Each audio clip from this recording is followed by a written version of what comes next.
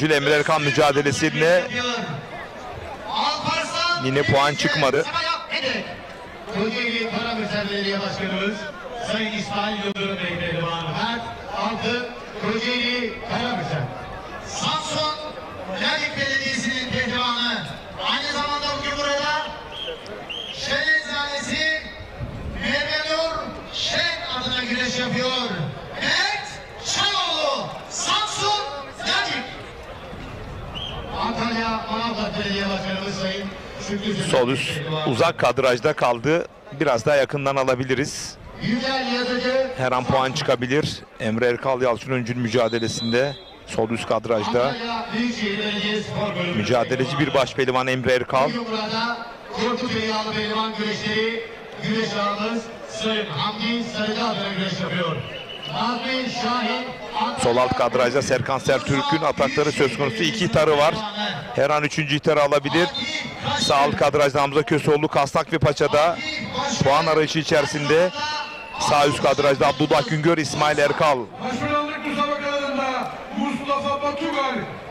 Evet, Mustafa Batu adını 2. tura yazdırdı değerli güreş severler. Faruk Akkoyun pehlivan Akul hakemliğimizce bir gitar verilmiştir. Bugün burada özel Ordu Umut Hastaneleri Yönetim Kurulu Başkanı İdris Alpaşan'ın müsabakalarında Fatih Koyuncu pehlivana Kul hakemliğimizce bir gitar verilmiştir. Sağ alt kadrajda ekrandaki Fatih Koyuncu'ya bir hitar geldi. Balıkesir Büyükşehir Belediye Başkanımız Sayın Yücel Yılmaz'ın pehlivanı. Aynı zamanda bugün burada Alçaklı Çerkezlerinden Öztürk kuyumcu sahibi Hacı İsmail Öztürk adına güreş yapıyor. Necip Al, Balıkesir. Başkanlık müsabakalarında Kazanın pehlivana Kul hakemliğimizce 2. gitar verilmiştir.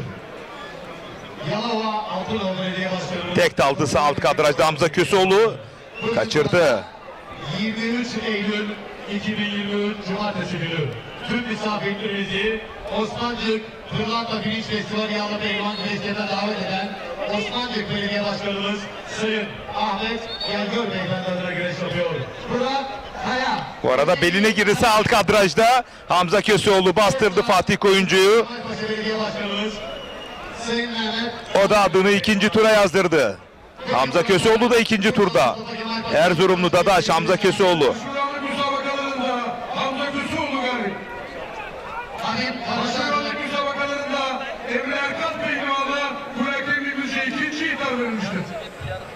Sayın Habib Bakın Kasnak'ta yan baş atmak istedi ama bir anda beline giren Hamza Köseoğlu. Büyükşehir Belediyesi'nin pehlivanı. Aynı zamanda bugün burada Yeşilköprü Kunduz Büyükyağlı Pehlivan güreşleri altın temelli güreş ağımız. Çiçekler Grubu İnşaat Yönetim Kurulu Başkanı Ali İbrahim Tolgahan Ayhan. Recep Tosun bugün gününde değilsin demiş. 4 cenazemiz var, bir de entübe olan güreşimiz var. Tolgahan Ayhan. Dünyada sağlıktan, candan daha öte bir şey yok. Lütfen sinir uçlarımızda oynamayın. Size saygı duyuyoruz güreşsever olarak. Ama lütfen acımıza da saygı duyun. Bugün çok ekstrem havamızda değiliz, evet. Çok doğru. Sağ üst kadrajda Abdullah Güngör, Menderes Saltık. Ekranın solunda Yalçın Öncül, Emre Erkal ekranın sağ alt kadrajında da Faruk Akkoyun mücadelesi var. Her an bir sağ üst kadrajda puan çıkabilir. Abdullah Güngör, Menderes Saltık mücadelesinde sağ üst kadrajda bir puan çıkabilir değerli yönetmenim. Sağ üst kadrajda her an puan çıkabilir. İkisi de yan kazık yan paçada. Abdullah Güngör mü, Menderes Saltık mı? Bakıyoruz, puan çıkabilir. Evet, bu arada biz tam ekranı verirken Yalçın Öncül Emre Erkal'ı da puanı aldı. O da 2. tura yazdırdı. Evet, baronlar. Evet, saygıdeğer misafirlerimiz, şu anda Kunduz Er Meydanımıza Saadet Partisi İkili ekranı alabiliriz. Diğer mücadeleyi de Faruk Akkoyun mücadelesi. Bir künde arayışı içerisinde, büzme künde. Bakın çok farklı bir künde bu. Abdullah Güngör Menderes Altık mücadelesinde puan mı çıkacak, yeniş mi olacak? Bakıyoruz. Henüz puan yok. Kol bastı yapmak istiyor üzerine kılçık oyunuyla. Bakıyoruz. Yine de puan yok.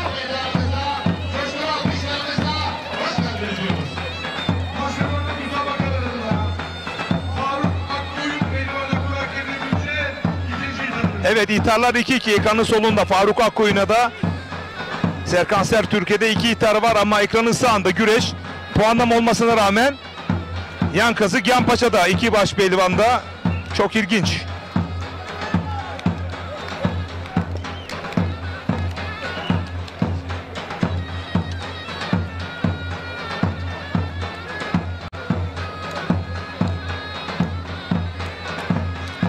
Paça kazıktan kaldırıyor Abdullah Güngör.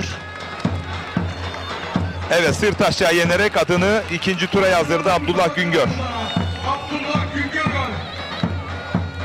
Bir kez daha tekrarını izleyeceksiniz değerli güreş severler. Faruk Akkoyun mücadelesi de devam edebiliriz tekrarına hazırlanana kadar. Evet, bakın. Yan kazık yan paçadan havalandırdı Abdullah Güngör. Buradan evet, net bir galibiyetle adını ikinci tura yazdırdı Abdullah Güngör. Sağda tek bir mücadele kaldı. Faruk Akkoyun mu, Serkan Sertürk mü değerli güreş severler?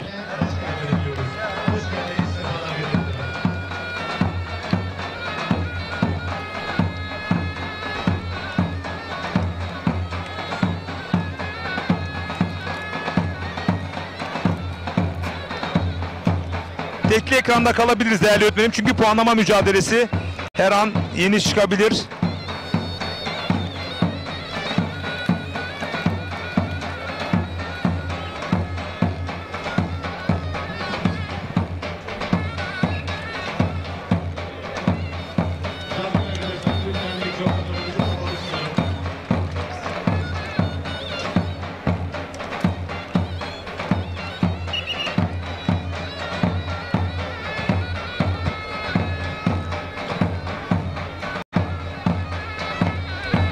İki baş pehlivanın da ikişer ihtarı söz konusu değerli güreş severler. Hem Faruk Akkoyun hem Serkan Sertürk'ün adını ikinci tura yazdıran baş pehlivanlarımız Yusufcan, Zeybek, Recep, Kara, Hüseyin, Gümüşalan, Orhan Okulu, birçok önemli baş pehlivanlarımız ikinci turda.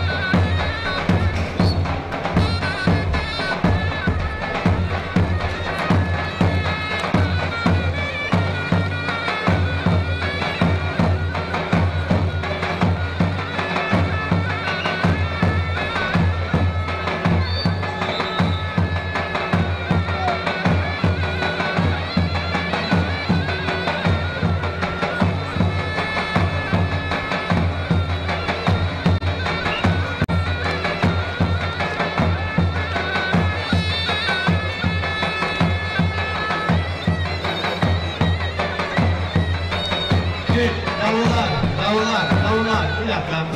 Evet. Sağlık görevlilerimiz çok. Hemen bakınız, protokol girişinde bulunan ambulansımızda görevli olan personelimiz. Lütfen ambulansımızın yanına gelelim. Tekrar. Kıymetli misafirlerimiz, şu ses yayın cihazlarının önünü açarsak çok daha sağlıklı bir ses elde etmiş oluruz. Faruk Akkoyun'u, Serkan Sertürk'ü değerli güreş severler. Evet kıymetli misafirlerimiz, şu anda Gezit Köprü imkanımıza Samsun Mustafa Taş ikinci turda değerli güreş severler Osman Kan İsmail Balaban'ı mağlup etti.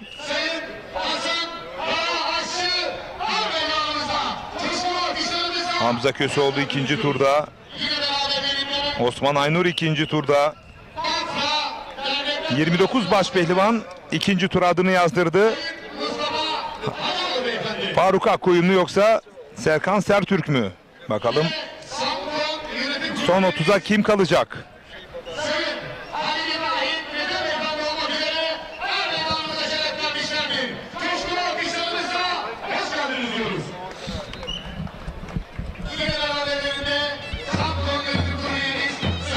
Evet Mustafa Bayram değerli yorumcum. 29 başpehlivan isimlerini yazdırdı ikinci tura. Evet Recep Tosun. Kıran kırana mücadeleler söz konusu. Moraller bozuk olmasına rağmen başpehlivanlarımız elinden gelen her şeyi ortaya koyuyorlar. Evet, ilk turda güzel güreşler izledik. Yusuf Can Zeybek rakibi Erkan Ertan'ı mağlup etti. İsmail Balaban rakibi Osman Kan'ı Osman Kan evet sakatlığından evet, dolayı. Evet. Osman Kan rakibi Sarı Fırtına İsmail Balaban'ı mağlup etti. Orhan Okulu rakibi Turan Balaban'ı mağlup etti. Hüseyin Gümüşalan rakibi İsmail Güzel'i mağlup etti. Mustafa Taş rakibi Enes Doğan'ı mağlup etti. Recep Kara Şahali Kurt'u mağlup etti. Evet bu arada tek daldı Serkan Sertürk kaçırdı. Evet. Fatih Atlı rakibi Bekir Erücel'i yendi. Özkan Yılmaz rakibi Fatih Çakıroğlu'nu yendi. Kürşat Şevki Korkmaz rakibi Hüseyin Demir'i yendi. Osman Aynur Ramazan Bircan'ı yendi. Furkan Durmuş Altınay Rıza Kaya'yı yendi. Mustafa Batu Rıza Yıldırım'ı yendi. Hüseyin Hamza Köseoğlu Fatih Koyuncu'yu yendi.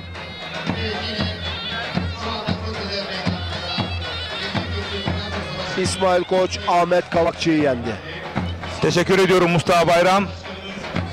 Almış olduğu notlarla siz de çok değerli güreş severlerimizi bilgilendirdi. Alt boylarda da eleme turları devam ederken başta tek bir mücadele kaldı. Faruk Akkoyun mu yoksa Serkan Sertürk mü? Her ikisinin de ikişer ihtar var değerli güreş severler.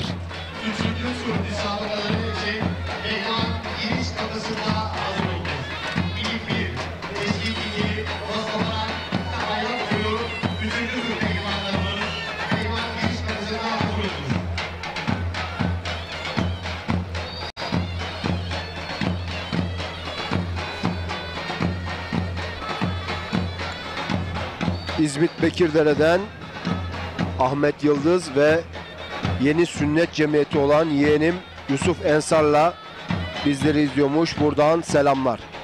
Bu arada acı şifalar dileklerinde bulunmuş. Evet. Trafik kazasında vefat edenlere Allah'tan rahmet diliyorum demiş. Ahmet Yıldız kardeşimiz sağ olsun var olsun. Evet Faruk Akkoyun kuleye baktı. Bir ihtar bekleyişi içerisindeydi sanki.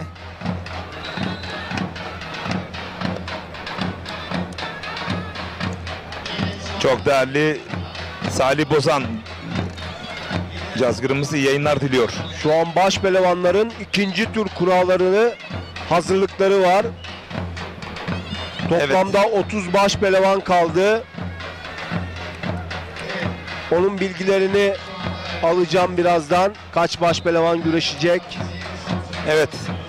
Şu anda kura çekmek için fanuslar geldi değerli yönetmenim. Pilot kameradan alabiliriz o mücadeleyi. Ekranın sağındaki mücadeleyi evet.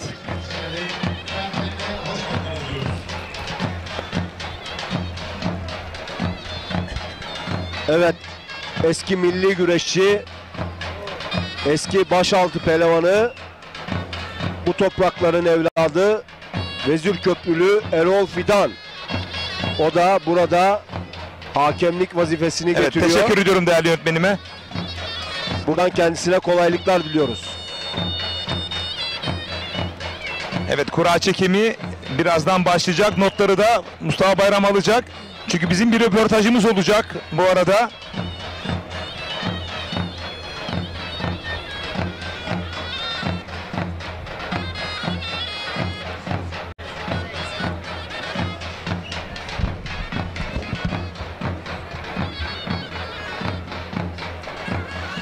Bu arada tek daldı Serkan Sertürk.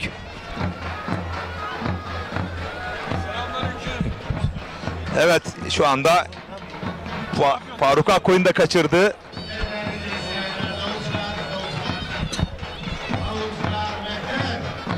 Evet, canlı yayın kabinimize siz mücadeleleri izlerken özel bir konuğum geldi röportaj için. Değerli güreş severler, 1 Eylül Kültür ve Sanat Spor Festivali kapsamında 6 Eylül'de çarşamba günü tertip edilecek olan Büyük Karakucak Karakucak güreşlerinin tertip komite başkanı Amasya Sulova Belediye Başkanımız Sayın Fatih Üçok canlı yayın konumuz. Hoş geldiniz efendim. Hoş bulduk, teşekkür ediyorum. Sayın Başkanım, Er Meydanı Kunduz'dayız. Öncelikle hem mücadele hem de ilgi noktasından neler söylemek istersiniz? Hakikaten buradan ekranları başında izleyenlere selam ve hürmetlerimi gönderiyorum. Çok coşkulu ve heyecanlı bir ortam. Bulunduğu konum itibariyle de hakikaten çok keyifli bir yer. Bu Er Meydanı çevremizdeki en güzel er meydanlarından birisi. Burada mücadele eden tüm güreşçilerimizi canı gönülden kutluyorum. Başarılar diliyorum. İzleyenlere de buradan hürmet ve muhabbetlerimi sunuyorum. Teşekkür ederim değerli başkanım. Bir acımız söz konusu. Genç güreşçi kardeşimiz vefat etti. Abisi Betullah Sarı şu anda yoğun bakımda. Babasını kaybetti. Bir geçmiş olsun güreş camiamızla alakalı. Güreş camiamıza da başsağlığı diliyorum. Hakikaten duyunca hepimiz derin bir üzüntüye kapıldık. Cenab-ı Hak cennetiyle ödüllendirsin. Böylesine üzücü olayların yaşanmamasını Cenab-ı Hak'tan temenni ediyorum. Evet, teşekkür ederim Sayın Başkanım Fatih Üçok. 1 Eylül Kültür ve Sanat Festivali. Evet. Spor Festivali. Buyurun efendim, bir tanıtımı Bizim yaparsak. uzunca bir süredir 1 Eylül tarihi ilçemizin ilçe oluş tarihi 1 Eylül 1957. Bu vesileyle de Kültür ve Sanat Festivali düzenliyoruz. Bu Kültür ve Sanat Festivali içerisinde bizim toplu açılışlarımız, sünnet şölenlerimiz, şenliklerimiz ve ulusaldan sanatçılarımız konserler veriyorlar. Etkinlikler düzenliyoruz. Bunun içerisine bu yıl güreşi de dahil ettik. Olmazdı, evet. Evet, pandemi nedeniyle ara verilen güreşlere inşallah bu sene de yeniden devam etmek istiyoruz.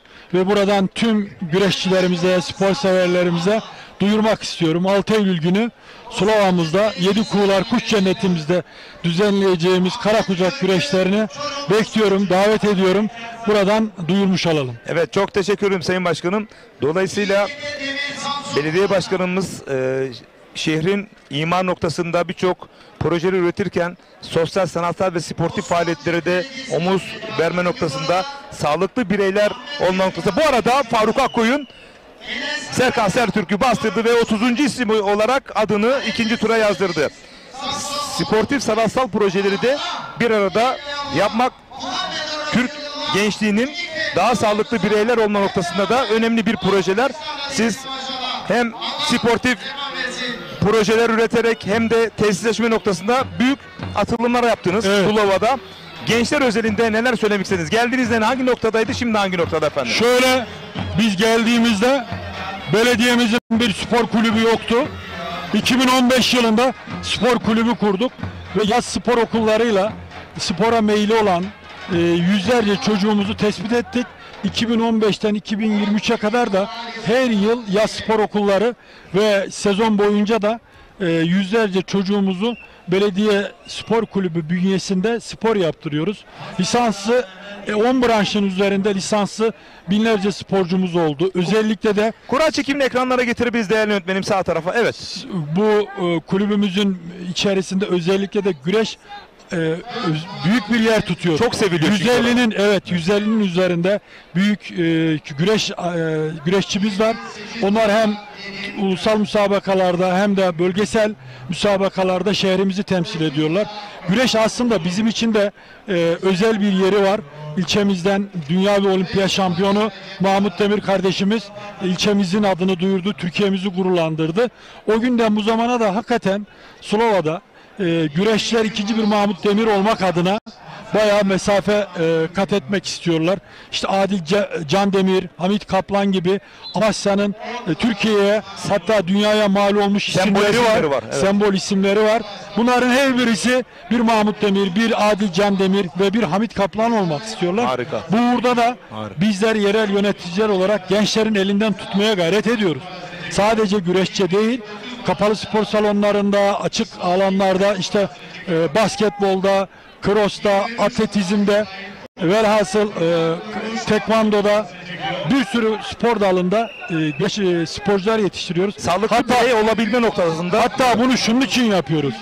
Sağda, solda, kıyıda, köşede gençlerimiz kötü zamanları geçirmek yerine vakitlerini değerli hale getirsinler istiyoruz. Enerjilerini öğretmenler nezaretinde, sağlıklı ortamlarda atmalarını arzu ediyoruz. Evet. Bu konuda da bir eğitimci belediye başkanı olarak çok büyük mesafe kat ettiğimizi söyleyebilirim.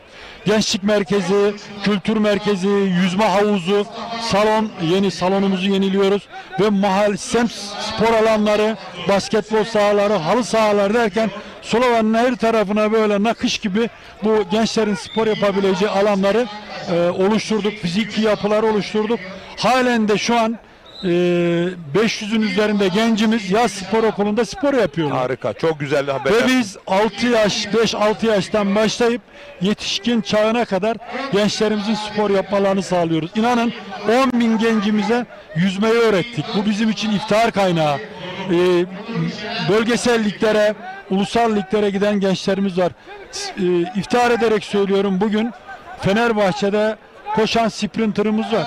Belediye Spor Kulübü'nden yetişip bugün Fenerbahçe'de Sulova'mızı temsil eden bir kardeşimiz var. Çok güzel. Boksta öyle. Boksta mesela Türkiye derecesi olan kardeşlerimiz var.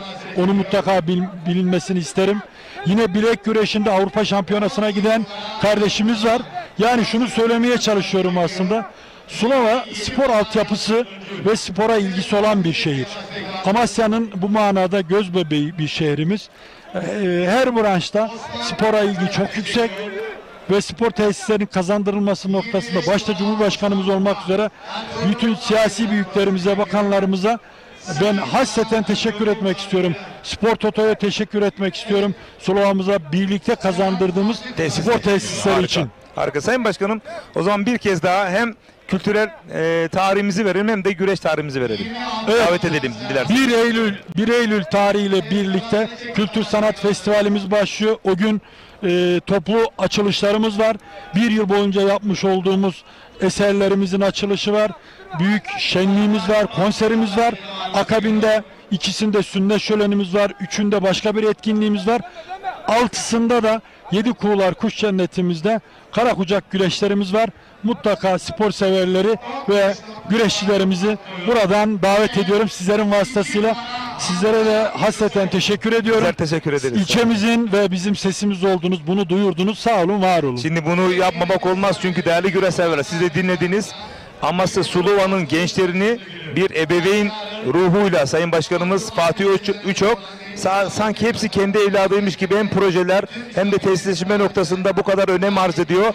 Ben kendisine gönülden teşekkür ediyorum Sayın Başkanım. Ben İyi ki teşekkür varsınız. ediyorum. Çok sağ olun. Kolaylıklar Sağ olun, var diliyorum. olun. Tekraren burada güreşen kardeşlerimizi tebrik ediyorum. Başarılar diliyorum. Çok sağ olun. Bu organizasyonu yapan çok kıymetli belediye başkanımız Sadık Ediz Bey'e de teşekkür ediyorum. Ambiyans çok güzel, atmosfer çok güzel. Emeği geçen herkesi kutluyorum. İnşallah 6 Eylül çarşamba günü de Aynı Amasya coşku. Sulova'da olacak Aynı inşallah. coşkuyu bekliyoruz. Hiç kuşkumuz yok. Çok teşekkür Helal ederim olsun. efendim. Çok sağ olun. Çok sağ olun. Kendilerine hoş geldiniz diyoruz. Gençliğin 2 boy pehlivanları çeyrek final. Ayağını gel. Gel ayağını. Çorum Milli Eğitim Spor Kulübü'nün pehlivanı. Aynı zamanda bugün burada Çök kapıya. Çök. Serdar Çatal hoca adına güreş yapıyor. Çök kafadan. Mustafa Kaan Teke, Çorum Karapınar. File. Çök kapıya tak. Konak Türkmen Teknik Servis sahibi Sayın Enes Türkmen adına güreş yapıyor. Ramiz Türkmen, Amasya Yolpınar Köyü. Eren Yalçın Çorum. Geç. Toparla. Net Keskin Simon, Ayağını gel. Mustafa Yalçın Kira. Evet değerli güreş severler, kura çekimi sanırım bitti. İkinci tur kura çekimi değerli yorumcum, veteranlar dünya şampiyonu Tarık Kırkpınar'ın her boyunda derece yapmış başaltı pehlivanı Mustafa Bayram. Şimdi size eşleşmeleri, son 30 eşleşmeleri tek tek anons edecek. Kaç baş pehlivan güreşecek, kaçı tur atlayacak? Söz sende Mustafa Bayram. Teşekkür ediyorum. İkinci tur baş pehlivanlık kuralları çekildi. Hüseyin Gümüşalan rakibi Hamza Köseoğlu, Mustafa Batu rakibi Mehmet Yeşileşil, Recep Kara rakibi Ali Yanakma, Onur Şener rakibi Ertuğrul Dağdeviren, Mustafa Aslan rakibi Osman Aynur, Abdullah Güngör rakibi Bekir Eryücel, Özkan Yılmaz rakibi Kürşat Şevki Korkmaz, Faruk Akkoyun rakibi Hasan Cengiz, Ünal Kahraman rakibi Yusuf Can Zeybek, Yıldıray Yakın rakibi Süleyman Başar, Furkan Durmuş Altın rakibi Mustafa Taş, İsmail Koç rakibi Salih Doruk, Osman Kan rakibi Serhat Balcı, Yalçın Öncü rakibi Nedim Gürel, Serhat Gökmen rakibi Orhan Okulu. Toplamda 30 baş pehlivanımız kura çekti ve tüm baş pehlivanlar ikinci turda güreşecekler. Toplamda 15 çift baş pehlivanımız kol bağlayacak, güreş tutacaklar. Evet, dikkat çeken karşılaşmalar var. Hüseyin Gümüşalan, Hamza Köseoğlu, Mustafa Batu, Mehmet Yeşileşil arasındaki karşılaşma. Dikkat çekici bir karşılaşma. Faruk Akkoyun, Hasan Cengiz arasındaki gerçekten karşılaşmalar her zaman çekişmeli geçiyor.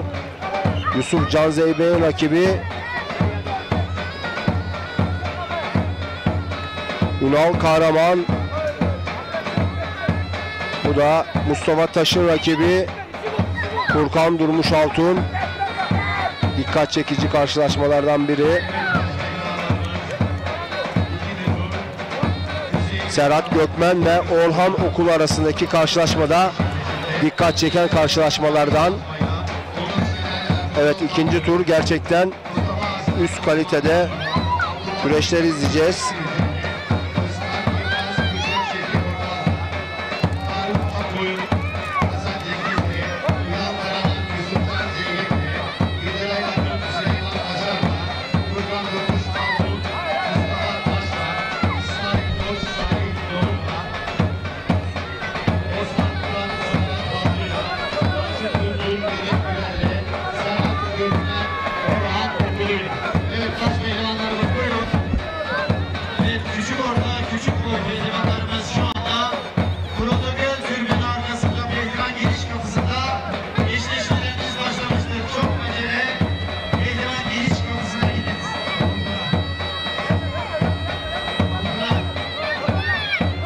Evet, Mustafa Aslan ekranlarda değerli güreş severler. İkinci turda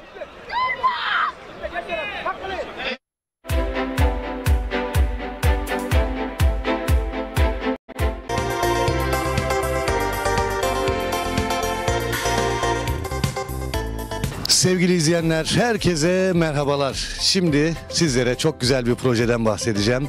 Herkesin beklediği, aylardır sorduğunuz bu proje artık faaliyete girdi. Ekin Gayrimenkul bünyesinde. Biz şu anda Gelibolu'dayız, Bolayır köyündeyiz ve çok güzel bir projeden bahsediyorum. Burada toplam 50 parsel var. Hani diyordunuz ya şöyle Saros Körfezi'ne yakın bir yer ayarlayın, bulun, bizlere sunun, biz alalım. İşte Marmara Denizi'ne yakın olsun, denize yakın olsun. Biz biraz daha İstanbul'dan uzaklaşmak istiyoruz diye birçok talepte bulunmuştunuz. İşte bizler yaklaşık 3-4 ay çalışmanın sonucunda şu anda üzerinde bulunduğumuz parselimizin satışına başladık. Kıymetli izleyenler. Evet, 225 metrekare olaraktan toplam 50 parselimiz var. Bu 50 parselde 225 metrekare ve bir parselimiz kısa süreliğine kampanya dahilinde 449 bin lira. Evet, gerçekten çok güzel bir yer. Otobanı zaten görüyorsunuz ekranda. İnanılmaz güzel bir yerden bahsediyorum. Şu anda ekranda gördüğünüz parsellerimiz, bakın Saros Körfezi'ne 2,5 kilometre mesafede, araçla 5 dakikada inebiliyorsunuz.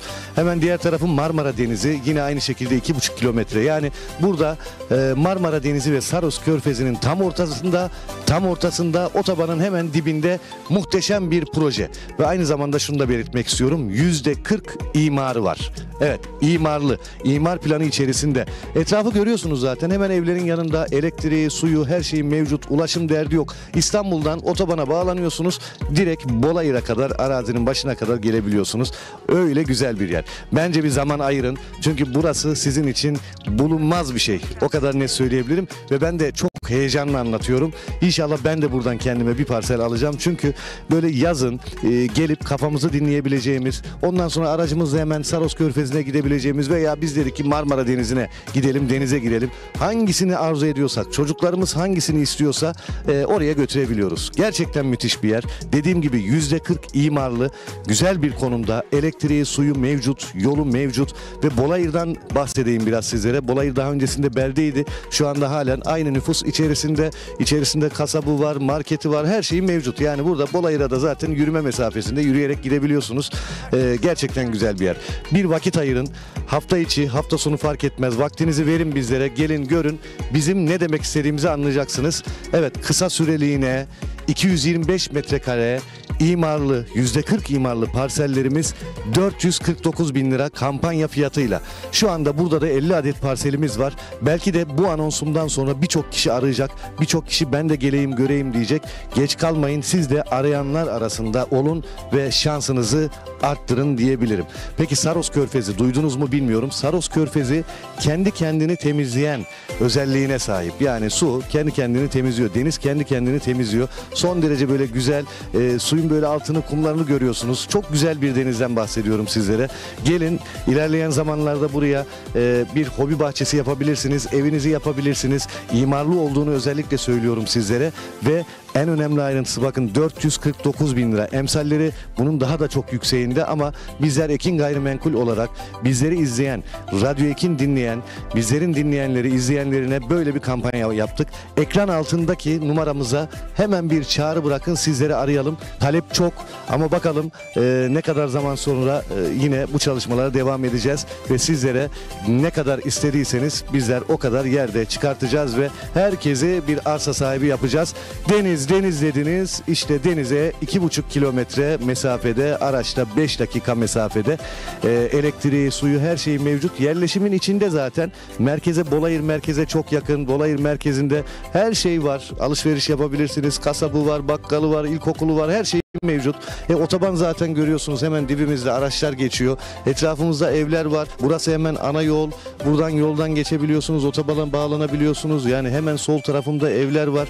Burası bir yerleşim alanı. Sizler de buraya ikamet edebilirsiniz. Buraya yerleşebilirsiniz. Yazın geldiği zaman denize evlatlarınızla birlikte, çocuklarınızla birlikte gidebilirsiniz.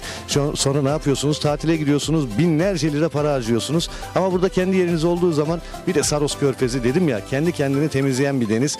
Buradan bir yer alın. Gerçekten dua edeceksiniz. Çünkü günden güne artıyor fiyatlar. Günden güne değerleniyor. 449 bin lira artık hiçbir şey değil. Burası için hele hiçbir şey değil. Elektrik var diyoruz, suyu var diyoruz. Yeriniz belli. Şu anda izliyorsunuz, beton direkler dikilmiş değil ama geldiğiniz zaman muhtemelen bütün arazinin etrafı telle çevrilmiş ve herkesin yeri, numaraları belli olmuş olacak, bu bir şekilde göreceksiniz. Tapu masrafını ödemiyorsunuz. Ulaşım dediğim gibi çok kolay. Otobanın hemen dibinde. İstanbul'dan otobana bağlandığınız zaman yaklaşık 2 saate kadar, 2 saat 15 dakika gibi sürede buraya varabiliyorsunuz. O da hiçbir şey değil zaten. İstanbul'u şöyle düşünün. Beylikdüzü'nden Tuzla'ya gitseniz bu süre daha da fazla bir süre ama otobandan geliyorsunuz. Hiç yorulmadan, zorlanmadan ailenizi alacaksınız. İster pikniğinizi yapın, ister Saros Körfezi'ne gidin, ister Marmara Denizi'ne gidin. Bu fırsatı değerlendirin diyorum ben. Bu fırsat gerçekten kaçmaz. Ekran altında numaramız var. Arayın, çaldırın. Aklınıza takılan bir şey varsa sorun. Servis saatlerimizi öğrenin. Ve fiyatımız da geçici bir süreliğine 449 bin TL. 225 metrekare buradaki parsellerimiz. Toplam 50 adet var. Bakın 50 adet var. Şu anda binlerce insan bizi izliyor. 50 adet belki dediğim gibi şu reklamı izlediğinizin haftasında bitecek. Ama siz de ya ben sonra arayayım demeyin. Bence bunu iyi değerlendirin. Çünkü diyorum ya, Marmara Denizi ve Saros Körfezi'nin tam ortasında, otobanın yanında. Arsa alacağınız zaman bunlara dikkat edin. Bakın otoban yanındaysa, yol kenarındaysa burası değerlenecek yerdir ve değerli bir yerden bahsediyoruz. Ben hem size otoban diyorum, hem Saros Körfezi diyorum, hem Marmara Denizi diyorum, hem yerleşim yeri diyorum, hem elektrik hem su. Yani burada yok. Her şey mevcut. O yüzden değerlendirmenizi özellikle istiyorum. Gelin bir görün, kararınızı öyle verin. Ekran altında numaramız var. Bir kez çağrı dahi atmanız yeterli ve fiyatımızı tekrar söylüyorum. Tapu masrafı bize ait. Bu bir kampanya fiyatıdır. Burasını tanıtmak için uygulanan bir fiyattır. Bu fiyat belki bir hafta sonra olmayacak, belki 10 gün sonra olmayacak veya bu projeden sonraki projelerde olmayacak.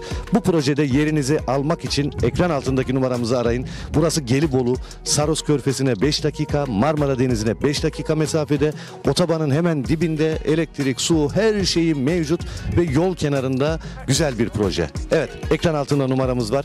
Bir çağrı atın yeterli. Tapu masrafı almıyoruz. Takas seçeneğimiz var ve servislerimiz ücretsizdir. Şimdiden alanlara hayırlı uğurlu olsun. Ben buranın lokasyonundan da bahsetmek istiyorum. Şu anda biz arazimizin hemen yanında, parselimizin yanında bulunan yolun üzerindeyiz. Bu yol otobandan çıktıktan sonra Bolayır'a giden yol.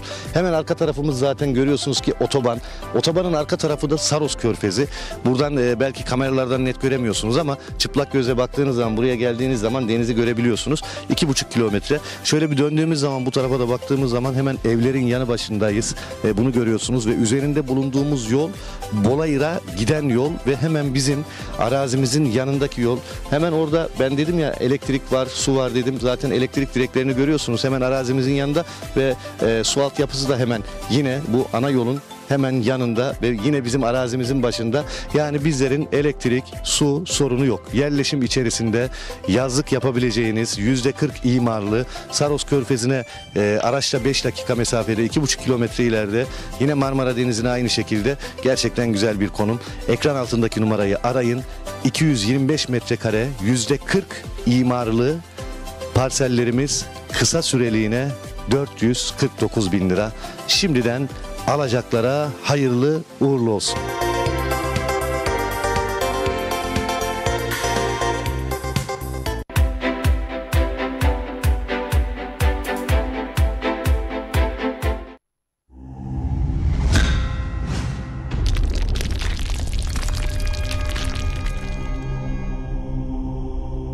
Bizi izlemeye devam edin. Yaşayan efsane Kırkpınar ağamızın Seyfettin Selim adına geçiyor. 2006 yılı tarihi Kırkpınar Başpehlivanı Osman Aynur, Antalya Serik Girmiz. Kocaeli Büyükşehir Belediye Başkanımız Doçent Doktor Tahir Büyükakın Bey Pehlivanı. Bugün burada Mersin Bankası Lisesi Başkanı Emre Otomotiv sahibi Sayın Yasin Karaduman adına güreş yapıyor. Mustafa Aslan Kocaeli. Antalya Konyaaltı ve Sikan Yaylası yağlı pehlivan güreşleri tertip komite başkanımız, aynı zamanda Antalya Konyaaltı Belediye Başkanımız Avukat Sayın Semih Esen adına güreşiyor. Furkan Durmuş Altın, Antalya Korkuteli Taşkesik. Evet kıymetli misafirlerimiz, Antalya Geçen yılın Samsun Vezirköprü Kunduz Er Meydanı'nın baş pehlivanı Mustafa Taş. Taş gibi güreşmeye başladı, o özlediğimiz Mustafa Taş'ı izlemeye başladık. Değerli güreş severler, açık söyleyeyim. 2022 yılı tarihi Kırkpınar baş pehlivanı Mustafa Taş. Sürat Duran. Tarihi Kırkpınar 2021 yılı baş pehlivanlık üçüncüsü.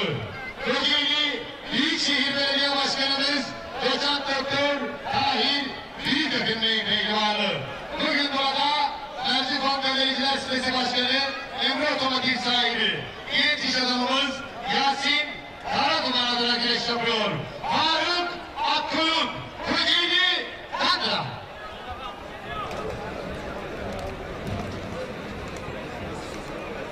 Aslı Nesli Samsun Vezirköprümüzün öz evladı. Antalya'da faaliyet gösteren Çelebi İnşaatlar Yönetim Kurulu Başkanı Mehmet Çelebi adına güreş yapıyor. Hasan Cengiz, Antalya Korkuteli. Vezirköprü Ticaret ve Sanayi Odası Başkanımız Vezirköprülü Sayın Abdülkadir Fişekçi adına güreşiyor. Yine bugün burada Antalya döşeme altında faaliyet gösteren Yörük Yapı ve Yörük Emlakların sahipleri iş adamları Sayın Ali Aydın, Sayın Ömercan Yörük adına güreşiyor. İsmail Koç, Konya Beşik. Evet, İsmail Koç, değerli büyüğüm Antalya Ali Aydın, Yörük İnşaat Yönetim Kurulu Başkanı Ali Aydın, güreş aşığı, güreş sevdalısı ve Ömercan Yörük adına güreşiyor. Ali Aydın, değerli büyüğüm, geçen yıl 50 kısmet yaptırmıştık genç güreşçi kardeşlerimize. Bu kampanyanın baş mimarıydı kendisi. Selman Erdoğan adına güreş Atasporumuz yapıyor. adına ikramlarını sunuyoruz Ali Aydın'a. Antalya. Bursa Büyükşehir Belediye Başkanımız Sayın Ali Nur Aktaş adına güreşiyor.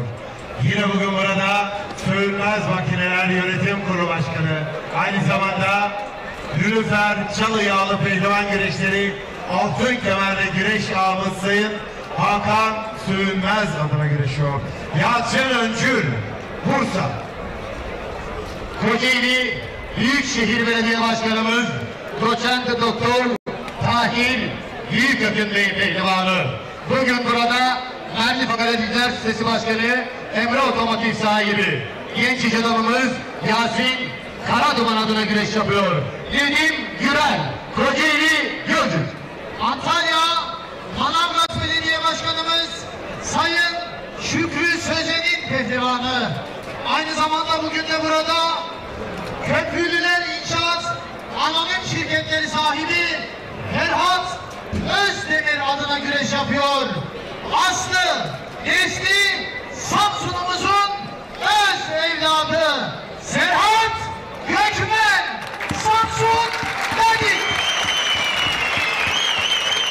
Serhat Gökmen ve Orhan Okulu eşleşmesi. Muratpaşa Belediye Başkanımız Avukat Sayın Ümit Uysal adına güreşiyor.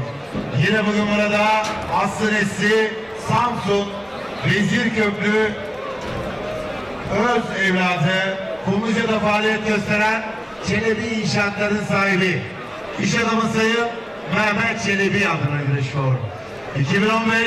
2015-2018 yılları tarihi Kırkpınar İsmail Hakkı Başkanı Karaaslan, Orhan Okulu merhumlara Allah'tan rahmet diliyoruz demiş. Güreş camiasının başı sağ olsun demiş. Tolga Ayhan iyi yayınlar diliyor. Teşekkür ediyoruz Tolga Han'a. Yüce Mevla'dan bilirler ki yolu güneşte yoktur dünyada Türk'ün emsali benzeri koca Yusuflar, Kurt Deleliler, Samsunlu İbrahim Karabacaklar bunun en güzel örneği. Bizler unutmadık, sizler de unutmayın. Her daim hayır ve yad edelim. Bu pehlivanlık abidesi, koç yiğitleri. Allah Allah! İllallah! Özkan Yılmaz, Furkan Durmuşalt'ın eşleşmesi de var. Orhan Okulu, Serhat Gökmen ekranın sağında kalmış Orhan Okulu. Evet hadi bakalım, Allah derman versin. İkinci turda Mustafa Batu, Mehmet Yeşil, Hamza Köseoğlu, Hüseyin Gümüşalan, Orhan Okulu, Serhat Gökmen. Birbirinden zorlu kapışmalar bizleri bekliyor. Bu kederli günümüzde yapacakları bu kıran kırana mücadelelerle biraz daha kendimizi soyutlamış oluruz mental olarak. Bu benim fikrim. Çünkü hakikaten çok üzgünüz.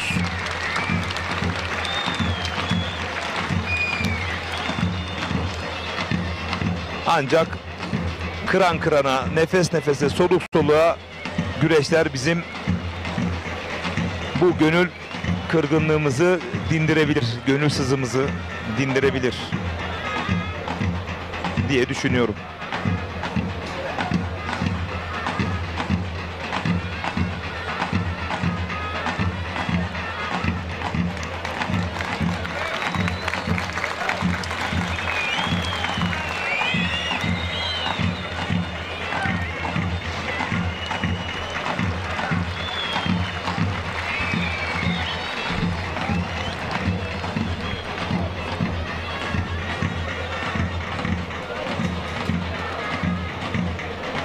Abdullah Güngör ekranlarda. İstanbul Kartal Belediyesi'nin baş pehlivanı. Recep Kara ve Yusufcan Zeybek aynı kadrajda. Hüseyin Gümüşalan da öyle. Recep Kara, Ordu Ünyeli. Osman Aynur ekranlarda. İsmail Koç ekranlarda. Ali Aydın ve Ömercan Yörük adına güreşiyor. Ve Recep Kara ekranlarda. Müsabakası olmayan tüm pehlivanlarımız, baş pehlivanlarımız haricinde, her meydan içerisinde müsabakası olmayan tüm pehlivanlarımız, lütfen her meydan başına alıyoruz. Evet, kıymetli pehlivan kardeşlerim. Lütfen her meydan Nedim Gürel ekranlarda. Kocaeli Büyükşehir Belediyesi baş pehlivanı. Osman Çayır, Cankır Osman Çayır.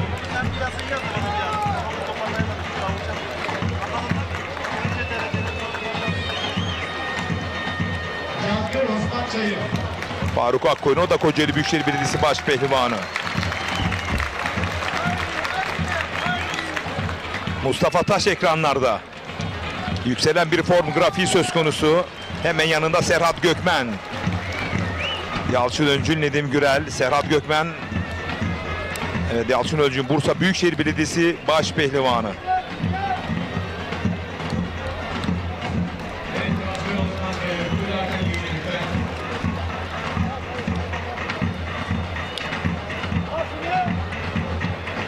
Recep Kara, o da Kocaeli Büyükşehir Belediyesi baş pehlivanı.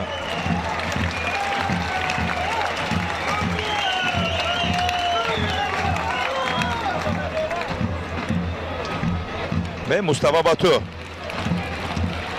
Bu yıl bambaşka. Maşallah. Güzel kardeşime.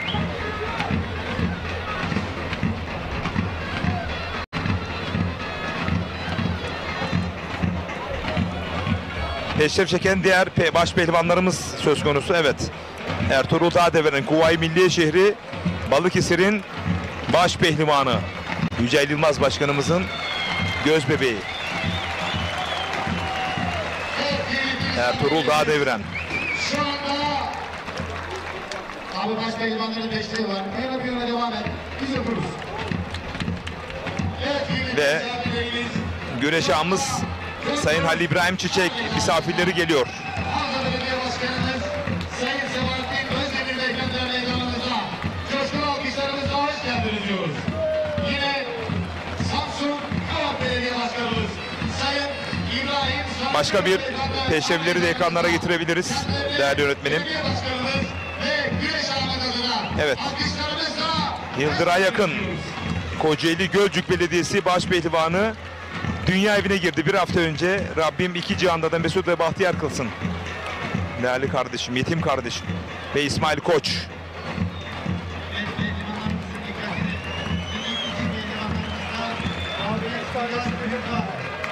Sadık Şahin, Eray çok acele sıralanmak üzere er meydanına.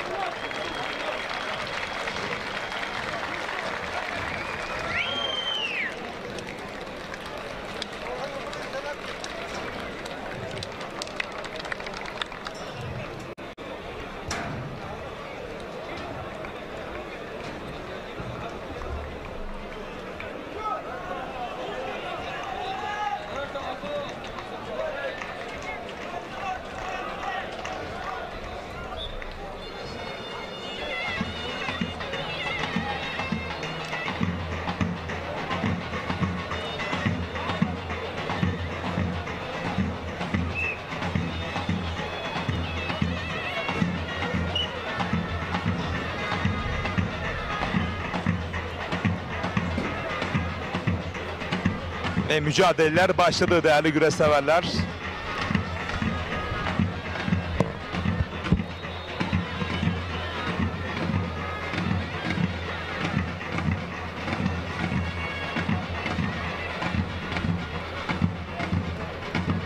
Evet kıymetli misafirlerimiz, 5 yaşında bir erkek çocuğumuz kaybolmuştur. Lütfen olan misafirlerimiz güvenlik güçlerinde teslim etsinler.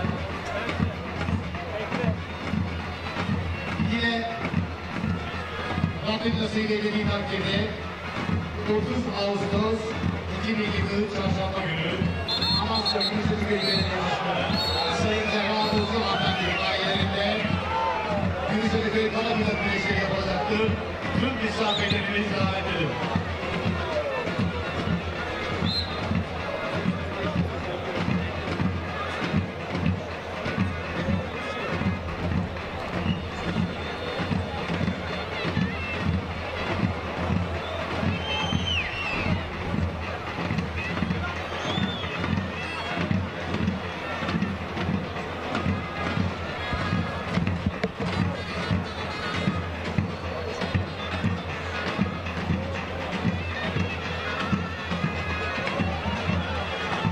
Orhan Okulu Yusufcan Zeybek mücadelesi ekranlarda. Orhan Okulu Serhat Gökmen mücadelesi çok sert başladı. Sert devam ediyor. Dörtlü ekrana alacağız değerli güreş severler.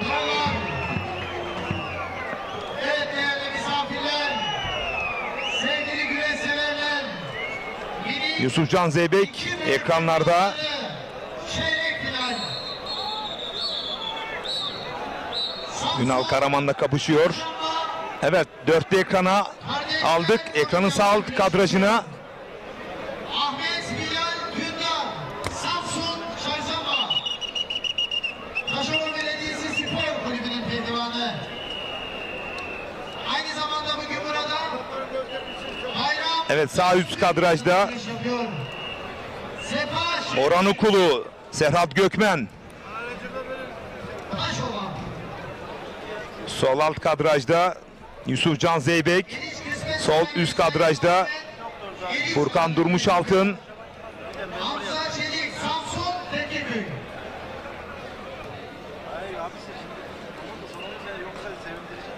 Bugün burada Fatih Hacı. Evet, sağ alt kadrajda da Hüseyin Gümüşalan mücadelesi. Hamza Köseoğlu. Sol üst kadrajda Mustafa Taş, Furkan Durmuşaltın mücadelesi. Sol alt kadrajda Ünal Karaman, Yusufcan Zeybek. Sağ üst kadrajda Orhan Okulu, Serhat Gökmen kapışması. Böyle kalalım değerli yönetmenim. Bu dörtlü ekran bu turun en sert kapışması. En zorluk seviyesi yüksek bir kapışma. Çorum İl Emniyeti Spor Kulübü'nün pehlivanı. Aynı zamanda bugün burada Osmancık güreş ağamız Selman Erdoğan adına güreş yapıyor. Enes Yasin Kalender Çorum. Tokat Turhal Belediye Başkanımız Sayın İlker Bekler adına güreş yapıyor. Eray Fırtına. Evet, dörtlü ekranda kalalım değerli yönetmenim. Evet, her an her şey olabilir. Az önce evet ekranda getirebiliriz hakikaten. Drone görüntümüz de muazzamdı, biraz daha yüksekten. Hiç kuşkusuz tadına doyum olmaz bir güreş sahası burası. Muazzam bir görüntü içeriyor. Evet bakın. Hakikaten aynı güreş sahası nerede biliyor musunuz? Çorum Osmancık Er Meydanı'nda ve Kocaeli Körfez. Kocaeli Derince Sevindikli Kuşun bile hakkı var. Er Meydanı'nda. Bu vatanda yaşayanlar susun bile hakkı var. Özü namert olanlara yeryüzüler olsun. Şakalansın Karadeniz. Evet, Orhan Okulu Serhat Gökmen mücadelesi sağ üst kadrajda. Ben Serhat Gökmen'i kendi sağ ve serisi önünde Muhammedur Resulullah. Er meydanındaki bugün Orhan Okulu'ya karşı zorlu mücadelede bu yıl tutuştular. Bir adım önde görüyorum. %51, %49. %51 Serhat Gökmen, %49 Orhan Okulu. Hüseyin Gümüşalan, Hamza Köseoğlu mücadelesi %50, %50 diyeyim. Yusufcan Zeybek, Ünal Karaman mücadelesi sol alt kadrajda. Yusufcan Zeybek. Paçada tek daldı Ünal Karaman. Sol üst kadrajda Mustafa Taş, Furkan Durmuşaltın mücadelesi. Mustafa Taş'ı da %51, %49 olarak bu benim şahsi öngörüm. Eşlik bir boy pehlivanları çeyrek final. Bakın hakemlerimiz de biraz daha hareketli olması gerekiyor çayırın ortasında. En sonda faaliyet gösteren iş adamı Sayın Erbaşoğlu İnşaat Evet, Hüseyin sahibi Gümüşalan'ın Şaban Hamza Köseoğlu'na hata söz konusu. güreş yapıyor. Mustafa Taş da Furkan Durmuşaltı'na baskı uyguluyor bu dakikalarda. Görkem Sol alt kadrajda Yusufcan Zeybek, Ünal Karaman mücadelesi, bir kas kanadı gelebilir mi? İlk Adım Belediyesi Spor Kulübü'nün pehlivanı. Ama benim gözüm sağ üst kadrajda. Orhan Okulu Serhat Gökmen mücadelesinde. Abdullah Hören Samsun İlk Adım. Diğer mücadeleleri de, kadraj dışındaki mücadeleleri de takip ediyorum. Yeniş olduğundan size bilgi vereceğim değerli güreş severler. Henüz yeniş yok. Samsun Havzalı iş adamlarımızdan Aydın Kaya adına güreş yapıyor. Samim Şimşir Samsun Havza. 6 Eylül'de yapılacak Sulova Karatuzak güreşlerine davet eden Sulova Belediye Başkanımız Sayın Fatih 3 ok adına güreş yapıyor. Yusuf Keskin Sulova. Yine 6 Eylül'de yapılacak Sulova Karatuzak güreşlerine Bu arada Furkan Durmuşaltın Sulova Belediye Başkanımız sol üst kadrajda paçadan sürdü. Çayırın dışına kadar çıktılar. Şimdi mücadele ortaya doğru çekiliyor. Amasya Sulova Elbasa Mobilya Orhan Okulu Serhat Gökmen mücadelesi sağ üst kadrajda. CV Enerji Adı Güreş Ligi'nde Yine başlamış oldukları o zorlu rekabete Samsun Vezir Köprü Kunduz Er Meydanı'nda devam ediyorlar. Sulova Belediye Başkanımız Sayın Fatih Orhan Okulu mu Serhat Gökmen mi sağ üst kadrajda? ve aynı zamanda Sulovalı iş adamımız Yusufcan Zeybek, Ünal Karaman mücadelesi sol alt kadrajda yerde devam ediyor. Yiğit Bakır Sulova Belediye Spor Kulübü. Bu arada Furkan Durmuşaltın Mustafa Taş'ı bastırdı. Sağdan yaydırdı. Recep Kara mücadelesi de aynı kadraja geldi. Yerdeki mücadele bu arada değerli güreş severler. Bu arada uzak kadrajda Faruk Akkoyun Hasan Cengiz'i mağlup ederek adını son 15'e yazdıran ilk isim oldu. Uzak kadrajda da Özkan Yılmaz, Kürşat Şefki Korkmaz'ı mağlup etti. Özkan Yılmaz da. Bu arada Mustafa Taş sol üst kadrajda, Recep Kara'nın hemen arka kadrajında Furkan Durmuşaltı'nı mağlup ederek adını son 15'e yazdırdı. Sol üst kadrajda Mustafa Taş. Ekranda görmüş olduğunuz Mustafa Taş. Yükselen form grafiği var demiştim. İsmail Koç da uzak kadrajda. Bakın Recep Kara'nın tam arkasında. Biraz daha geriden alabiliriz değerli yönetmenim. İsmail Koç da Salih Torum'u mağlup etti uzak kadrajda değerli güreş severler. Sol üst kadraja Osman Kan mücadelesi geldi.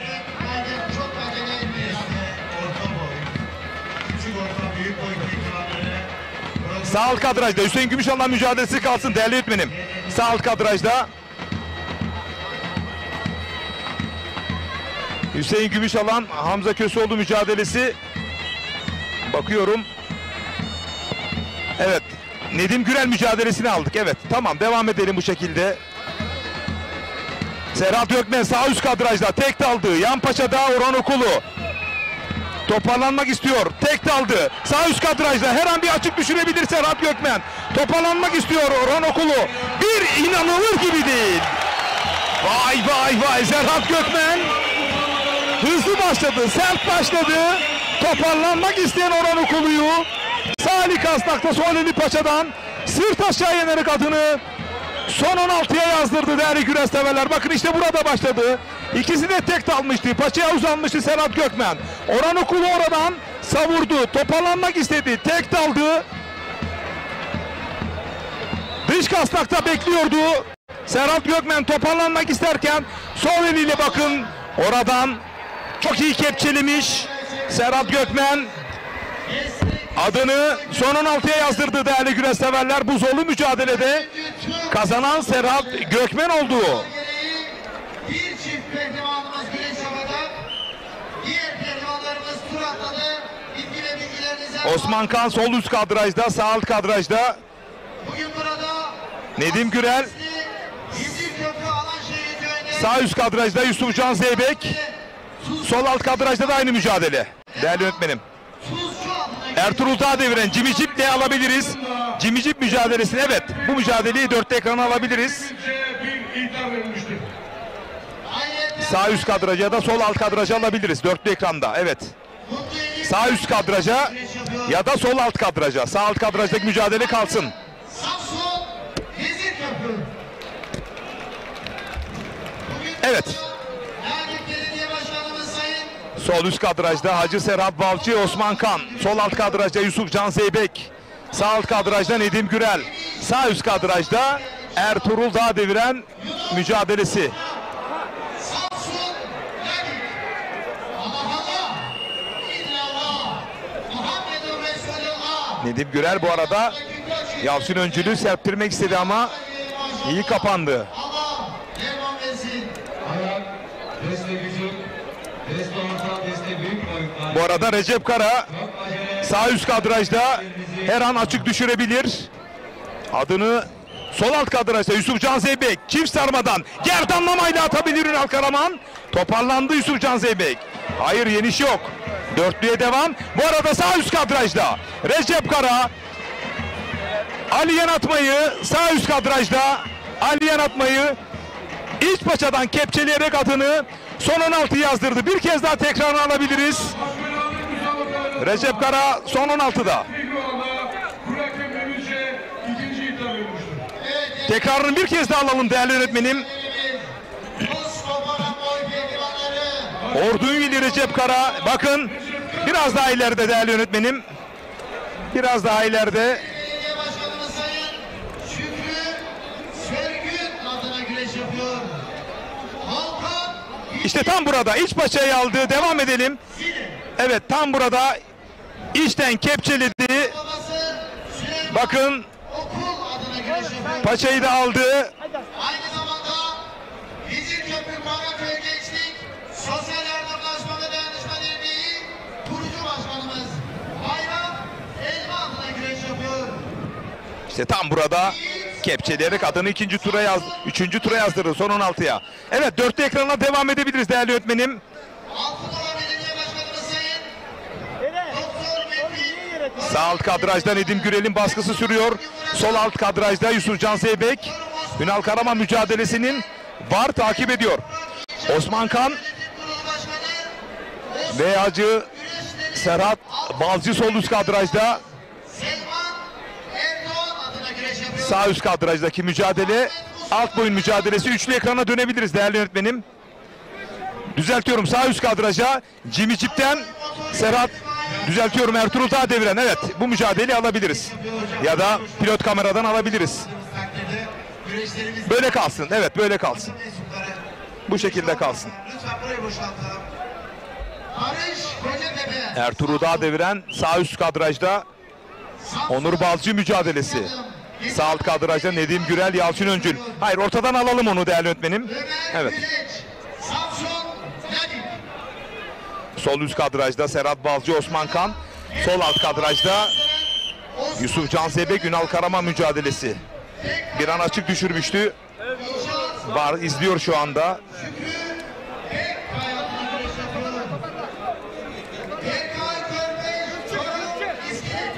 Bugün burada Merzifon'da faaliyet gösteren iş adamı Elbaş Uğur'u inşaat sahibi Şaban Elbaş adına güreş yapıyor. Bu arada Samsun Alaşam Ziraat Odası Başkanı Sayın Hüseyin Bedir ve Güreşan Sayın Turgut Şahin tüm pehlivanlara başarı dileklerinde bulunuyor. Camiamızın başı sağ olsun demiş. Teşekkür ediyorum değerli Hüseyin Bedir'e.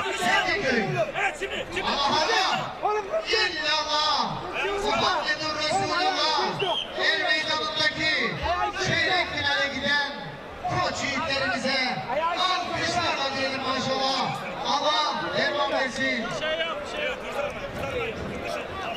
Yusufcan Zeybek, Ünal Karaman mücadelesi bakalım devam edecek mi? Galip ya da mağlup ilan edilecek mi? Bekliyoruz.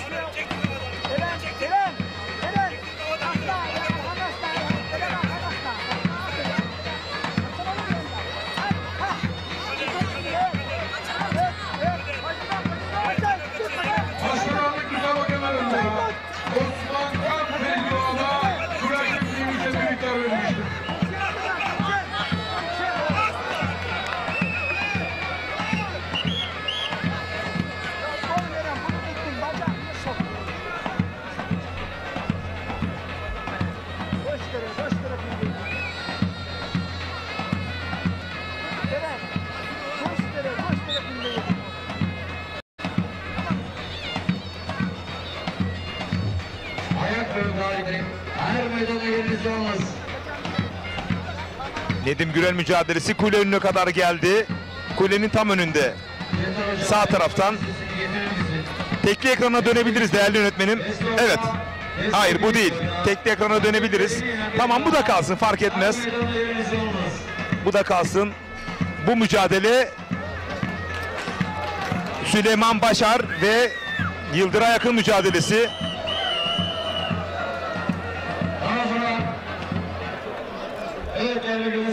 Başkanlık müsabakalarında Ünal Karaman galip. Evet Ünal Karaman az önce Yusufcan Zeybek mücadelesinde açık düşürdüğü gerekçesiyle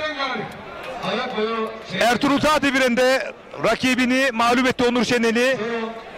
O da son 16'da Yusufcan Zeybek açık düştüğü gerekçesiyle Ünal Karaman'a mağlup oldu. Muğla Seydi Kemer Belediye Başkanımız Sayın Önder Akdeniz'i adına güreş yapıyor.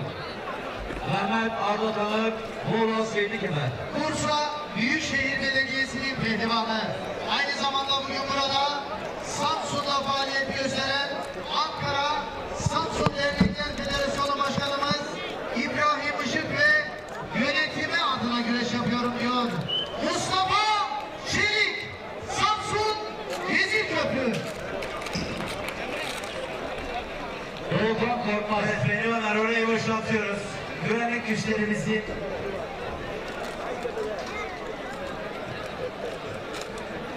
Sinop. Ankara Aski Spor Kulübü'nün pehlivanı. Aynı zamanda bugün burada Vezirköprü Narlı Saraylı Enes Otomotiv Enes Küskün sahibi. Evet bu arada Yıldıray Akın Süleyman Başar'ı mağlup ederek adını son 16'ya yazdırdı. Yolcu Samsun Vezirköprü. Sahanın tam ortasında Osman Kan'ın mücadelesi var değerli yönetmenim. Sahanın tam ortasında. Pehlivanı. 3 deva Bera Koç Tokat. 2, teşviki boy pehlivanları puanı. Kulenin tam önünde pilot kameramızın önünde de Nedim Gürel'in Yalçın Öncü ile mücadelesi var. Ekranı ikiye bölelim, itirazı söz konusu. Koç adına güreş yapıyor. Muhsin Parmak Amasya Gümüşhacı Köyü. Değerli yönetmenim ekranı ikiye bölelim. Lütfen pilot kameramızda kulenin önündeki Nedim Gürel itirazını da ekranlara getirelim. Bakalım neye itiraz ediyor. Bize çok uzak göremiyoruz. Allah Allah, illallah, Muhammedun Resulullah, el meydanındaki çeyrek finale giden koç yiğitlerimize hep beraber alkışlarla diyelim maşallah. Allah Deste küçük, deste orta, deste büyük boyda. Rakiplerin yanı pehlivanları çok acele. Her meydanda yerinizi alınız. Deste küçük, deste orta, deste büyük boy galipleri. Çok acele, her meydanda geliniz.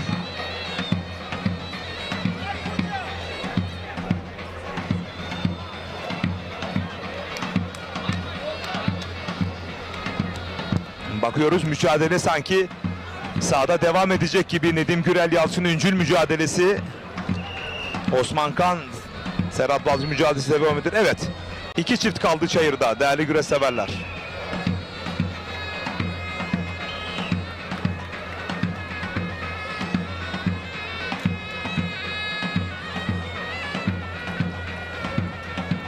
Recep Kara, Ertuğrul Dağdeviren,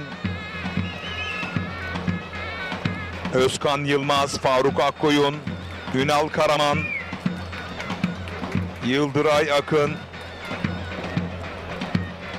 Mustafa Taş, İsmail Koç, Serhat Gökmen. Son 16'da değerli güreş severler. Çayırda 2 mücadele kaldı.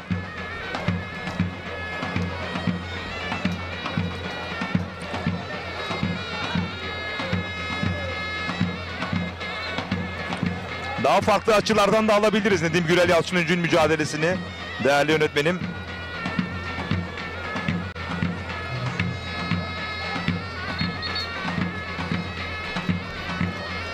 Büyük orta boy pehlivanları eşlendirmek üzere hemen dışarıya. Evet, paçalarınızı bağlayın. Hemen hazır olarak geleceksiniz.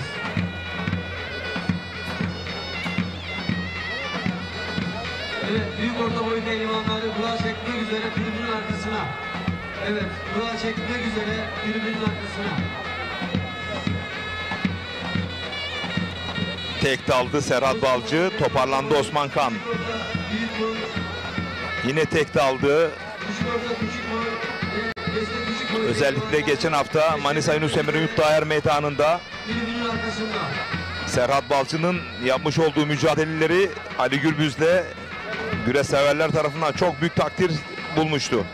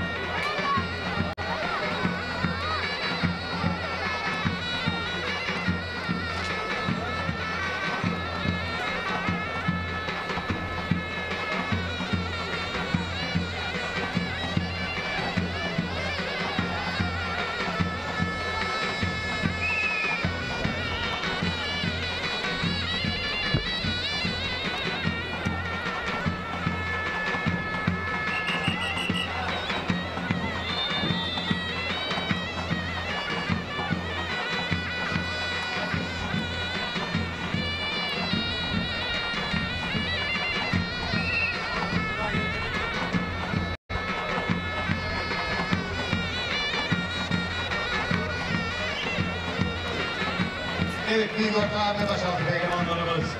Büyük orta ve baş altı pehlivanlarımız. Her meydanında yerleriniz olmuş. Büyük orta Baş pehlivanların puanları saati gelmiştir. yine şu anda her meydanımızda. Osman. Boy salın, evet, boy. Boy salın diyor hocam.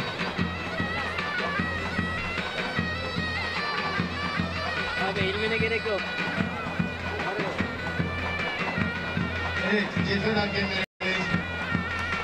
Hemen hazır olma izine bakacağız.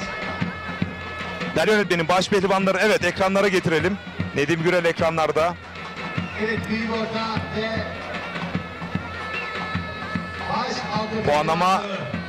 Büyük orta ve baş altı. birazdan başlayacak. Osman Kan, Serhat Balcı, Nedim Gürel. Evet, küçük orta, küçük boy. Buyurun.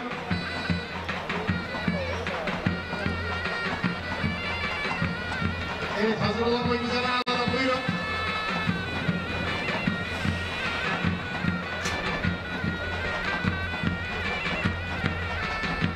Osman Kan ekranlarda, Antalya Serik Belediyesi baş pehlivanı.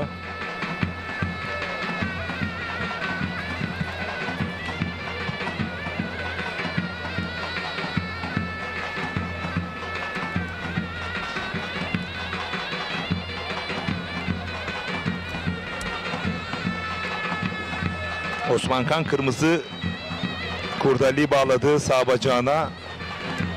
Nedim Gürel de rakibi Yalçın Üncül'ü bekliyor. Evet, büyük orta. Buyurun, büyük ortalar. Evet, büyük orta pehlivanlarımız. Arkadaşlar lütfen.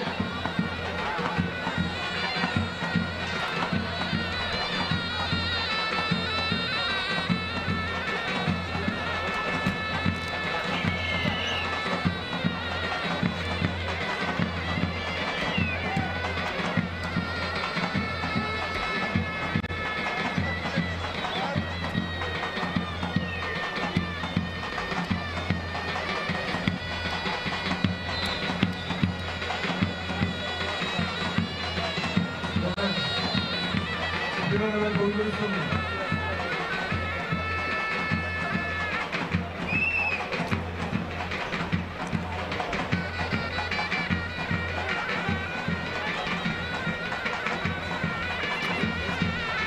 Evet, büyük orta. Buyurun, büyük ortalar.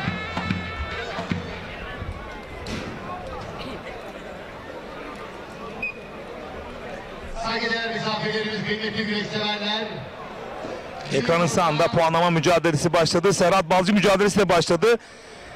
Ekranın solunda evet şu anda Nedim Gürel mücadelesi başladı. Ekranın solunda Serhat Balcı, Osman Kan mücadelesi de başladı. Kerem Balık ve Sırtları sahibi Hüseyin Yiğit adına güreş yapıyor. Ahmet Demir, Tokat Turhan. Antalya Serik Belediye Başkanımız Sayın Enver Afutman Bey pehlivanı. Serik Yağlı Pehlivan güreşleri güreş ağımız Veli Demir Otomotivler sahibi Sayın Veli Demir. Ekranın solunda Osman Kan mücadelesini alabiliriz değerli öğretmenim. Evet, teşekkür ediyorum. Antalya Serik. Ekranın sağında Nedim Gürel, Yalçın Öncül mücadelesi. Torun Bekir Küskün'ün oğlu Erzurum Enes Otomotiv sahibi Enes Küskün adına güreş yapıyor. Samsun'un Bekir Köprülü Beden Eğitimi öğretmenimiz, milli güreşçimiz Recep Gençalioğlu, Amasya Sulova. Kocaeli Büyükşehir Belediye Başkanımız Doçent Doktor Tahir Büyükakın Pehlivanı, Emre Duman, Kocaeli. Adil Temiztaş, sanırım prodüksiyon ilk kez güreş yayını yapıyor ama buna rağmen başarılılar demiş. Teşekkür ediyoruz anlayışınızdan dolayı. Samsun Lavik Belediyesi'nin pehlivanı.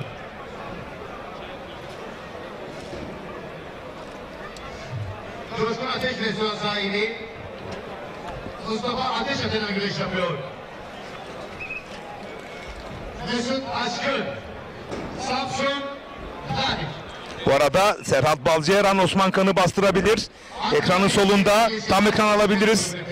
Güreş hareketlendiğinde tam ekranda güreş severlerimiz izleyebilir. Yine tek daldı. Beline girdi. Her an bastırabilir Serhat Balcı. Ekranın solunda her an puan çıkabilir. Tam ekran yapabiliriz değerli öğretmenim. Evet. Bakalım tam hakimiyet söz konusu olacak mı? Eski milli güreşçimiz Serhat Balcı bakalım bastırdı. Bloke etti ve adını son 16'ya yazdıran isim oldu değerli güreş severler. Diğer mücadeleye geçelim. Evet. Tekrarını alabiliriz eğer hazırlarsanız. Ekimcan Özturgut Bursa. Ankara Büyükşehir Belediye Başkanı Sayın Mansur Yavaş Bey pehlivanı. Bugün burada Merzifon'da faaliyet gösteren Osmanlı Yalçın Öncül geri adımlıyor. Nedim Gürel daha aktif bu dakikalarda. Serhat Balcı Osman Kan mücadelesi son anlarını, evet bakın burada beline girdi. Beline girdi. Burada artık Serhat Balcı gibi tecrübeli bir baş pehlivan kaçırmaz, evet. Ekranın sağında da canlı olarak veriyoruz mücadelesi bu arada değerli güreş severler. Olur ya her an puan çıkabilir. Bugün burada Recep Köprü Kutluzya'da pehlivan güreşleri altın kemerli güreş ağımız. Çiçekler Grup Yönetim Kurulu Başkanı Sayın Halil İbrahim Çiçek adına güreş yapıyor. Doğan Yılmaz Isparta.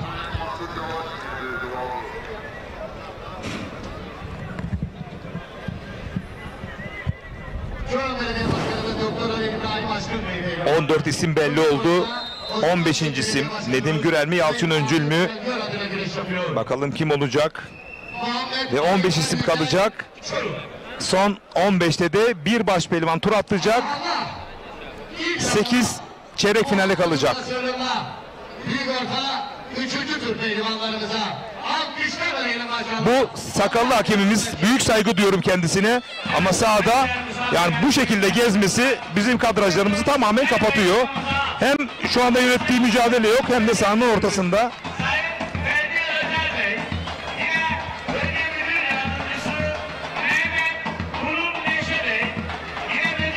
Çayırda tek bir mücadele kaldı.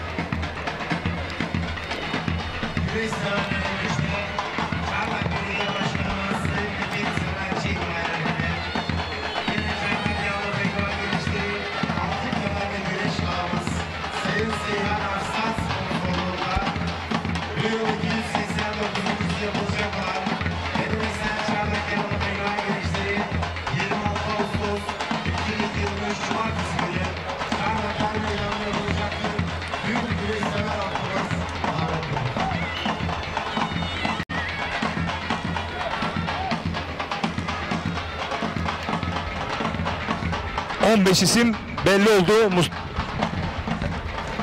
Bu isimleri ben tekrar sizlere değerli güreş severler, Serhat Gökmen Orhan Okulu'yu mağlup etti. Serhat Balcı Osman Kan'ı mağlup etti. İsmail Koç Salih Durum'u, Mustafa Taş Turkan Durmuş Altın'ı, Yıldıray Akın Süleyman Başarı, Ünal Karaman Yunus Can Zeybe'yi, Özkan Yılmaz Kürşat Şevki Korkmaz'ı mağlup etti. Ertuğrul Dağdeviren Onur Şener'i mağlup etti. Recep Kara Ali Yanatmay'ı mağlup etti değerli güreş severler. Mikail Bilen, Bursa Büyükşehir Belediye Başkanımız Sayın Ali Oraktaş adına güreş yapıyor. Yine bugün burada Bursa'da faaliyet gösteren ünlü iş adamı Sayın Harun Keskin adına güreş yapıyor Bursa. Tavuk güreşlerimizin ağası Ali İkmet Kara Osmanoğlu adına güreş yapıyor. Samsun Büyükşehir Belediyesi'nin pehlivanı Yavuz Şahin Samsun. Samsun Ladik Belediye Spor Kulübü'nün pehlivanı Musa Can Avcı Samsun Ladik. Amasya Darçma Belediye Başkanımız Sayın Nedim Gürel'in atakları söz konusu. Yine bugün burada güreşlerimizin ağası Sayın Ali İbrahim Çiçek adına güreş yapıyor. Kemal Mısırcı Ordu Akkuş. Samsun Alaçam Gücüloğlu Restoranlarının sahibi iş adamı Sayın Ersin Gücür adına güreş yapıyor. Onur Keskin Samsun Alaçam. Çorum Belediye Başkanımız Sayın Tahsin Taşçı adına güreş yapıyor. Tahsin Taşçı, Çorum Belediyesi'nin pehlivanı Çorum. Allah Allah, İllallah Muhammedur Resulullah. İyi aslanlara dualar edelim maşallah, Allah tamam versin. Yaser Şumak, Halil Biçer çok acele ermeden. Yalçın Öncü ile bir iter tek daldı dış kasnakta. Nedim Güler yine kaçırdı Yalçın Öncü'lü. Başaltı sıraya geçelim arkadaşlar. Başaltı.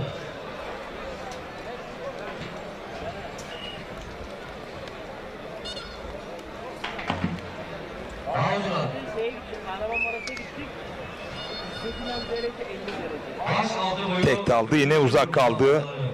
Yalova Altınova Belediye Başkanımız Doktor Nedim Gürel. Yine tek daldı. Boyunduruk'ta karşılık verdi. Yine kaçırdı Nedim Gürel. İkisi de atak güreşiyor bu dakikalarda. Sonuca odaklı. Ama bir türlü puan alamadı. İki baş pehlivanda o açıyı yakalayamadılar. Yine tek daldı. Dış kasnağa uzandı. Bir kaskanı da arayışı içerisinde Nedim Gürel. Dolanı bastırırsa tam hakimiyet söz konusu olacak. Tek daldı. Paçaya yakaladı. Dış kasnakta yükleniyor Nedim Gürel. Paçayı bırakmadı. Yalçın Öncül mü Nedim Gürel mi?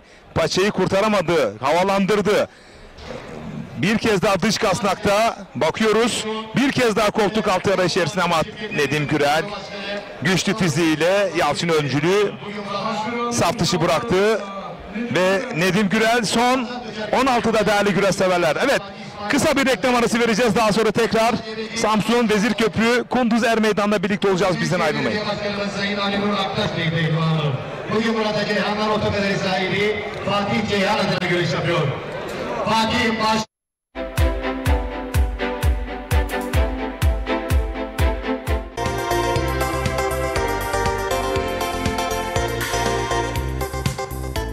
Sevgili izleyenler, herkese merhabalar. Şimdi sizlere çok güzel bir projeden bahsedeceğim. Herkesin beklediği, aylardır sorduğunuz bu proje artık faaliyete girdi. Ekin Gayrimenkul bünyesinde. Biz şu anda Gelibolu'dayız, Bolayır köyündeyiz ve çok güzel bir projeden bahsediyorum. Burada toplam 50 parsel var. Hani diyordunuz ya şöyle Saros Körfezi'ne yakın bir yer ayarlayın, bulun, bizlere sunun, biz alalım.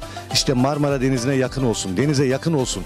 Biz biraz daha İstanbul'dan uzaklaşmak istiyoruz diye birçok talepte bulunmuştunuz. İşte bizler yaklaşık 3-4 ay çalışmanın sonucunda şu anda üzerinde bulunduğumuz parselimizin satışına başladık.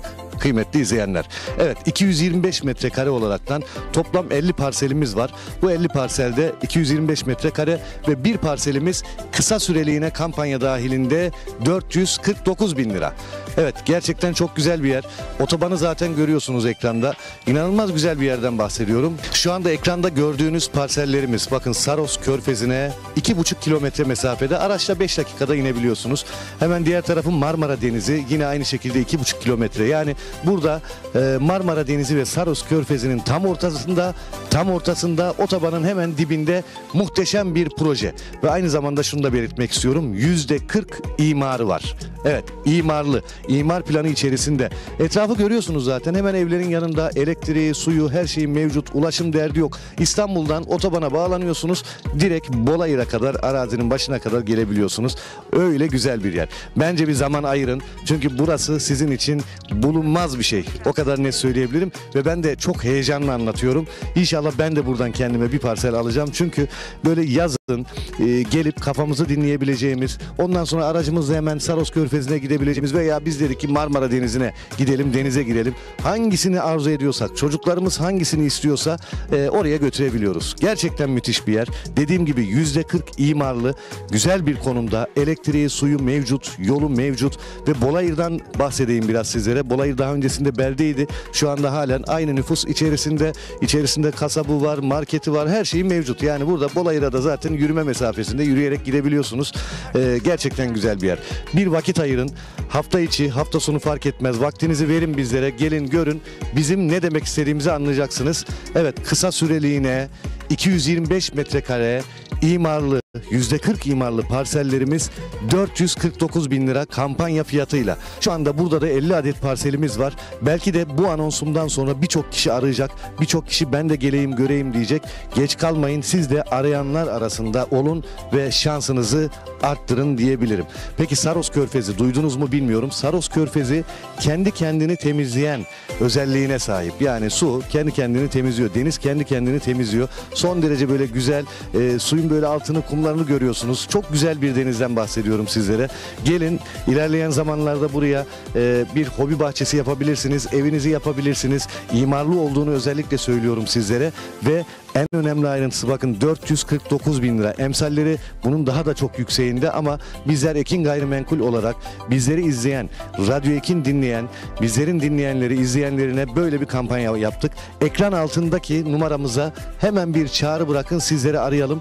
Talep çok ama bakalım ne kadar zaman sonra yine bu çalışmalara devam edeceğiz ve sizlere ne kadar istediyseniz bizler o kadar yerde çıkartacağız ve herkese bir arsa sahibi yapacağız.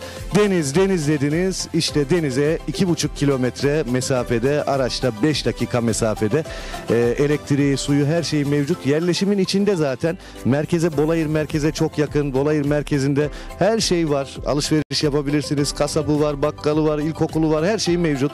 Otoban zaten görüyorsunuz, hemen dibimizde araçlar geçiyor. Etrafımızda evler var. Burası hemen ana yol. Buradan yoldan geçebiliyorsunuz, otobana bağlanabiliyorsunuz. Yani hemen sol tarafımda evler var. Burası bir yerleşim alanı. Sizler de buraya ikamet edebilirsiniz. Buraya yerleşebilirsiniz. Yazın geldiği zaman denize evlatlarınızla birlikte, çocuklarınızla birlikte gidebilirsiniz. Sonra ne yapıyorsunuz? Tatile gidiyorsunuz. Binlerce lira para harcıyorsunuz. Ama burada kendi yeriniz olduğu zaman, bir de Saros Körfezi dedim ya, kendi kendini temizleyen bir deniz. Buradan bir yer alın. Gerçekten dua edeceksiniz. Çünkü günden güne artıyor fiyatlar. Günden güne değerleniyor. 449 bin lira artık hiçbir şey değil. Burası için hele hiçbir şey değil. Elektrik var diyoruz, suyu var diyoruz, yeriniz belli. Şu anda izliyorsunuz, beton direkler dikilmiş değil ama geldiğiniz zaman muhtemelen bütün arazinin etrafı telle çevrilmiş ve herkesin yeri, numaraları belli olmuş olacak, bu bir şekilde göreceksiniz. Tapu masrafını ödemiyorsunuz. Ulaşım dediğim gibi çok kolay. Otobanın hemen dibinde. İstanbul'dan otobana bağlandığınız zaman yaklaşık 2 saate kadar, 2 saat 15 dakika gibi sürede buraya varabiliyorsunuz. O da hiçbir şey değil zaten. İstanbul'u şöyle düşünün, Beylikdüzü'nden Tuzla'ya gitseniz bu süre daha da fazla bir süre ama otobandan geliyorsunuz, hiç yorulmadan, zorlanmadan ailenizi alacaksınız. İster pikniğinizi yapın, ister Saros Körfezi'ne gidin, ister Marmara Denizi'ne gidin. Bu fırsatı değerlendirin diyorum ben. Bu fırsat gerçekten kaçmaz. Ekran altında numaramız var. Arayın, çaldırın. kaldırın. Aklınıza takılan bir şey varsa sorun. Servis saatlerimizi öğrenin. Ve fiyatımız da geçici bir süreliğine 449.000 TL. 225 metrekare buradaki parsellerimiz. Toplam 50 adet var. Bakın 50 adet var. Şu anda binlerce insan bizi izliyor. 50 adet belki dediğim gibi şu reklamı izlediğinizin haftasında bitecek. Ama siz de ya ben sonra arayayım demeyin. Bence bunu iyi değerlendirin. Çünkü diyorum ya, Marmara Denizi ve Saros Körfezi'nin tam ortasında, otobanın yanında. Arsa alacağınız zaman bunlara dikkat edin. Bakın otoban yanındaysa, yol kenarındaysa burası değerlenecek yerdir ve değerli bir yerden bahsediyoruz. Ben hem size otoban diyorum, hem Saros Körfezi diyorum, hem Marmara Denizi diyorum, hem yerleşim yeri diyorum, hem elektrik hem su. Yani burada yok. Her şey mevcut.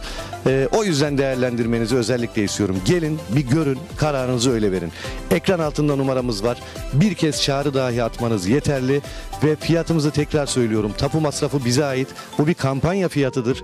Burasını tanıtmak için uygulanan bir fiyattır. Bu fiyat belki bir hafta sonra olmayacak, belki 10 gün sonra olmayacak veya bu projeden sonraki projelerde olmayacak.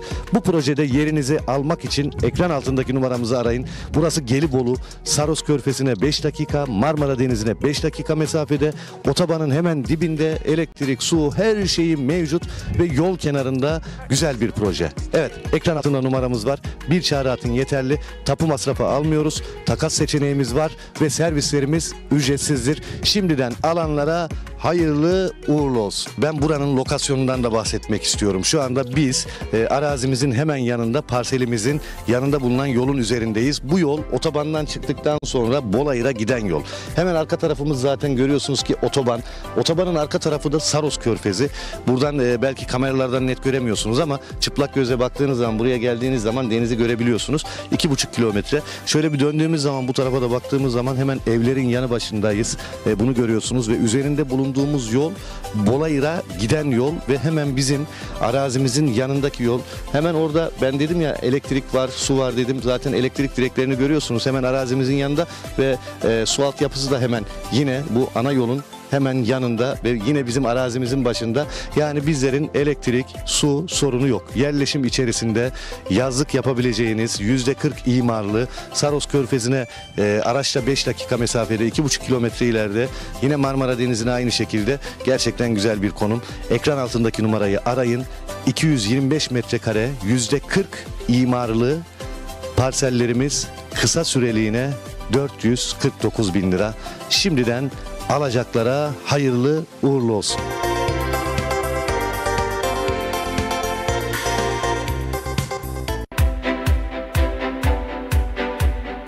Bebeklik ve çocukluk döneminde en sık rastlanan fiziksel engellilik durumudur.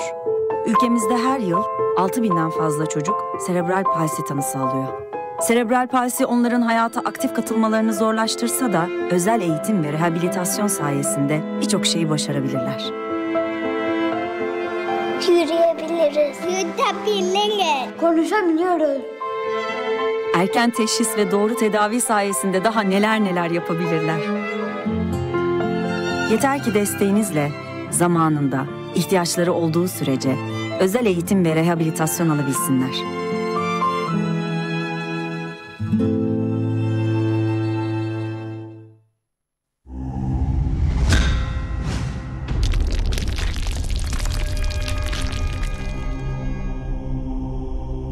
Bizi izlemeye devam edin. Yağlı pehlivan güreşleri altın kamerle güreş ağamız Sayın Seyhan Arslan sponsorluğunda bu yıl 289'uncusu düzenlenecek olan tarihi geleneksel Çardak Yağlı Pehlivan güreşleri 26 Ağustos 2023 Cumartesi günü yapılacaktır. Bu muhteşem dev güreş organizasyonuna tüm güreş sever röportaj alacağım.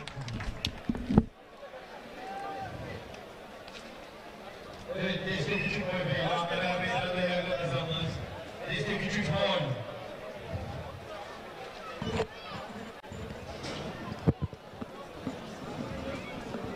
Son 16 kurallarını çekecekler birazdan. Baş pehlivanlar.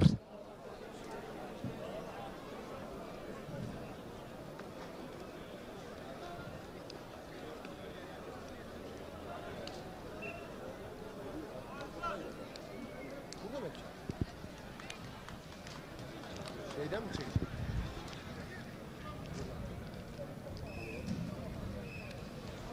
Bu arada başaltı pehlivanları son 16 kuralları çekildi, salavatlandı.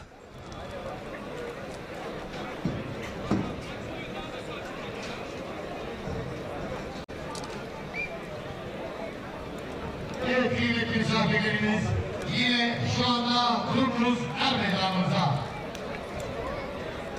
AK Parti Samsun Milletvekilimiz Sayın Orhan Kocalı Beyefendi er meydanımızda. Coşkun alkışlarımızla hoş geldiniz diyoruz. Yine beraberlerinde AK Parti İlçe Başkanımız Sayın Mehmet Kurt Beyefendi er meydanımızda. Coşkun alkışlarımızla hoş geldiniz diyoruz. Yine AK Parti ilçe yönetimimiz Sayın Nail Çakal, Sayın Necmi Sağlam, Alt boylarda kıran kırana mücadeleler devam ediyor. Birazdan Mustafa Bayram son 16'ya kalan baş pehlivanların 15 baş pehlivanın ismini anons edecek. Hoş geldiniz, sefalar getirdiniz efendim.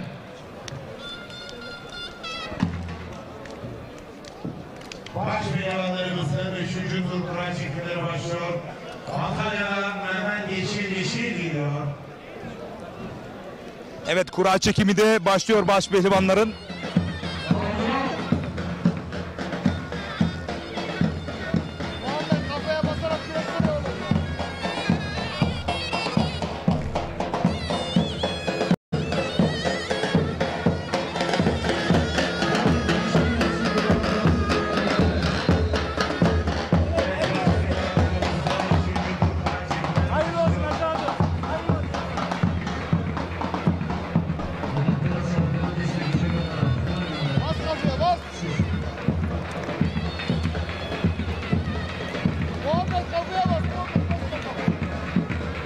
Evet değerli misafirler, sevgili güreşseverler, destek küçük boy pehlivanları, çeyrek final.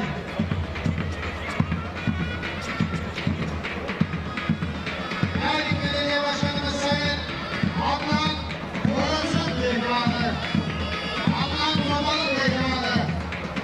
Aynı zamanda bugün burada bir numaralarının peşindeysin. Memiş Mertmenli Kaya, Evet. Şu anda kura çekimi başladı. 1 numara Mehmet Yeşil. Mustafa Erç, Yunus Saydar, Samsun, 3 numara Gülbül Aydın. Samsun'dan Yunuslar Yılmaz. 13 numara Rıska Yılmaz. Ankara'da 15 numara Serhat Gülmen.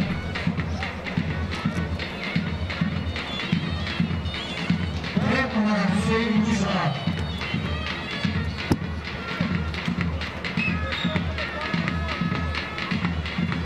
5 numara Nedim Nurel.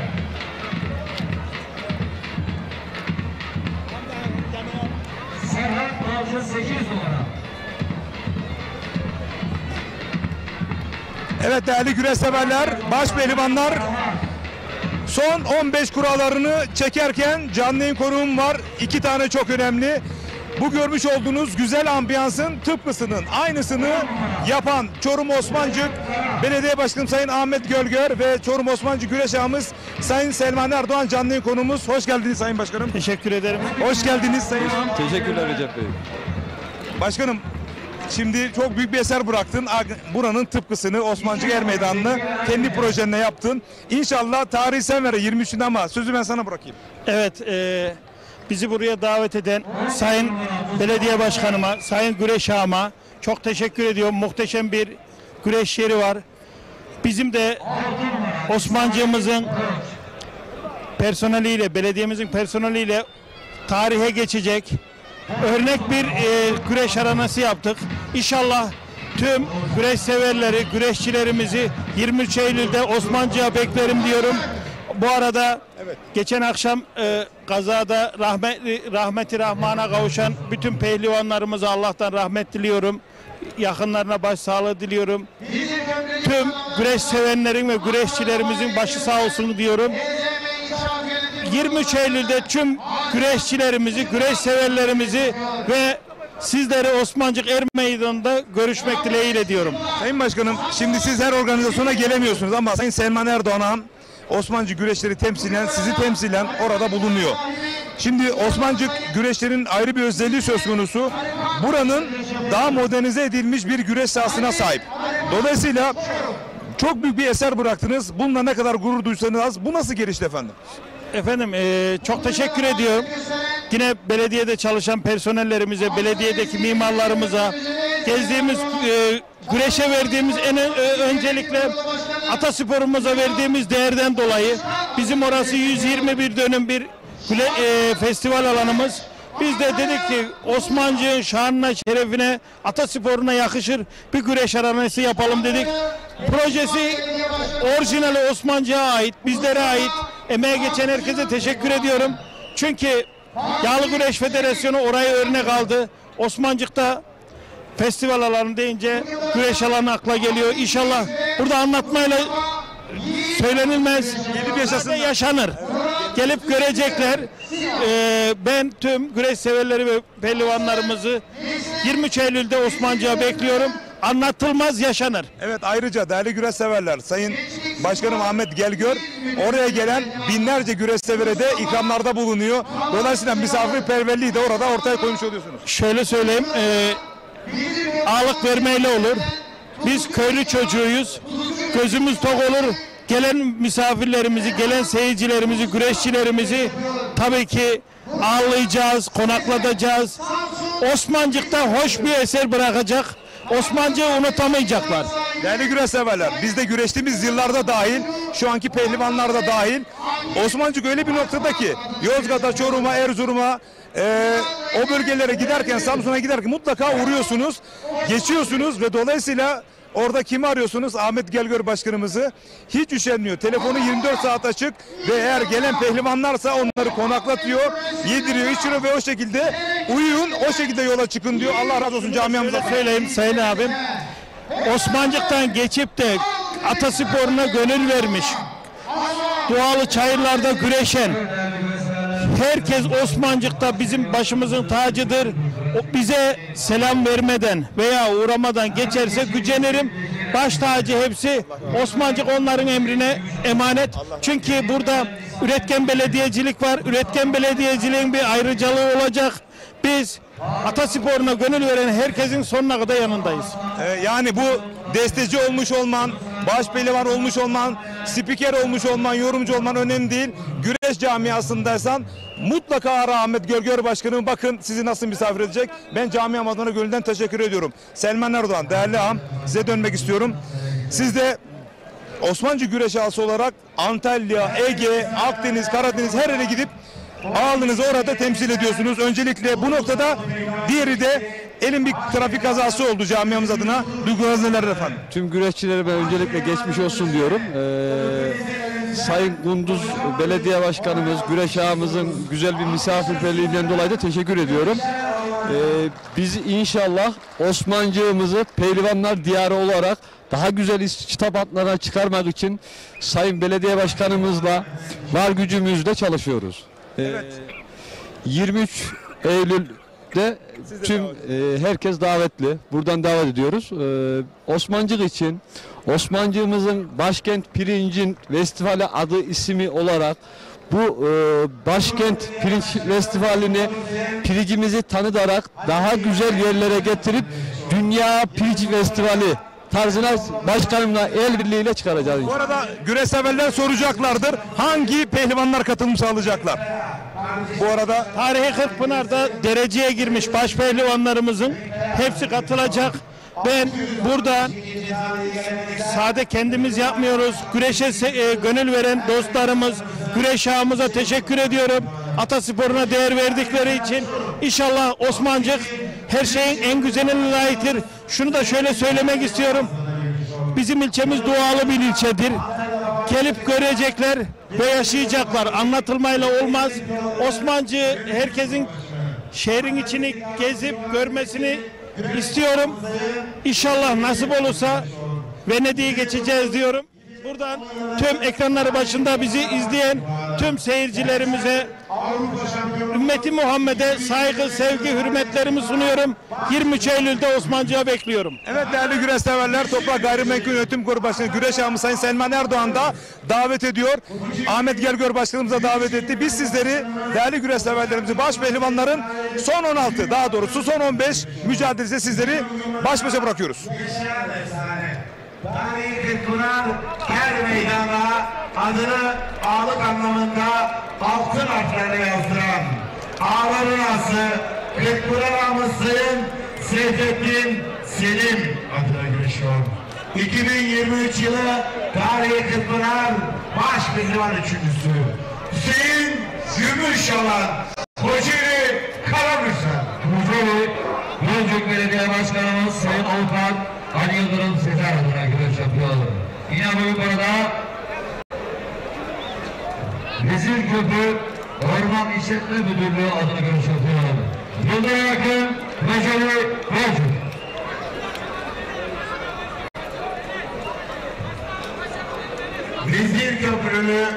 Vezirköprü Ticaret ve Sanayi Odası Başkanımız Vezirköprümüz Sayın Abdülkadir Fişekçi adına güreşiyor. Yine bugün burada tarihi Kırkpınar adına altın harflerle yazılan ağların ası Kırkpınar ağamız Sayın Seyfettin Selim adına güreşiyor.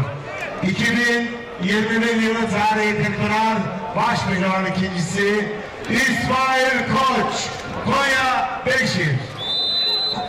Kocaeli Büyükşehir Belediye Başkanımız Doçent Doktor Tahir Büyükakın Başkanımızın pehlivanı. Bugün yine meydanımızda Mertifon Galericiler Sitesi Başkanı Sayın Emre Otomotiv'in sahibi genç iş adamı Yasin Karaduman adına güreşiyor. Nedim Gürel, Kocaeli Gölcük. Evet. Atasporu güreş çok seven, bizleri bu er meydanlarında hiçbir zaman yalnız bırakmayan Sampo Genel Başkanımız Sayın Hasan Kaya Aşçı adına güreşiyor. Avrupa, dünya minderlerinde ülkemize madalyalar kazandırdı. Altın Adam milli güreşçi. Aslisi Samsun'umuzun öz evladı. Serhat Bağcı, Samsun.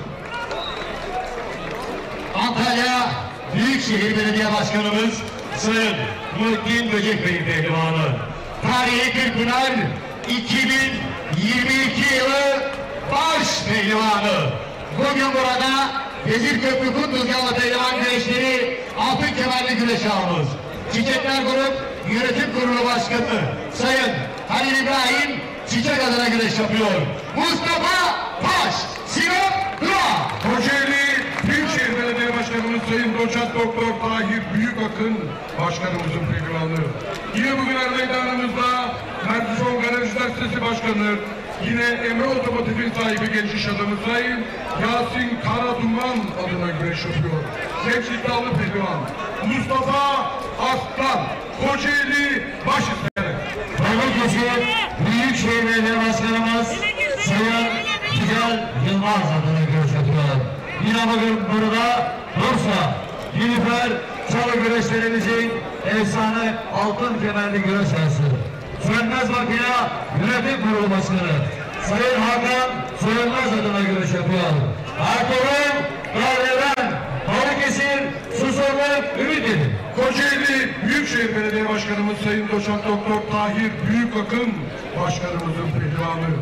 Tarihi Kırkpınar 2004, 2007, 2008, 2016 yılları baş pehlivanlık birincisi Recep Kara Ordu Dünya. Kocaeli Büyükşehir Belediye Başkanımız Doçent Doktor Sayın Tahir Büyükakın Başkanımın pehlivanı. Yine bugün er meydanımızda Mertifon Garajlar Sitesi Başkanı Emre Otomotiv'in sahibi genç iş adamı Sayın Yasin Karaduman adına güreş yapıyor. Milli güreşçi Faruk Akkoyun, Kocaeli Kanlı.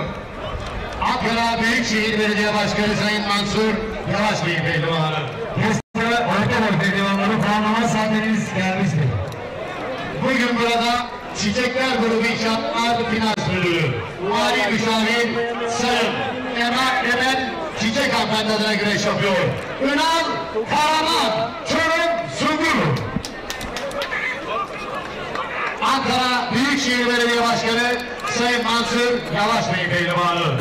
Bugün Kumdüzer Meydanımızda Samsun 28. dönem Milliyetçi Hareket Partisi milletvekilimiz Profesör Doktor İlyas Topsakal adına güreş yapıyor. Özkan Yılmaz, Samsun Uzgur. Antalya Manavgat Belediye Başkanımız Şükrü Sezen'in pehlivanı.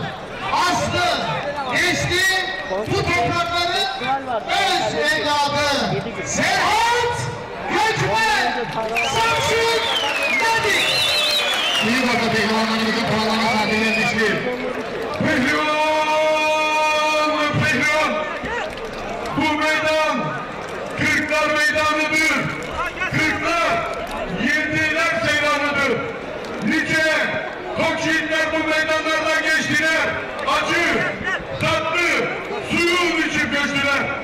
Ya Muhammed, ya Ali, Hazreti, Hamza'dır. Pehlivanların üstadı piri. Karşıki dağdan geliyor bir yürü kat. Kanatları kat kat. Gönderelim. İki cihan zemleri Ahmet'i, Mahmud'u, Muhammed Mustafa'ya selamat. Allah Allah! İllallah! Muhammedur Resulullah!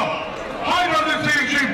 Baş pehlivanlarımıza dualarla, alkışlarla diyelim maşallah! Haydi aslanlar! Allah! Evet, baş pehlivanlar Allah Allah nidalarını ekranlara getirelim değerli yönetmenim. Allah Allah nidalarıyla salavatlandı. Son 16'da baş pehlivanlarımız.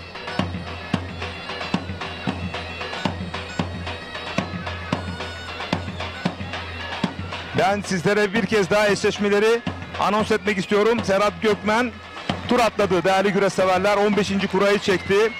Mehmet Yeşilleşil, Bekir Erücel, Yıldıray Yakın, Hüseyin Gümüşalan, Nedim Gürel, İsmail Koç, Mustafa Taş, Serhat Balcı, Faruk Akkoyun, Recep Kara, Mustafa Arslan, Ertuğrul Dağdeviren, Özkan Yılmaz, Ünal Karaman mücadelesini izleyeceksiniz birazdan.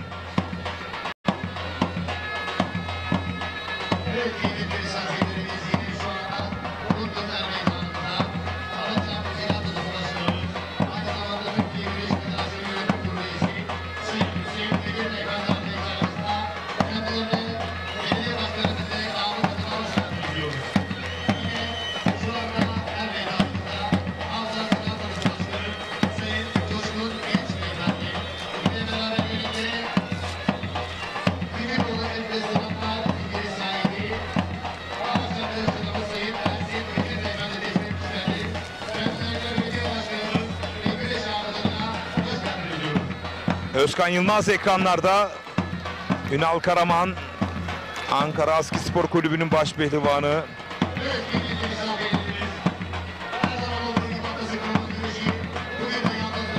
Hüseyin Gümüşalan, Bekir Erücel ekranlarda.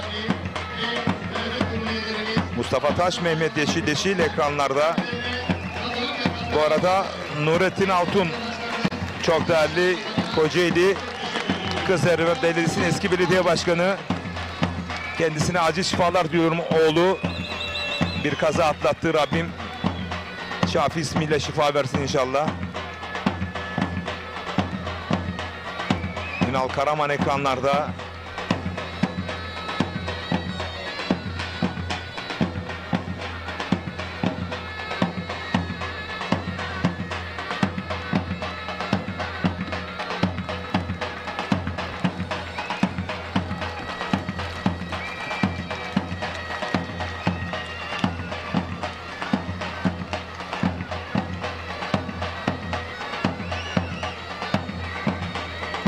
İsmail Koç ekranlarda bugün. Yörük İnşaat Yönetim Kurulu Başkanı Ali Aydın adına güreşiyor. Ve aynı zamanda da Ömercan Yörük adına güreşiyor. Mustafa Taş.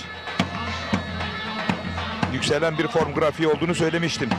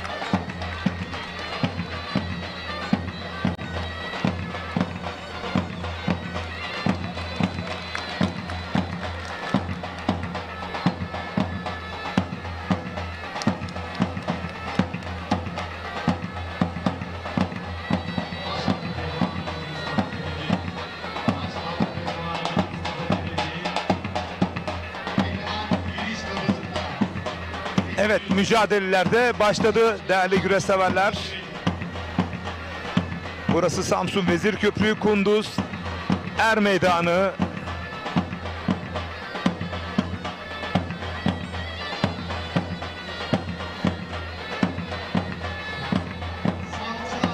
Mehmet Yeşil, Bekir Erücel mücadelesi ekranlarda. Serhat, düzeltiyorum, evet. Mustafa Taş, Serhat Balcı mücadelesi ekranlarda. İsmail Koç, Nedim Gürel mücadelesi de başladı.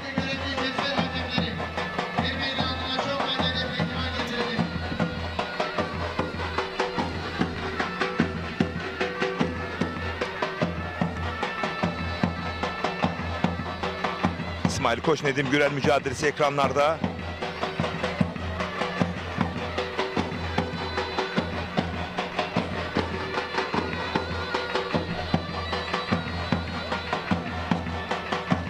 Evet, dörtlü ekranda şu anda geldi. Sol üst kamera ve sol alt kadraj aynı mücadele. Güreşi kaçırdı sol üst kameradaki kameramanımız.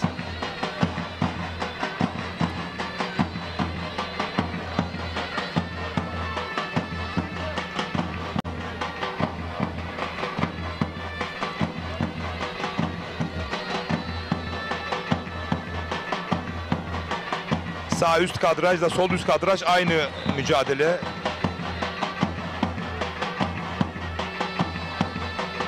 Evet, şu anda Hüseyin Gümüşalan o kadraja giren mücadeleyi alacağız ekrana. Ya da Mehmet Yeşil mücadelesini alabiliriz Bekir Erücel'le.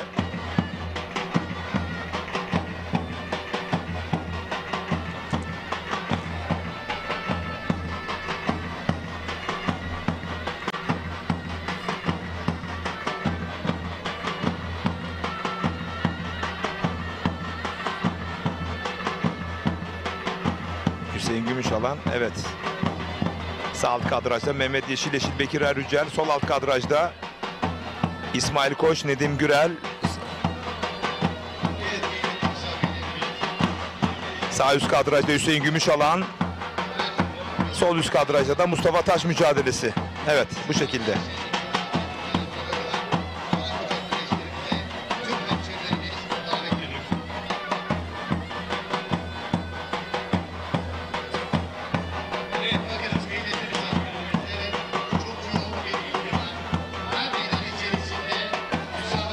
Kocaeli Kartepe'den Nazım Kızıl değerli yorumcumuz.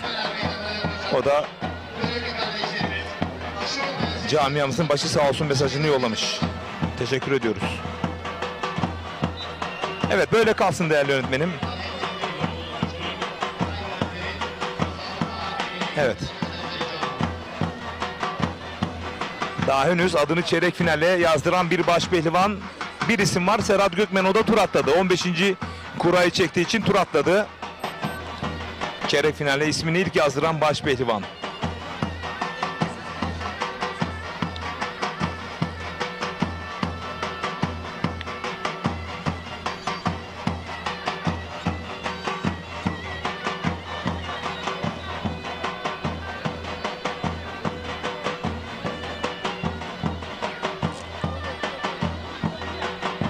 Bu arada sol alt kadrajda Nedim Gürel, İsmail Koç mücadelesi bir anda karıştı. Nedim Gürel İsmail Koç'u bastırdı.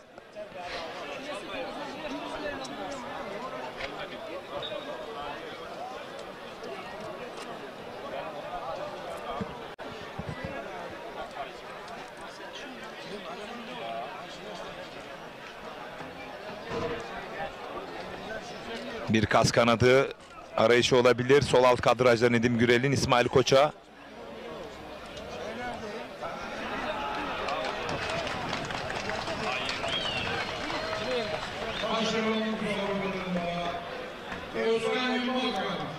Evet, uzak kadrajda Özkan Yılmaz, Ünal Karaman'ı mağlup ederek adını çeyrek finale yazan ikinci isim oldu. Sol alt kadrajda bir künde kılçık gelebilir. Değerli yönetmenim, sol alt kadrajda Sol alt kadrajı tam ekran yapabiliriz. Evet, bir künde kılçık mı bakıyoruz? Evet. Kılçık oyunuyla İsmail Koç Nedim Gürel'i saf dışı bıraktı. O da adını çeyrek finale yazdıran 3. isim oldu. Serhat Gökmen, Özkan Yılmaz ve İsmail Koç çeyrek finalde. 5 isim kaldı. Bu arada Hüseyin Gümüşalan mücadelesi de bir anda kızıştı. Yıldıray Akın'la Recep Kara Faruk Akkoy mücadelesi.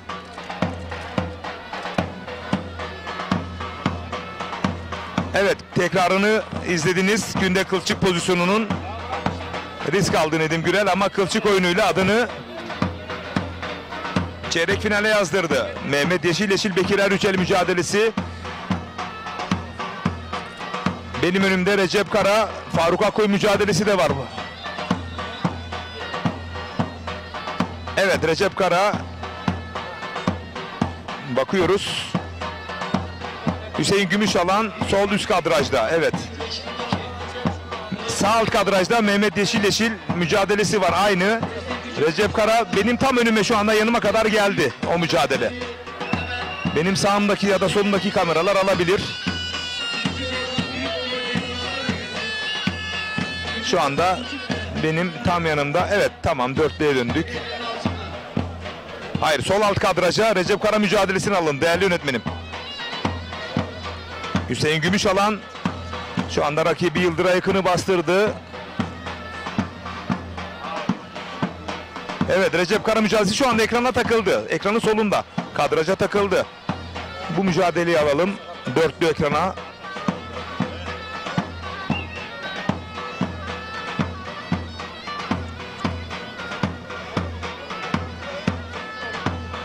Mustafa Taş yan kazıkta, Serhat Balcı yan kazık yan paçada. Serhat Balcı da paratını aldı oradan. Ters bir koltuk altı gelir mi? Tek daldı Serhat Balcı. Sağ üst kadrajda Hüseyin Gümüşalan mücadelesi, sol üst kadrajda. Sol alt kadraja Recep Kara Faruk Akkoy mücadelesi geldi. Sağ alt kadrajda Mehmet Yeşil Bekir Erüçel.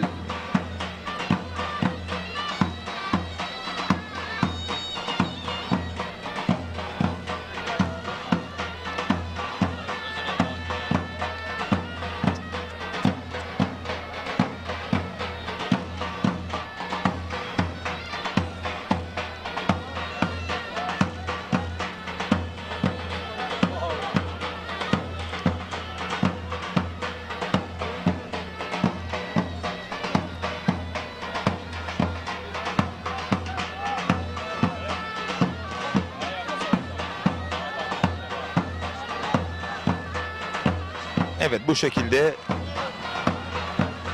Mustafa Taş Serhat Balcı'yı sağ üst kadrajda yenerek adını çeyrek finale yazdıran 4. isim oldu değerli güreş severler.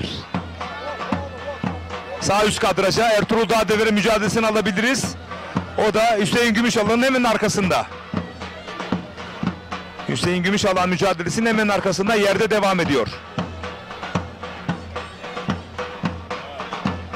Ertuğrul Dağdeviren mücadelesi ekrana alabiliriz değerli yönetmenim. Her an sonuç çıkabilir çünkü yerde mücadele.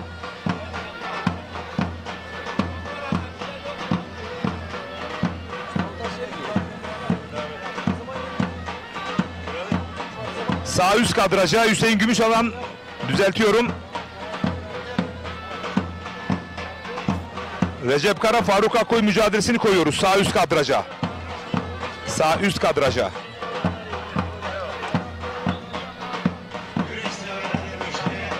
Hüseyin Gümüşalan kündeye dolanmak istiyor.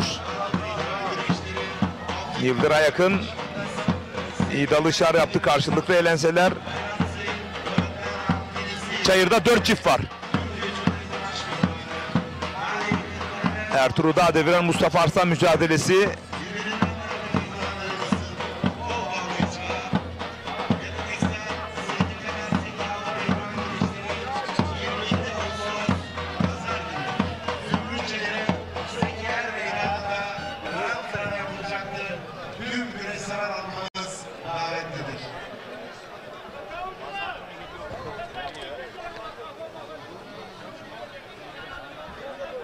Burada bir şey var.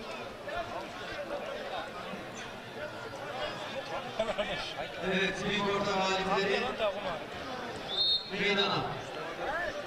Evet, dörtlü ekran alabiliriz değerli yönetmenim. Rakiplerini yere yarı finale gelen Recep Kara ortaya doğru geldi. Tek başına. Faruk Akkoyun da gelecek. Yusuf Ayaz, Samsun Büyükşehir. Buna Amasya Evet. Bölge Müdürümüz Sayın Belediye Özel Müdürümüz adına göre Sol alt kadraja. Evet, Ertuğrul Dağdeviren, Mustafa Arslan mücadelesi geldi değerli güreş severler. Sol üst kadrajda Hüseyin Gümüşalan, sağ alt kadrajda Bekir Erücel, sağ üst kadrajda da Recep Kara mücadelesi. Dörtlü ekrandayız. Evet değerli yönetmenim. Sebahattin Özdemir Başkanımızın pehlivanı Samsun Arda.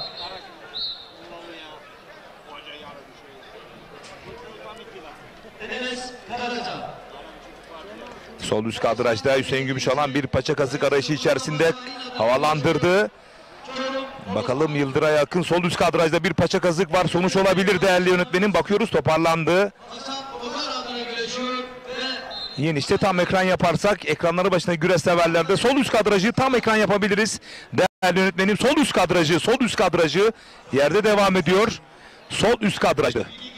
Evet bu mücadelede her an yeni çıkabilir Hüseyin Gümüşalan. Recep Kara Faruk Akkoy mücadelesi de karıştı. Dörtlü ekran alabiliriz.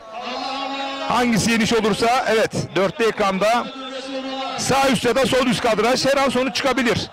Toparlandı.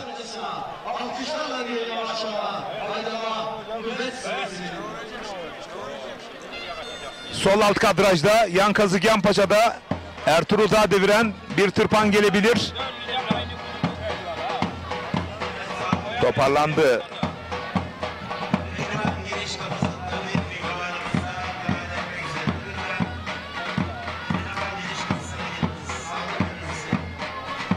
Ertuğrul Dağdeviren rakibini Mustafa Arslan'ı sürüyor. Çayırın dışına doğru.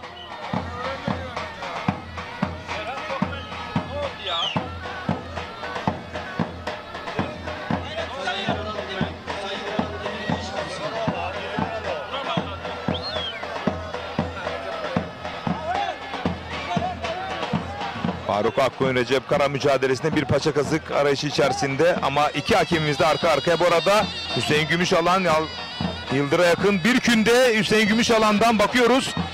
Künde kılçık mı gelecek? Toparlandı. Recep Kara mücadelesi de iç kazık ters paçaya yönelebilir sağ üst kadrajda. Her an yeni çıkabilir değerli güreş severler. Recep Kara sağ üst kadrajda, iç kazıkta, iç paçayı da alırsa adını çeyrek finale yazdırabilir. Evet, Recep Kara çeyrek finalde. Serhat Gökmen, Özkan Yılmaz, İsmail Koç'tan sonra Recep Kara da çeyrek finalde. Üçlüde kalırız artık. Evet, tekrarı ekranlara geliyor bakın. İç kazıkta yüklendi ve adını çeyrek finale yazdırdı Recep Kara. Ordu Üyeli Recep Kara. Üçlü ekranda kalalım artık. Sadece Mustafa Arslan, Ertuğrul Dağdeviren, yerde Hüseyin Gümüşalan, Yıldıray Akın ve Mehmet Eşil Bekir Erücel mücadelesi kaldı.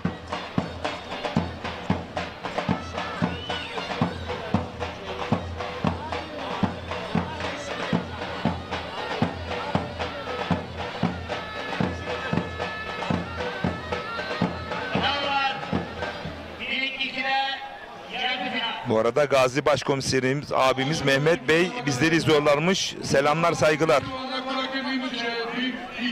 Salih Bozan genç yazgırımız mesaj yollamış.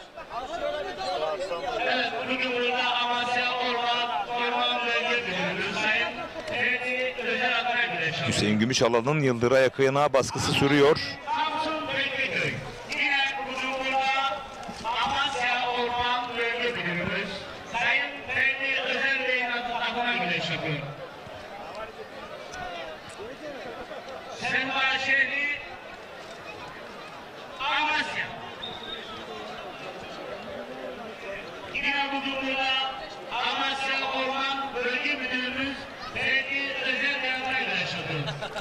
Sağ alt kadrajda her an bir sarmadan Evet, sağ kadrajlı büyütelim değerli yönetmenim. Evet, Ertuğrul Dağdeviren Mustafa Arslan'ı sarmadan gerdanlayarak sırt aşağı yendi ve adını çeyrek finale yazdıran 6. isim oldu değerli güreş severler. Diğer iki güreşi ekranlara getirebiliriz değerli yönetmenim. Tekrarını alacağız tabii ki. Evet, bakın sarmadan.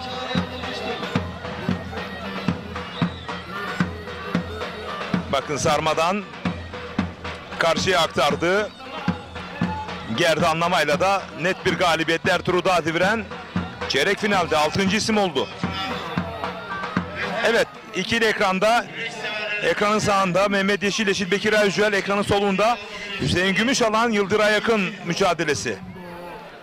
Balıkesir'in Büyükşehir Başkanımız Sayın Yücel Yılmaz ve yine Karesi Belediye Başkanımız İlçar Orhan Yılmaz'ın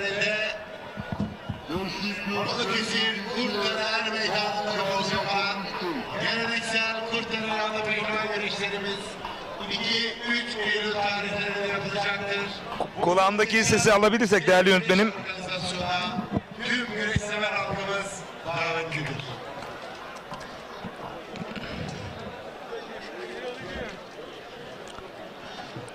Evet, mücadeleler devam ediyor. 6 isim çeyrek finalde.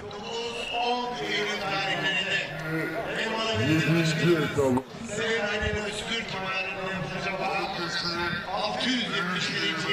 tarihi geleneksel Elmalı güreşlerimize çok değerli ağamız Sayın Hakan Çetin Neşat aramızda tüm güreşsever halkımızı Evliyalar Diyarı İsmail Koç, Mustafa Taş, Recep Kara, Ertuğrul Dağdeviren, Özkan Yılmaz, Serhat Gökmen.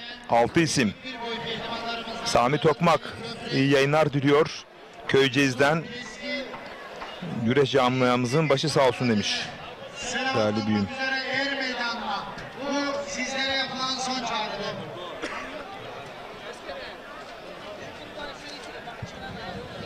Baş pehlivanların Evet, puanlama anonsu geldi baş pehlivanların. Büyük orta pehlivanlarımız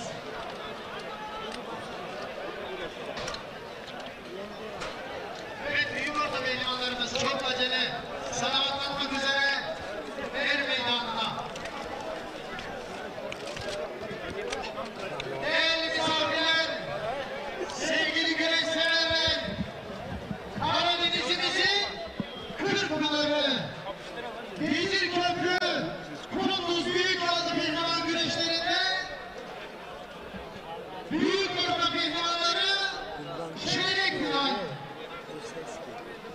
Antalya Serik Belediye Başkanımız Sayın Emre Afıtkan'ın pehlivanı. Aynı zamanda bugün burada Yeni Demir Otomotiv, Yeni Demir filolar sahibi Serik Belediye Serik güreş ağamız Sayın Yeni Demir adına güreş yapıyor. Atahan Esen, Antalya Serik. Ankara Aski Spor Kulübü'nün pehlivanı. Aynı zamanda bugün burada Samsun Ladikli ünlü iş adamlarımızdan yaylacılar nakliyat sahibi Emrah Sukas adına güreş yapıyorum diyor. Efe Atabey, Samsun Ladik. Balıkesir Büyükşehir Belediye Başkanımız Sayın Yücel Yılmaz'ın pehlivanı. Aynı zamanda bugün burada Vezirköprülü Hacı Aziz'in torunu Bekir Küskün'ün oğlu Nezfon'da Enes Otomotiv sahibi Enes Küskün adına güreş yapıyor. Ahmet Han Yıldız, Balıkesir Bigadiç. Ankara Büyükşehir Belediyesi Aski Spor Kulübü'nün pehlivanı. Aynı zamanda bugün burada Merzifon'da faaliyet gösteren Osmancık Öbektaş köyünden Bekkaya kardeşleri inşaat sahibi Şükrü Bekkaya adına güreş yapıyor.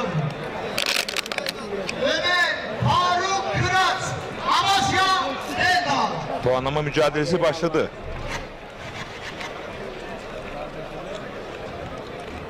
Bugün burada Ceyhanlar Galeri, Ceyhanlar Otomotiv sahibi bizim köprülü iş adamlarımızdan Mustafa, Ceyhan ve oğulları adına güreş yapıyor. Ekranın solunda Hüseyin Gümüşalan, sol eli kasnakta.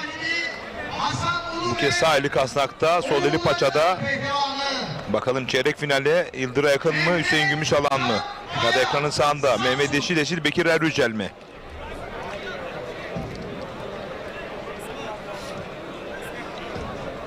Ladik Gençlik Spor İlçe Müdürümüz Ahmet Ersoy'un pehlivanı. Aynı zamanda bugün burada Hizir Köprü Ateş Restoran sahibi adına Mustafa Ateş adına güreş yapıyor. Mesut Aşkın Samsun Ladik. Aş pehlivanlarının puanlama saati gelmiştir. Evet, zaten puanlamadalar. Yazgılarımız da bugün. Bugün burada Hizir Köprü'de faaliyet gösteren Hizir Köprülü iş adamlarımızdan Ceyhanlar Otogaleri sahibi Mustafa Ceyhan ve Ulu Petrol sahibi Hasan Ulu. Bu arada birazdan puanlama biter bitmez bir röportajımız olacak. Güreş ağamız Sayın Halil İbrahim Çiçeği alacağız canlı yayınımıza. Bir VTR gösterimiz de olacak. Onu da hazırlayacak değerli yönetmenimiz. Görselimiz var. Aynı zamanda bugün burada Hizir Köprülü Hacı Aziz'in torunu Bekir Küskün'ün oğlu Erzifon'da faaliyet gösteren Hüseyin Gümüşalan'ın hata söz konusu. Ekranın solunda. adına güreş yapıyor. Bekir Can Özturgut Bursa Mustafa Kemal Paşa. Allah Allah! Puanlama saati gelmiştir. Buyurun gidiniz. İllallah! Hakkı! Muhammed Bir koltuk altı. Bekir Erüce beline girdi, bastırdı. Ve Bekir Erücer Mehmet Yeşil'i mağlup ederek adını çeyrek finale hazırlanan 7. isim oldu. Değerli güreş severler. Hüseyin Gümüşalan'a da bir ithal geldi. Tam ekran alabiliriz değerli yönetmenin mücadeleyi şimdi. Hüseyin Gümüşalan birazdan röportajımız olacak ve göğüs çaprazıyla da Hüseyin Gümüşalan Yıldır'a yakını bastırdı. Birazdan güreş ağamız Sayın Halil İbrahim Çiçek ile röportajımız olacak. Biz tekrarlarını bir kez daha alalım iki puanlama mücadelesinin.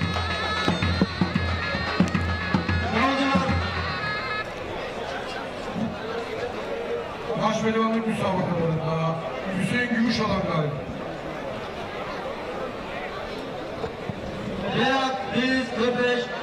Evet, bakın tekrarları bir kez daha ekranlara geliyor. Bu arada çok değerli mesai arkadaşım Koray Gürses iyi yayınlar diliyor. Ermenistan'da güreşen tüm pehlivan kardeşlerime kolaylıklar diliyorum demiş Koray Gürses. Değerli mesai arkadaşım.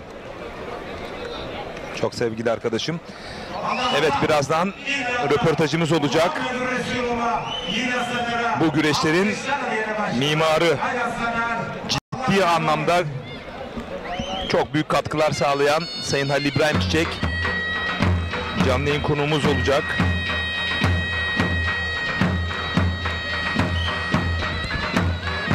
Bir VTR'miz olacak, onu da değerli yönetmenimden isteyeceğim.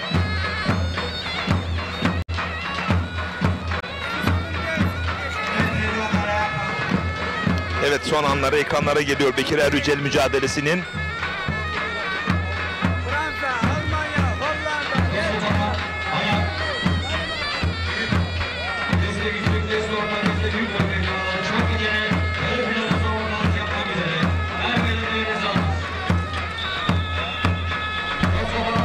Evet değerli güreş severler, siz alt boylardaki mücadeleleri izlerken bir yandan da röportajımızı yapacağız.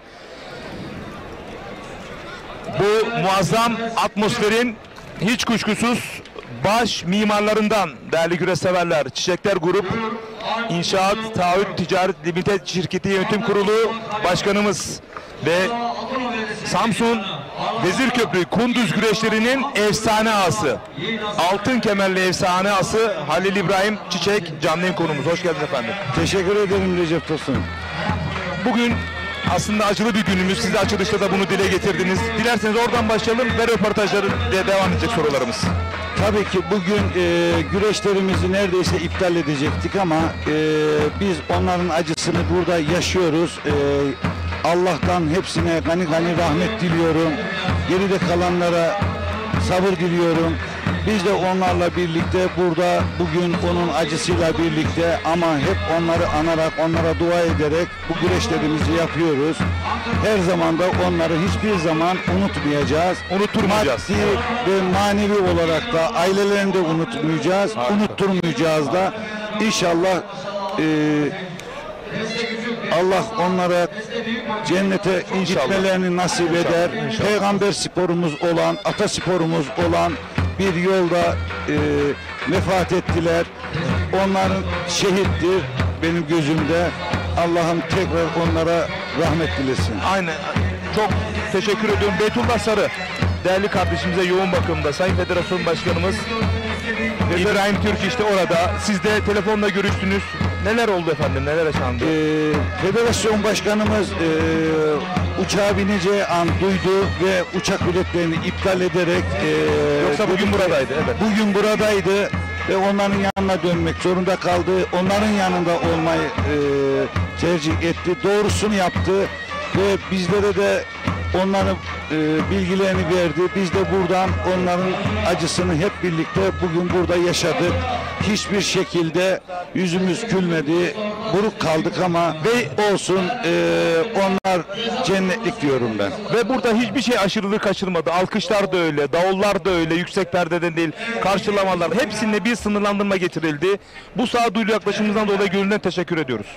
Ben teşekkür ediyorum. Yapmamız gereken oydu. Evet. Biz ne gerekiyorsa onu yapmaya çalıştık. Elimizden geldiği kadar sadece güreş havalarını vurarak burada sadece o şekilde güreşlerimizi devam ettirdik. Evet. Kesinlikle anonslarda olsun, karşılamalarda olsun hiçbir şekilde aşırılığa kaçılmadı. Hiçbir şekilde kaçmadık.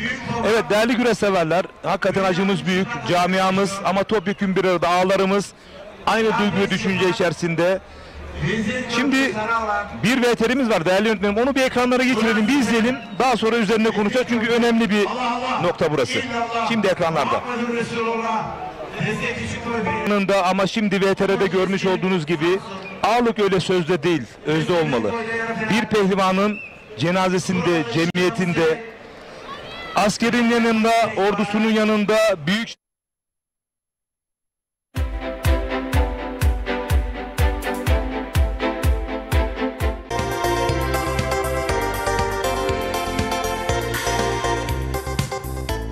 Sevgili izleyenler, herkese merhabalar. Şimdi sizlere çok güzel bir projeden bahsedeceğim. Herkesin beklediği, aylardır sorduğunuz bu proje artık faaliyete girdi. Ekin Gayrimenkul bünyesinde. Biz şu anda Gelibolu'dayız, Bolayır köyündeyiz ve çok güzel bir projeden bahsediyorum. Burada toplam 50 parsel var. Hani diyordunuz ya şöyle Saros Körfezi'ne yakın bir yer ayarlayın, bulun, bizlere sunun, biz alalım. İşte Marmara Denizi'ne yakın olsun, denize yakın olsun. Biz biraz daha İstanbul'dan uzaklaşmak istiyoruz diye birçok talepte bulunmuştunuz. İşte bizler yaklaşık 3-4 ay çalışmanın sonucunda şu anda üzerinde bulunduğumuz parselimizin satışına başladık. Kıymetli izleyenler. Evet, 225 metrekare olaraktan toplam 50 parselimiz var. Bu 50 parselde 225 metrekare ve bir parselimiz kısa süreliğine kampanya dahilinde 449 bin lira. Evet, gerçekten çok güzel bir yer. Otobanı zaten görüyorsunuz ekranda. İnanılmaz güzel bir yerden bahsediyorum. Şu anda ekranda gördüğünüz parsellerimiz, bakın Saros Körfezi'ne 2,5 kilometre mesafede, araçla 5 dakikada inebiliyorsunuz. Hemen diğer tarafın Marmara Denizi, yine aynı şekilde 2,5 kilometre. Yani Burada Marmara Denizi ve Saros Körfezi'nin tam ortasında otobanın hemen dibinde muhteşem bir proje. Ve aynı zamanda şunu da belirtmek istiyorum. %40 imarı var. Evet, imarlı. İmar planı içerisinde. Etrafı görüyorsunuz zaten. Hemen evlerin yanında elektriği, suyu, her şeyin mevcut. Ulaşım derdi yok. İstanbul'dan otobana bağlanıyorsunuz. Direkt Bolayır'a kadar, arazinin başına kadar gelebiliyorsunuz. Öyle güzel bir yer. Bence bir zaman ayırın. Çünkü burası sizin için bulunmaz bir şey. O kadar net söyleyebilirim. Ve ben de çok heyecanla anlatıyorum. İnşallah ben de buradan kendime bir parsel alacağım. Çünkü böyle yazın gelip kafamızı dinleyebileceğimiz, ondan sonra aracımızla hemen Saros Körfezi'ne gidebileceğimiz veya biz dedik ki Marmara Denizi'ne gidelim, denize girelim. Hangisini arzu ediyorsak, çocuklarımız hangisini istiyorsa oraya götürebiliyoruz. Gerçekten müthiş bir yer. Dediğim gibi %40 imarlı, güzel bir konumda. Elektriği, suyu mevcut, yolu mevcut ve Bolayır'dan bahsedeyim biraz sizlere. Bolayır daha öncesinde beldeydi. Şu anda halen aynı nüfus içerisinde kasabı var, marketi var, her şeyi mevcut. Yani burada Bolayır'a da zaten yürüme mesafesinde, yürüyerek gidebiliyorsunuz. Gerçekten güzel bir yer. Bir vakit ayırın. Hafta içi, hafta sonu fark etmez. Vaktinizi verin bizlere. Gelin görün. Bizim ne demek istediğimizi anlayacaksınız. Evet, kısa süreliğine 225 metrekare imarlı, %40 imarlı parsellerimiz 449 bin lira kampanya fiyatıyla. Şu anda burada da 50 adet parselimiz var. Belki de bu anonsumdan sonra birçok kişi arayacak. Birçok kişi ben de geleyim göreyim diyecek. Geç kalmayın, siz de arayanlar arasında olun ve şansınızı arttırın diyebilirim. Peki Saros Körfezi duydunuz mu? Bilmiyorum. Saros Körfezi kendi kendini temizleyen özelliğine sahip. Yani su kendi kendini temizliyor. Deniz kendi kendini temizliyor. Son derece böyle güzel, suyun böyle altını, kumlarını görüyorsunuz. Çok güzel bir denizden bahsediyorum sizlere.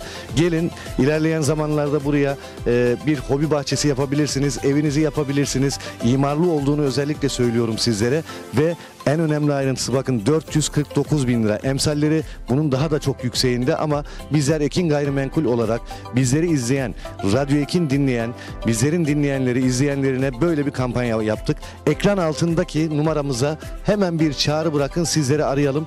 Talep çok ama bakalım ne kadar zaman sonra yine bu çalışmalara devam edeceğiz ve sizlere ne kadar istediyseniz bizler o kadar yerde çıkartacağız ve herkesi bir arsa sahibi yapacağız.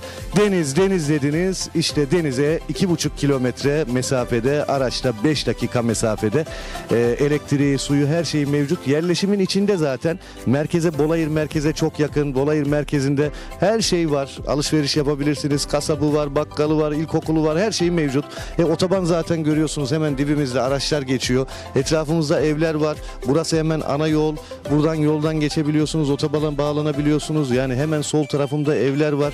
Burası bir yerleşim alanı. Sizler de buraya ikamet edebilirsiniz. Buraya yerleşebilirsiniz. Yazın geldiği zaman denize evlatlarınızla birlikte, çocuklarınızla birlikte gidebilirsiniz. Sonra ne yapıyorsunuz? Tatile gidiyorsunuz. Binlerce lira para harcıyorsunuz. Ama burada kendi yeriniz olduğu zaman bir de Saros Körfezi dedim ya, kendi kendini temizleyen bir deniz. Buradan bir yer alın. Gerçekten dua edeceksiniz. Çünkü günden güne artıyor fiyatlar. Günden güne değerleniyor. 449 bin lira artık hiçbir şey değil. Burası için hele hiçbir şey değil. Elektrik var diyoruz, suyu var diyoruz. Yeriniz belli. Şu anda izliyorsunuz, beton direkler dikilmiş değil ama geldiğiniz zaman muhtemelen bütün arazinin etrafı telle çevrilmiş ve herkesin yeri, numaraları belli olmuş olacak, bu bir şekilde göreceksiniz. Tapu masrafını ödemiyorsunuz. Ulaşım dediğim gibi çok kolay. Otobanın hemen dibinde. İstanbul'dan otobana bağlandığınız zaman yaklaşık 2 saate kadar, 2 saat 15 dakika gibi sürede buraya varabiliyorsunuz. O da hiçbir şey değil zaten. İstanbul'u şöyle düşünün. Beylikdüzü'nden Tuzla'ya gitseniz bu süre daha da fazla bir süre ama otobandan geliyorsunuz, hiç yorulmadan, zorlanmadan ailenizi alacaksınız. İster pikniğinizi yapın, ister Saros Körfezi'ne gidin, ister Marmara Denizi'ne gidin. Bu fırsatı değerlendirin diyorum ben. Bu fırsat gerçekten kaçmaz. Ekran altında numaramız var. Arayın, çaldırın. Aklınıza takılan bir şey varsa sorun. Servis saatlerimizi öğrenin. Ve fiyatımız da geçici bir süreliğine 449 bin TL. 225 metrekare buradaki parsellerimiz. Toplam 50 adet var var. Bakın 50 adet var. Şu anda binlerce insan bizi izliyor. 50 adet belki dediğim gibi şu reklamı izlediğinizin haftasında bitecek. Ama siz de ya ben sonra arayayım demeyin. Bence bunu iyi değerlendirin. Çünkü diyorum ya, Marmara Denizi ve Saros Körfezi'nin tam ortasında, otobanın yanında. Arsa alacağınız zaman bunlara dikkat edin. Bakın otoban yanındaysa, yol kenarındaysa burası değerlenecek yerdir ve değerli bir yerden bahsediyoruz. Ben hem size otoban diyorum, hem Saros Körfezi diyorum, hem Marmara Denizi diyorum, hem yerleşim yeri diyorum, hem elektrik hem su. Yani burada yok. Her şey mevcut. O yüzden değerlendirmenizi özellikle istiyorum. Gelin bir görün, kararınızı öyle verin. Ekran altında numaramız var. Bir kez çağrı dahi atmanız yeterli ve fiyatımızı tekrar söylüyorum. Tapu masrafı bize ait. Bu bir kampanya fiyatıdır. Burasını tanıtmak için uygulanan bir fiyattır. Bu fiyat belki bir hafta sonra olmayacak, belki 10 gün sonra olmayacak veya bu projeden sonraki projelerde olmayacak. Bu projede yerinizi almak için ekran altındaki numaramızı arayın. Burası Gelibolu, Saros Körfezi'ne 5 dakika, Marmara Denizi'ne 5 dakika mesafede, otobanın hemen dibinde, elektrik, su, her şeyi mevcut ve yol kenarında güzel bir proje. Evet, ekran altında numaramız var. Bir çağrı atın yeterli. Tapu masrafı almıyoruz. Takas seçeneğimiz var ve servislerimiz ücretsizdir. Şimdiden alanlara hayırlı uğurlu olsun. Ben buranın lokasyonundan da bahsetmek istiyorum. Şu anda biz arazimizin hemen yanında, parselimizin yanında bulunan yolun üzerindeyiz. Bu yol otobandan çıktıktan sonra Bolayır'a giden yol. Hemen arka tarafımız zaten görüyorsunuz ki otoban. Otobanın arka tarafı da Saros Körfezi. Buradan belki kameralardan net göremiyorsunuz ama çıplak gözle baktığınız zaman, buraya geldiğiniz zaman denizi görebiliyorsunuz. 2,5 kilometre. Şöyle bir döndüğümüz zaman, bu tarafa da baktığımız zaman hemen evlerin yanı başındayız. Bunu görüyorsunuz ve üzerinde bulunduğumuz yol Bolayır'a giden yol ve hemen bizim arazimizin yanındaki yol.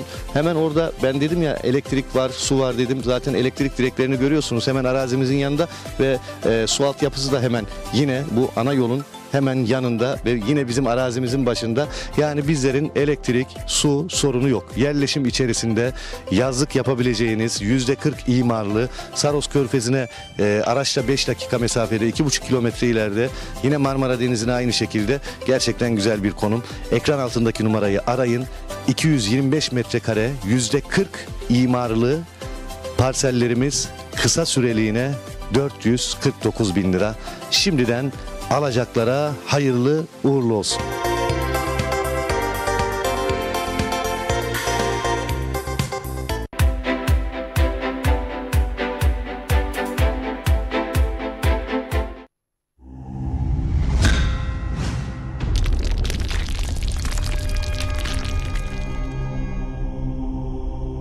Bizi izlemeye devam edin. Sayın Seyfettin Selim burada, Hakan Çetin burada, Hamdi Acar burada. Yani birçok güreş ağalarımız, değerli büyüklerim sizi yalnız bırakmadılar. Onların bu desteğiyle veda edelim. Onlara birkaç cümle söylemek ister misiniz? Buradan öncelikle Kırkpınar güreşleri ağamız, efsane ağamız Seyfettin Selim ağamıza ve benim abim, biliyorsunuz çok sever beni. Ben de onu çok seviyorum. Özellikle teşekkür ediyorum. Elmalı güreşleri ağamız çok büyük bir rakamlarla, büyük bir rekorla ağalığı aldı. Hakan Çetin ağama teşekkür ediyorum. Aynı zamanda Antalya Korkuteli 2 altın kemerli ağamız, eski önceki Yörük İl Beyimiz Hamdi Sarıca'ya teşekkür ediyorum. Bursa Çalı güreşleri güreş ağamız Hakan Söyünmez ve çok sayıda ağa arkadaşlarım bizi bugün burada yalnız bırakmadılar. Biz de elimizden gelenin en iyisini yaptık. Tabii ki bu seyirci bunun daha fazlasını hak ediyor. Ben bunu biliyorum. Hiçbir zaman da inkar etmedim. Ne yapsam bu seyirci için azdır diyorum. Başka yapacak hiçbir şeyim yok. Elimden gelenin de en iyisini her zaman yapmaya çalışıyorum. Her yıl ben bu seyirciye sürprizler hazırlıyorum. Hafta sonu olmamıza rağmen bizi onlar da burada bırakmadığı için onlar da bana büyük bir sürpriz yaptılar. Bu tribünleri boş bırakmıyorlar. Bu güreşçileri seyircisiz bırakmıyorlar. Onlara da ayrı ayrı teşekkür ediyorum. Bir teşekkür de bize edelim mi? Şimdi güreş severler bize şöyle mesaj atıyorlar. Ya Allah razı olsun, yayınlıyorsunuz. Siz çağırmasanız biz bunu yayınlayamayız. Dolayısıyla değerli güreş severler, bizim burada olmamızın bir numaralı mimarı Sayın ağamız. O bizi davet etti. Bu kadar hengamenin içerisinde bizi unutmadı. Gelin dedi, güreşin kalbi olarak yayınlayın. Bütün dünya Samsun'u, Vezirköprü Kunduz güreşlerini izlesin dedi. Ben şahsım adıma ve camia adına kendisine teşekkür ediyorum bizi unutmadığınız için. Siz de bizi kırmayıp buraya geldiğiniz için, çok emek verdiğiniz için size de çok ayrı ayrı teşekkür ediyorum. Koza TV ailesi olarak. Ekin Türk TV'de ortak yayındayız bu arada. Evet.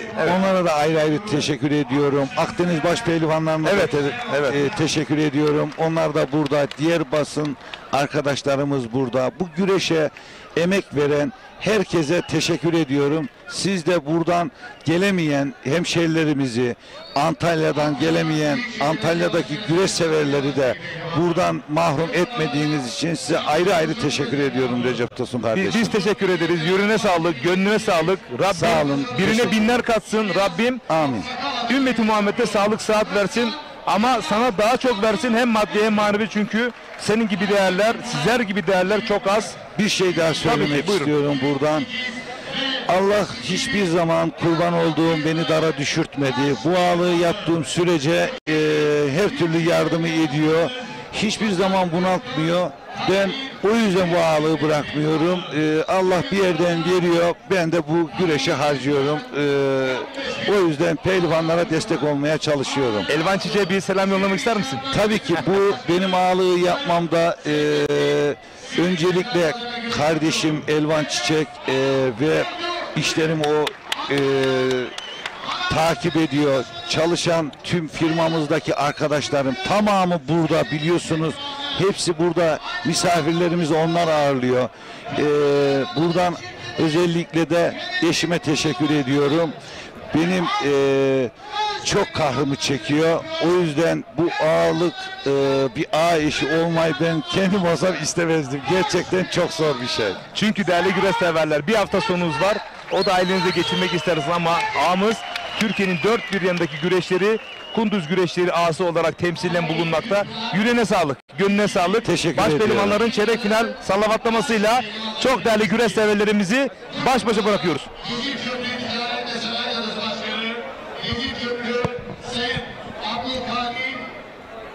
Fişekçi Beyefendi adına güreş yapıyor.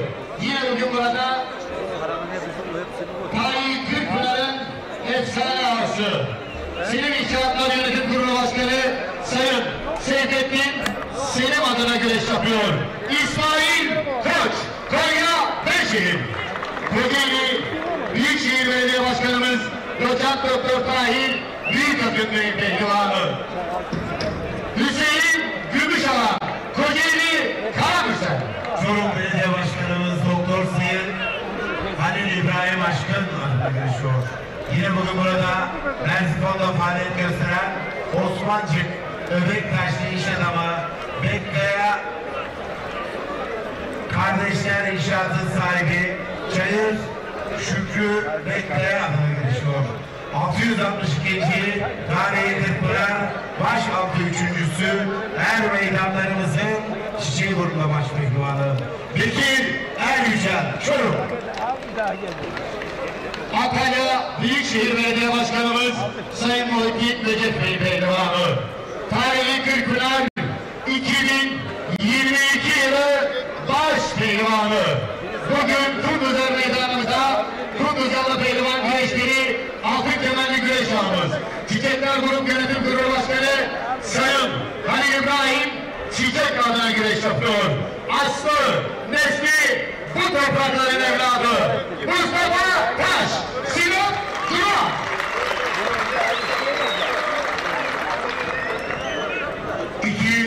Eylül tarihlerinde tüm güreş sever halkımızı Balıkesir Kurtdere Er Meydanı'na davet eden Kurtdere Yallı Pehlivan Güreşleri Tertip Komite Başkanımız, aynı zamanda Balıkesir Büyükşehir Belediye Başkanımız Sayın Yücel Yılmaz adına girişiyor. Yine bugün burada sönmez makinelerin sahibi Nilüfer Çalıyallı Pehlivan Güreşleri altın kemerli güreş ağamız Sayın Hakan Sönmez adına girişiyor. Erzurum'dan deviren Balıkesir Ümiteli. Allah Allah, illallah, Muhammed Resulullah, başpehlivanlarımızın çeyrek final müsabakalarına. Bravo, alkışlarla verin maşallah. Allah devam etsin. Evet değerli güreş severler, baş pehlivanlar için çeyrek final salavatlaması Allah Allah nidalarıyla salavatlandı. Eşleşmeleri sizlere anons etmek istiyorum. Özkan Yılmaz, Recep Kara, Serhat Gökmen, İsmail Koç, Hüseyin Gümüşoğlan, Bekir Erücel, Mustafa Taş, Ertuğrul Dağdeviren kapışması olacak. An itibariyle Samsun Vezirköprü Kunduzer Meydanı'nda.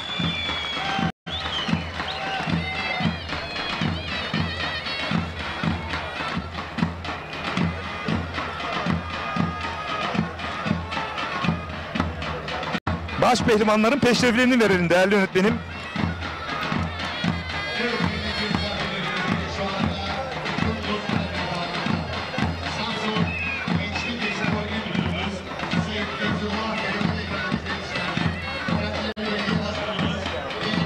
Ertuğrul Dağdeviren ekranlarda.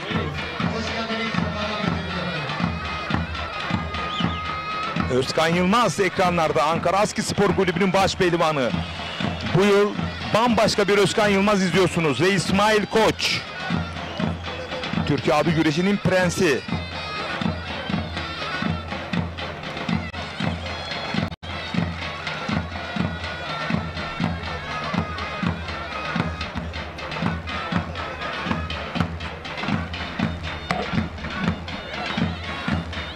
Ve Serhat Gökmen, o da çok formda.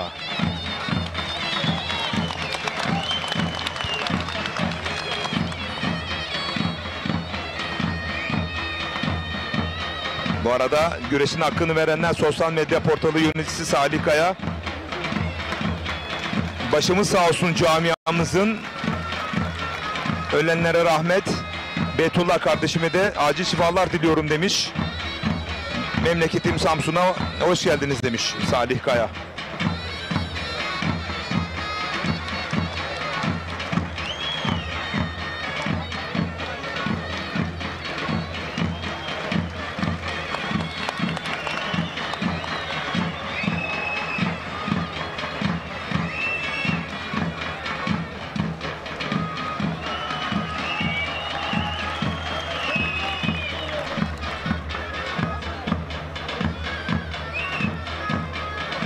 Ertuğrul Dağdeviren, Kuvayi Milliye Şehri Balıkesir'in baş pehlivanı.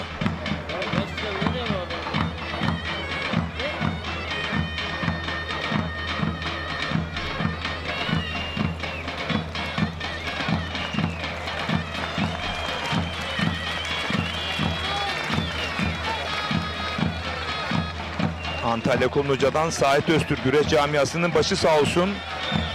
Rabbim sabırlar versin. Ölenlere de Allah'tan rahmet diliyorum. Şehit oldular demiş. Pehlivanlarımız da başarı dileklerinde bulunuyorum demiş Sait Öztürk.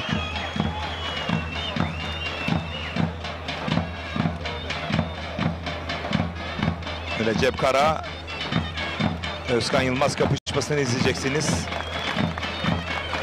Bekir Erücel, Hüseyin Gümüşoğlan kapışmasını, Mustafa Taş, Ertuğrul Dağdeviren kapışmasını izleyeceksiniz. Bekir Erücel ekranlarda. Tokat'ın, Çorum'un baş pehlivanı.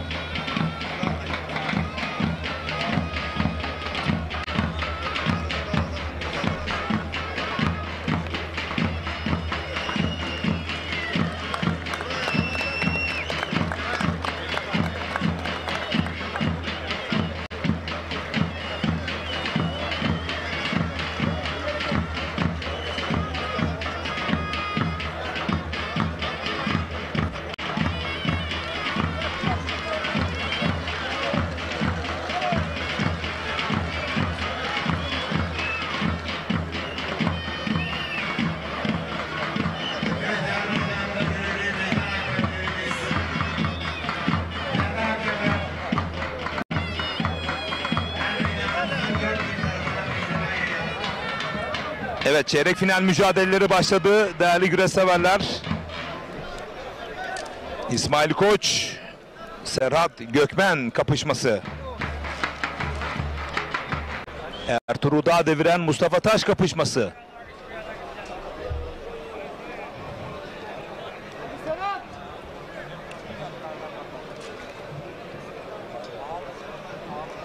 Güneşe davet. Amasya Sulova Belediye Başkanımız Sayın Fatih Küçük Başkanımız himayeleriyle 1 Eylül Şehitleri Azaltı'da yapılacak olan 6 Eylül'de büyük Karabıcak Pehlivan Güneşleri yapılacaktır. Tüm müessebelerimiz ve pehlivanlar davetlidir.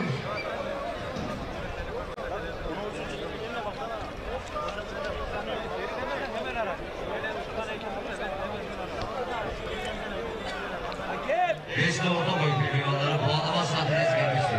Minik 1, minik 2, final müsabakası için son mücadele meydanına. Beşik 1, beşik 2 boy pehlivanları sizlerle final müsabakası için Ve mücadele başladı. aldınız.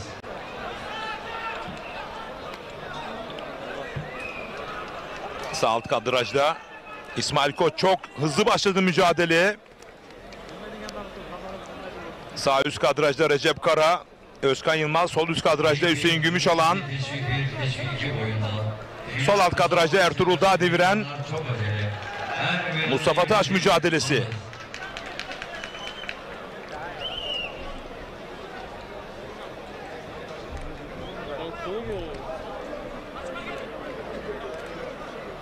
Ertuğrul Dağ devirenin baskısı söz konusu. Sert elenseler.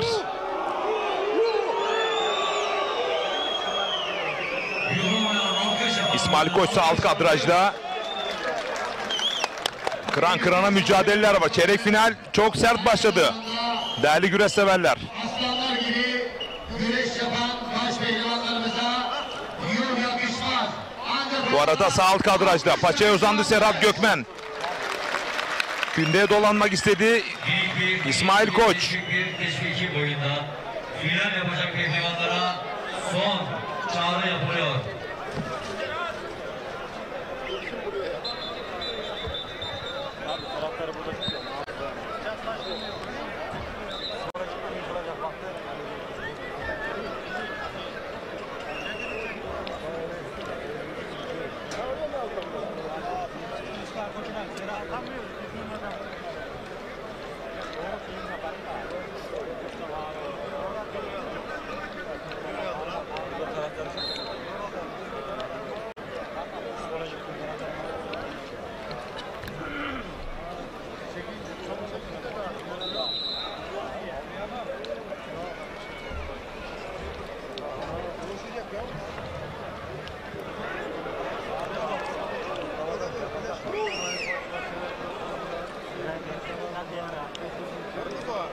Ertuğrul Dağ devirenden çok sert elenseler sol alt kadrajda.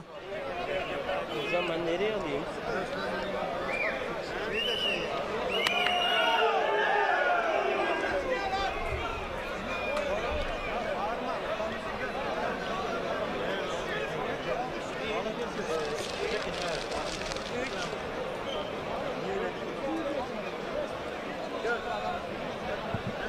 Mustafa Taş Ertuğrul Dağ deviren mücadelesi sert devam ediyor. Sert başladı, sert devam ediyor.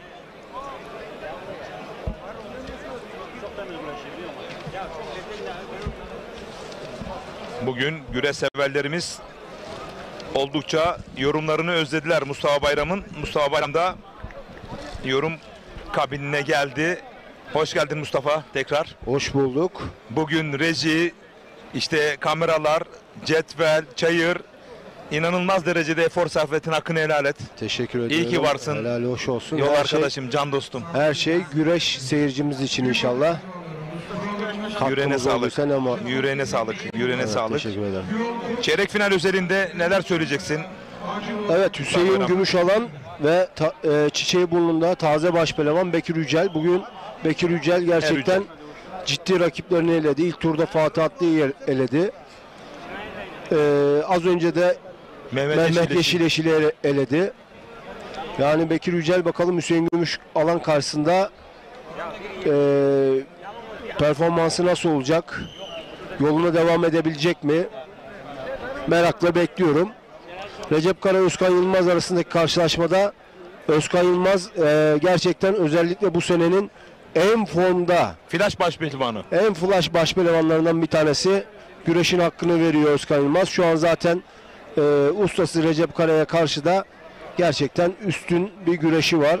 Ertuğrul'un sert güreşi hakkında ne diyeceksin bu Sobataş mücadelesinde? Çok baskılı ve sert başladı. Evet, Ertuğrul daha denilen biraz güreşi sert başladı. Aslında Ertuğrul sertliği seven bir sporcu da değil ama ne hikmetse bugün Mustafa Taş'la olan arasındaki karşılaşmada biraz sertlik oluyor. Ve sağ alt kadrajda İsmail Koç, Serhat Gökmen var. İsmail Koç'ta Serhat Gökmen'in maçında sanki her an bir yeniş olacakmış gibi ilk dakikalardan itibaren, ilk dakikalardan itibaren. Bu arada Özkan Yılmaz künde girişiminde dış kazıkta tek daldı. Evet, Recep Kara. Tek daldı, paçalara uzandı. Oradan bir sonuç çıkar mı Mustafa Bayram? Yok. Mücadele yere indi. 4 mücadelede yerde. Değerli güreş severler. Sol üst kadrajda Hüseyin Gümüşalan Bekir Erücel mücadelesi tam ekran alabiliriz. Bir günde kılçık gelebilir değerli yönetmenim. Bakıyoruz. Risk alacak mı? Sence alır mı Hüseyin Gümüşalan? Şimdi pozisyon künde gibi duruyor ama Hüseyin Gümüşalan künde de değil. Vazgeçti. Dış kazık, dış paçada.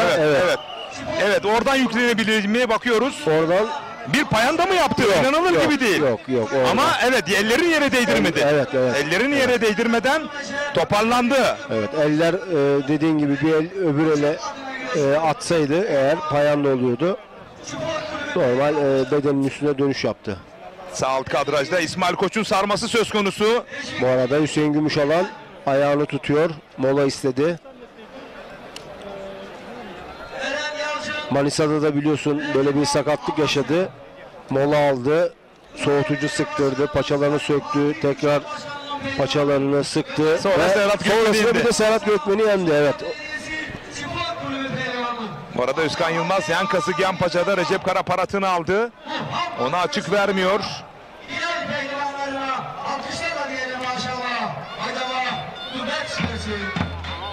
İsmail Koç'un baskısı sağ alt kadrajda. Balıkesir Gönen'den Akın Akun. Haydi Ertuğrul demiş. Salih Kaya'nın sana çok selamı var. Güreşin hakkını verenler hakikaten güreşin hakkını veriyorlar demiş. Evet, gerçekten mükemmel güreşler oluyor. Biz de buradan Salih Kaya'ya selamlarımızı gönderiyoruz. Evet, bir günde kılçık olabilir. Sol üst kadraja bir günde kılçık gelebilir hakikaten.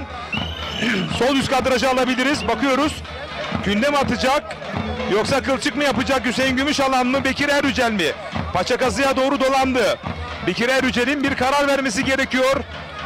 Bakalım, toparlanmak istedi. Gerdanlamada şu anda herhangi bir kas kanadı gelebilir, bakıyoruz. Evet, kas kanadı Bekir Erücel kas kanadı oyunuyla. Hüseyin Gümüşalan'ı mağlup ederek adını yarı finale yazdıran ilk baş pehlivan oldu değerli güreş severler. Bekir Erücel dolu diskin devam ediyor. Bugün Mehmet Yeşileşi'den sonra bakın son anlar ekranlara geliyor. Burada kas kanadı oyunuyla evet bakın çok net bir galibiyetle adını yarı finale yazdıran ilk baş pehlivan oldu. Fatih Atlı, Mehmet Yeşileşil ve sonrasında Hüseyin Gümüşalan'ı mağlup ederek yarı finale kürsünün bir basamağına yükseldi Bekir Erücel, Çorum'un baş pehlivanı. Üçlü ekranı alabiliriz değerli yönetmenim. 3 mücadele kaldı çayırda. Recep Kara şu anda ekranlarda görmüş olduğunuz. Evet, teşekkür ediyorum değerli yönetmenim Uğur'a. Umut'a. Sağ alt kadrajda sol aynı. Sağ alt kadrajda İsmail Koç'u alacağız değerli yönetmenim. İsmail Koç, Serhat Gökmen mücadelesi. Kulenin önünde. Evet, teşekkür ediyorum. Bir anda Ertuğrul Dağdeviren koltuk altından geçti. Bu arada Serhat Gökmen'in tek daldı. Serhat Gökmen sağ alt kadrajda. İsmail Koç künde arayışı içerisine girer mi? Risk alır mı? Sarmaya yöneldi ekranın solunda. Özkan Yılmaz. Künde arayışında İsmail Koç. Kılçık pozisyonunda mı? Hayır. Paçayı bırakmadı. Koltuk altından dolanmak istiyor. Serhat Gökmen mi? Bir kılçık İsmail Koç'tan Serhat Gökmen'e. Paçadan koltuk altından geçmek isterken İsmail Koç, Türkiye Alın Güreş'in prensi, Dolu dizgin devam ediyor ve adını yarı finale yazdıran ikinci isim oldu. Bekir Yücel'den sonra değerli güreş severler. Kendi sahabesi ilk önünde Serhat Gökmen'i mağlup etti İsmail Koç. Ertuğrul Tağdeviren yan kazık yan paçada. Tek daldığı Mustafa Taş. Hemen o güreş alalım değerli yönetmenim ekrana. Sahanın tam ortasında paça kazık arayışı içerisinde Ertuğrul Tağdeviren, evet. Bir kılçıkta Mustafa Taş'tan gelir mi? Yan kazık yan paçada dış kazığa yöneldi. Vazgeçti. Buradan ayaklanırlarsa paça paçaya gelebilirler. Ekranı ikiye bölelim. Muhtemelen de öyle olacak. Evet. Ayaklandılar. Bakalım paça kazık yapabilecek mi? Paça paçaya gelecekler. Paça paçaya geldiler, evet. Bakalım kim erken davranacak? Ertuğrul Tağdeviren mi? Mustafa Taş mı? Değerli güreş severler. Bir ters çangal. Bakıyoruz, evet. Sağ kalçasının üzerinde payandaladı. Mustafa Taş adını yarı finale yazdırdı değerli güreş severler. Ertuğrul Tağdeviren'i mağlup ederek. Bir kez daha tekrarını izleyeceksiniz. İsmail Koç'un da Mustafa Taş'ın da son anlarını. İşte son anlar ekranlarda. Bir anda Mustafa Bayram'ın söylemiş olduğu gibi paça paçaya geldiler. Ama hızlı ve seri, atik davranan Mustafa Taş bakın sağ ayağıyla bir anda havalandırdı. Çangalı vurdu, iç çangalı. Net bir galibiyetle yarı finalde Mustafa Taş. Ve bir mücadele kaldı çayırda. Özkan Yılmaz mı? Recep Kara mı? Bir öngörüm var mı Mustafa Bayram? Ben genç başpehlivan, formda başpehlivan Özkan Yılmaz diyorum. Ama tabii bu yağlı güreş ne olacağı belli olmaz. Tabii karşısında da tecrübeli 2008, 2009, 2009-2010 yılları Kırkpınar başpehlivanı var. 2016 yılları Kırkpınar başpehlivanı Recep Kara var. Tecrübeli isim. Yalnız tabii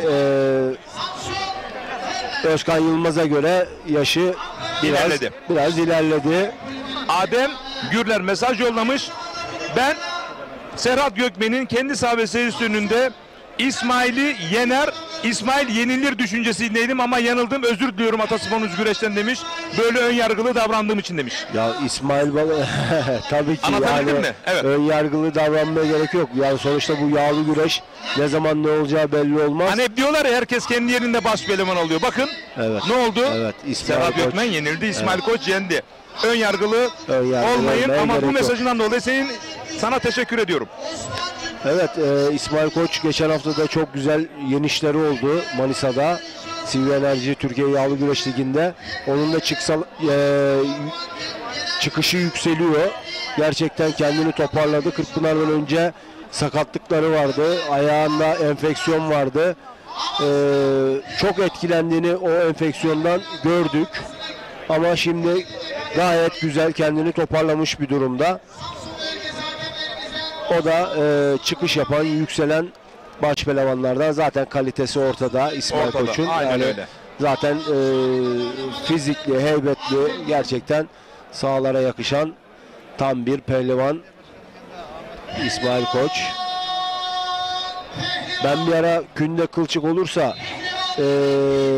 Serhat Gökmen'in çok etkili olduğu bölgelerde özellikle kılçığı çok güzel yapan bir başpehlivanımız. Daha doğrusu kasnak ve paça oyunlarını da çok güzel yapan başpehlivanlardan bir tanesi Serhat Gökmen. Kocaeli Kartepe Eşme'den Cavit Avcı bizleri izliyormuş. Selamlar. Aleykümselam, evet selamlar yollayalım kendisine.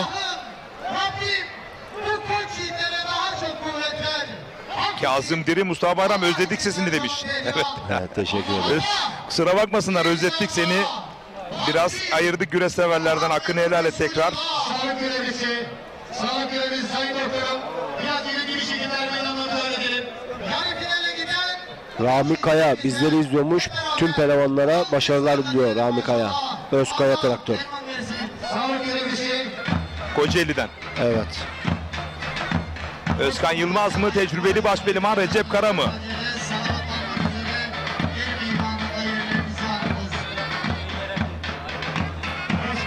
ayak final.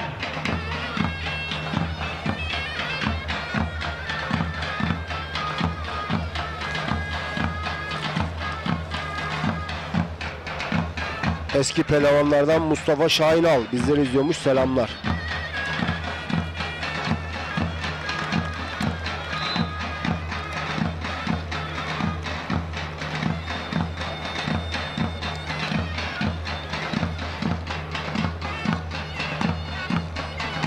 Manisa Karaağaçlı'dan Mücahit Görgülü bizleri izliyormuş, selamlar. Bursa Dürdane Köyü'nden Ali Doğru abim amcamızın sana çok selam var, Hacı amcamızın. Hacı amca incirler olunca oradayız inşallah. İnşallah. Gönül dostu, güreş sevdalısı. Tam 40 yıl önce güreş tertip etti. Güreşin bugünlere gelmesinde büyük rolü var.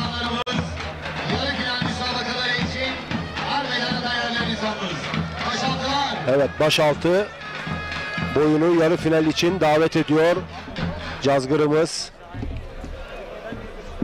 Günün yavaş yavaş sonlarına doğru yaklaşıyoruz. Bu müsabakadan sonra yarı final ve final müsabakaları gerçekleşecek. Hava biraz serinlemeye başladı. Evet. Bugün de güzel bir sıcak vardı. Tam pehlivanların güreş yapacağı bir ortam vardı. Seyirci aynı şekilde duruyor. Bu arada güreşin hakkını verenler sosyal medya adresinde 3 yıl içinde şu anda görüntüleri hazır indi. İzlemek isteyenler güreşin hakkını verenler sosyal medya portalını izleyebilirler.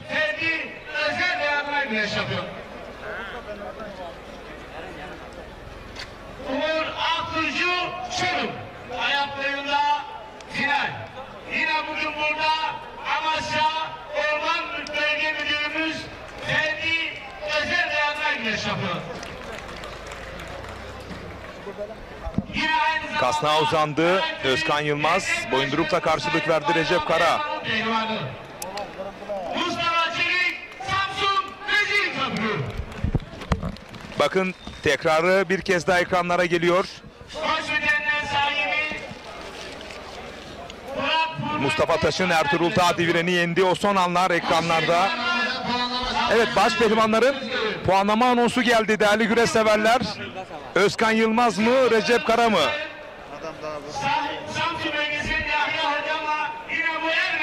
Bir röportajımız da olacak.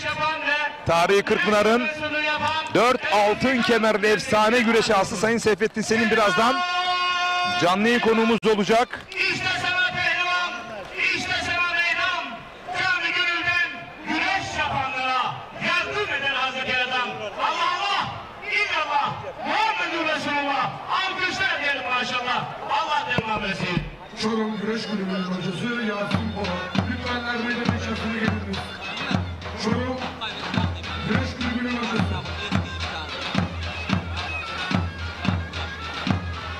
Nesli küçük, nesli orta, nesli büyük boy pehlivanları çok acele final müsabakası yapmak üzere yer meydanında yerlerinizi alın.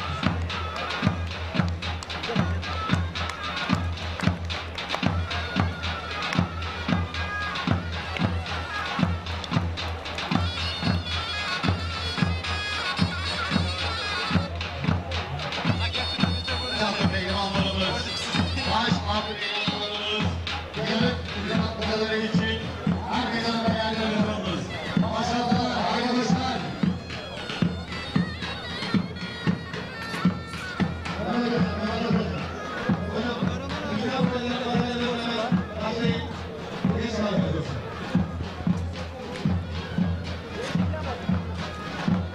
Baş pehlivanlar puanlama için birazdan başlayacaklar. Evet, şu anda puanlama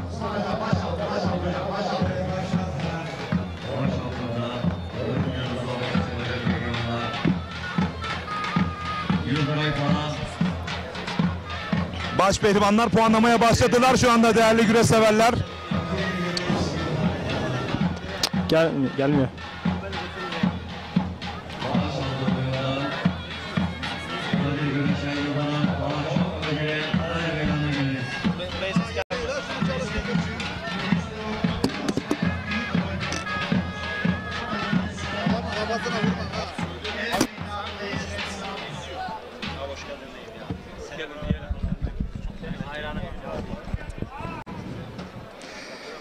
Evet, şu anda baş pehlivanlar puanlama devresinde Recep Kara ve Özkan Yılmaz çok değerli.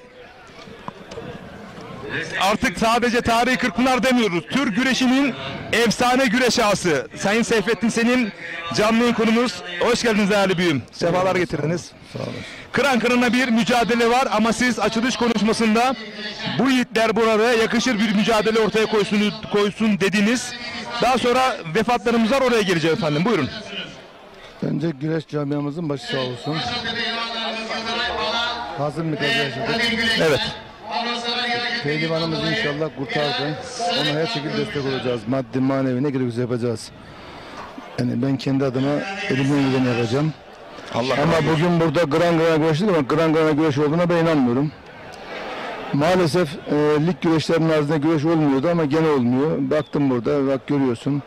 Biraz da geç kaldı pehlivanlar. Onun da organize hata var. Ama maalesef bu pehlivanlar böyle yaptığı müddetçe bana diyorlar ki bu lig güreşleri oldu. Diğer güreşlerde işte yoruluyoruz, ediyoruz, bilmem ne yapıyoruz. Bak şurada bugün birkaç pehlivan hariç güreş olmuyor. Yani bu bizi, yani Antalya'da bunu yapamıyorlar. Ama Karadeniz'de bunu yapıyorlar. Çanakkale'de bunu yapıyorlar. İşte diğer yerlerde bunu yapıyorlar. Bu yanlış. Bu yanlışı ben sevmiyorum, tasdik etmiyorum. Bak Ertuğrul'la Mustafa Taş güreş yapıyor. Diyorsun gran bir güreş. Az sonra bakıyorsun birisi gitmiş. Yusuf Sanzeybek gitmiş. Efendim yani daha çok isim vermeyeyim ben. Birçoğu bu şekilde gitti. Ben bunu kabul etmiyorum. Böyle giderse bu lig güreşlerinin arasında güreş olmaz, kimse güreşe gitmez yani. Ben Adapazarı'ndan, İstanbul'dan bugün buraya geldim. İşim var. Sabah geldim. Yarın döneceğim. Yarın sabah 5.30'da havaalanına gideceğim buradan. İşim var. Yani bu güzel bir görüntü değil. Maalesef bu oluyor ama bunu iyi ki bu federasyon başkanı bu lig güreşlerini kurmuşlar. 5-6 tane güreş oluyor. Bir de Kırkpınar oluyor. Bir de inşallah Elmalı olur. Evet, bu arada Özkan Yılmaz yarı final adını yazdıran son isim oldu. Ben Recep Kara'yı tebrik ediyorum. Recep her şeyin ortaya yapıyor. Evet. Böyle birkaç tane pehlivanımız yaptı elinden geleni. Yani bak bunlar bak geçen hafta Manisa'daydık. Evet. Manisa'da güreşinde 10 numara güreş oldu. Kimse bir şey yapamıyor ama burada maalesef yapmıyorlar. Yani 7 tane lig güreşini yaparsak bu pehlivanlar aç kalır, bakın nokta diyorum buradan, aç kalır. En fazla 10 tane lig güreşi olur. Gene pehlivanlar aç kalır. Bak nokta. Şimdi daha önce biliyorsun 200 yakın güreş oldu. Şimdi 100'lere düştü, 80'lere düştü. Bu böyle giderse herhalde 15-20 taneye düşer. 8-10 tanesi lig güreşi olur. Diğeri de gösteri güreşi olur hani böyle. Ben bunu kabul etmiyorum. Sizin hep kaygınız güreş adına, öyle değil mi Sayın? Kesinlikle. Bak şimdi ben burada isterdim bir gran güreş olsun. Ben de 300-500 bin lira para dağıtayım burada. Hangi şey? Kime dağıtayım? Kime ne yapayım şimdi? İsmail Koç güreş yaptı, bırakmadı şimdi sağ olsun. Serhat, biz onu az önce Mustafa Bayram'da bahsettik. Evet. Serhat Gökmen güreş yaptı sağ olsun. Yani burada önemli olan şu, ya yenmek önemli değil. Önemli olan ya güreş yap kardeşim. Şimdi şurada finale kalana bak, İsmail Koç'tan başka. Evet. Bu lig güreşlerinde ilk 4'e giren kim var? Mustafa Taş, İsmail Koç, Özkan Yılmaz. Hayır. Evet. Lig güreşlerinde bunlar kaldı mı? Ben şimdi bir tane pehlivan şeyi yendi. Bekir Erücel. Evet. Bekir Erücel Hüseyin'i yendi. Ben ilk defa ilk 4'te göreceğim bunu. Yanlışım var mı? Yani ben inanmıyorum bunlara, sevmiyorum. Kurultaylar, çalıştaylarda sesiniz yine yükselecek. Kimse kusura bakmasın diyor musun? Ya herhalde bak bu güreşler böyle olursa, bak ben bugün buraya Mustafa Taş'ı getirdim. Anlaşamamış fiyatta. İsmail Koç'u getirdim. Eğer pehlivanlar güzel güreş yaparsa, diyelim ki bir belediye o pehlivanın fiyatı pahalı diye vermese o parayı ben karşılarım. Bütün güreşlerde benim o gücüm var. Ama bu güreşlere ben hangi yüzden para vereyim, hangi yüzden gelip de bunu şey yapayım? Yani yazık bu seyirciye bakın. Şu seyirciyi görüyor musun yani? Dıktım dolu. Sayın Ali İbrahim Çiçek gece gündüz burada çalıştı. Ya 10 numarada bir organizmiş kardeşim benim, sağ olsun. Seneye burayı da lig güreşine çevireceğim inşallah. Ben de destek vereceğim. Bilal de destek verecek. Bu bir müjde olarak söyleyelim ekranlarda. İnşallah. Tabii. Evet, değerli güreş severler. Seneye diyor Seyfettin Selimhan, ben de destekleyeceğim diyor. Yani burayı lig güreşine inşallah bu Samsun. Bunu yakışıyor değil mi Sayın? Tabii bir dahaki seneye de seçimler olacak. İnşallah Büyükşehir'e de güreş seven belediye başkanı gelir. o da destekler. Yani Samsun'da hak ettiği yeri kazanır. Aynen öyle. Bir tane Ordu'da, bir tane Samsun'da lig güreşi olması lazım. Yani zaten bütün güreşi Antalyalılar yapıyorlar. Bütün güreşleri Antalyalı. Bizim de bir Samsun'un bir ordumuz var. Yani burada 2 tane lig güreşi olsun ki.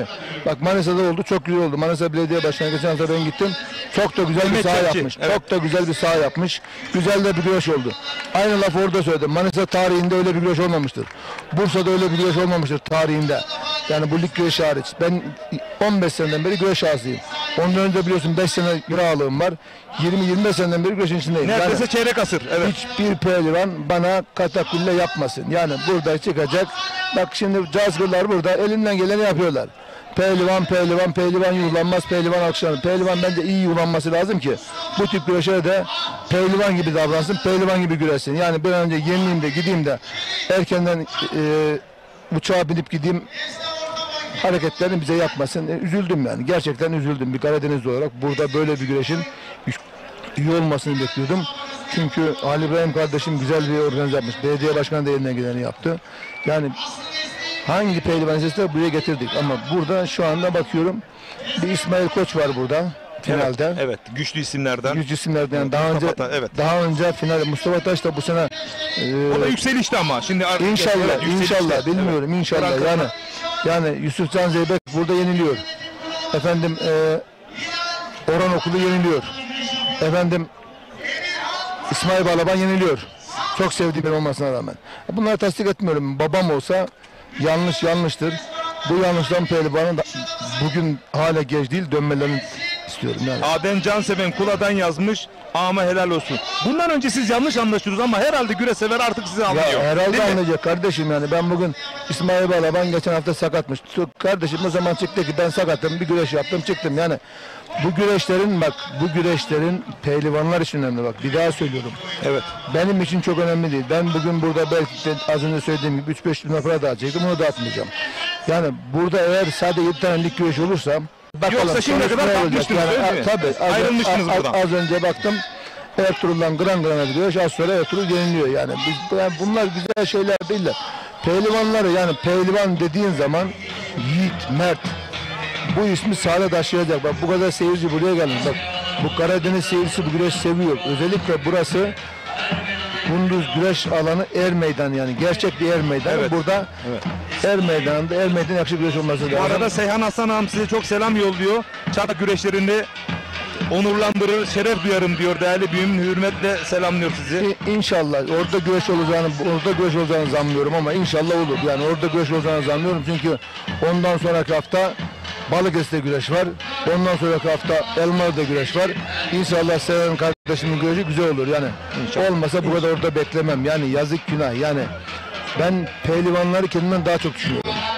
Bak, bugün yapılan güreşlerden 5-6 tane pehlivan hariç yani 5-6 yani 10-15 pehlivan diyelim hariç diğerleri burada böyle kolay yenilmemesi lazım. Benim tanıdığım pehlivanlar. Çünkü bakıyorum burada dürbün yapan bir tane İsmail Koç var finale kalanlardan. Bir de Mustafa Taş yani yükselişte inşallah devam eder. O kardeşimiz de yani Karadeniz'in iyi bir pehlivanı. O Yılmaz var. Ne Yılmaz'dı o? Özkan Yılmaz. Özkan Yılmaz. Evet. O da iyi bir pehlivan. Evet. O da inşallah. O da inşallah yani o da inşallah gelecek vadede yani bu iki pehlivan inşallah kendinden yakışan güreşleri yaparlar. Seyircinin de gönlünü alırlar. Önemli olan seyircinin gönlünü almak. Yani güzel güreş yapıp seyircinin takdirini almak ki her güreşe pehlivanlara söylüyorum. Eğer pehlivan burada iyi güreş yaparsa bu seyirci görüyor. Belediye diyor ki kardeşim şu pehlivanı da çağır. Ali Gürbüz'ü çağır diyor. İsmail Koç'u çağır diyor. Yusuf Can Zeybek'i çağır diyor. Efendim Mustafa Taş'ı çağır diyor. Yani güreş yapacak adam isim olarak söylüyorum şimdi. Ama böyle olursa çağırmazlar kardeşim. Çağrılmaz. Yani sen gelip yani burada kırana güreş yapman lazım. Evet. İnşallah olacak. İnşallah. Yani birkaç tane güreş, 5-10 tane güreş bizi kurtardı. 10-15 tane güzel güreş izledik Allah için. Katılıyorum. Ama diğerlerine çok ben kimse kusura bakmasın.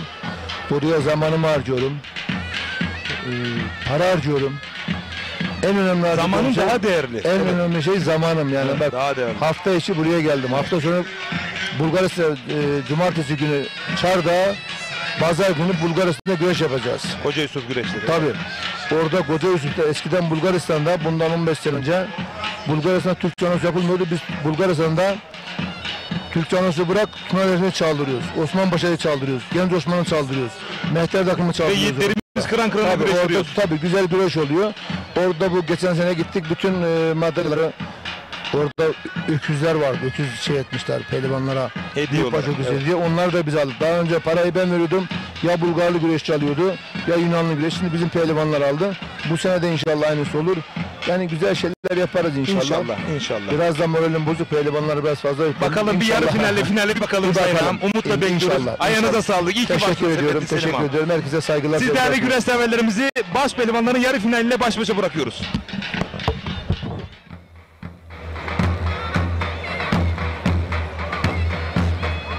Evet, pehlivanlarımızın dikkatine, madalya seremonisi için pehlivanlarımız kesinlikle kısmetleriyle katılacaklardır. Pehlivanlarımıza ve pehlivanlarımızın velilerine önemli arz ediyor. Küçük orta küçük boyda final müsabakası yapacak pehlivanlar çok acele her meydanı yarıza baş pehlivanlar. Baş pehlivanlar yarı final müsabakası için her meydanda yerinizi alınız. Baş pehlivan Özkan Yılmaz çok acele her meydana geliniz.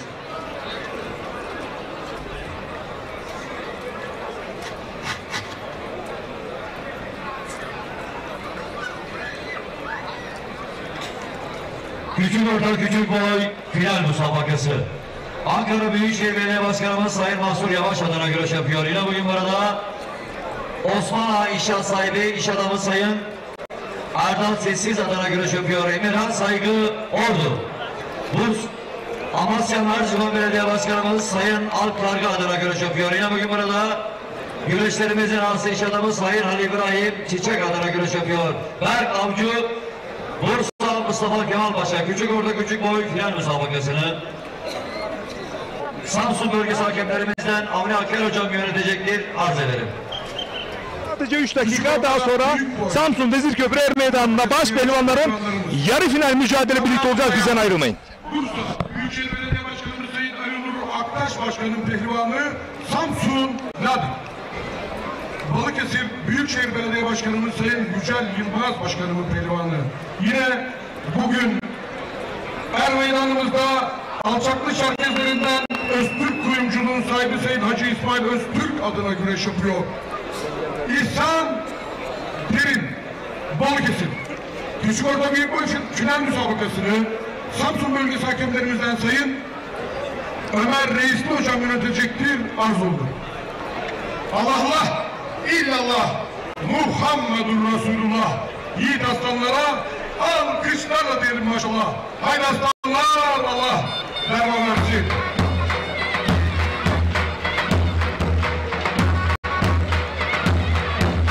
Başpehlivanlarımız buyurun. Değişik bir uygulamalar yapılıyor. Mustafa Taş, başpehlivanımız Mustafa Taş. Değişik bir uygulamalar yapılıyor. Başpehlivanımız Mustafa Taş.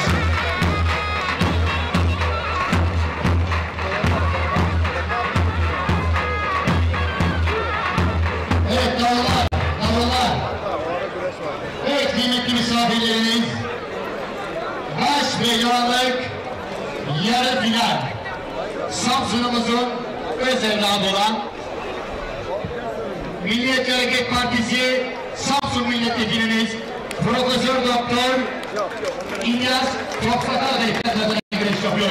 Ankara Büyükşehir Belediyesi ASKİ Spor Kulübü'nün pehlivanı Özkan Yılmaz, Samsun Urfa.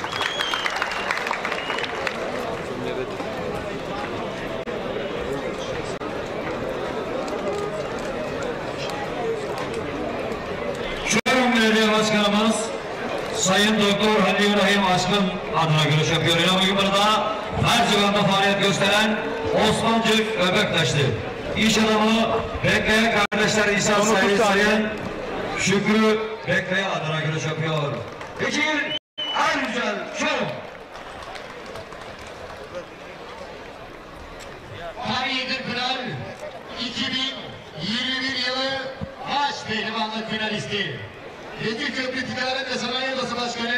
Vezir Köprülü iş adamımız Sayın Abdülkadir Fişekçi Beyefendi'nin pehlivanı.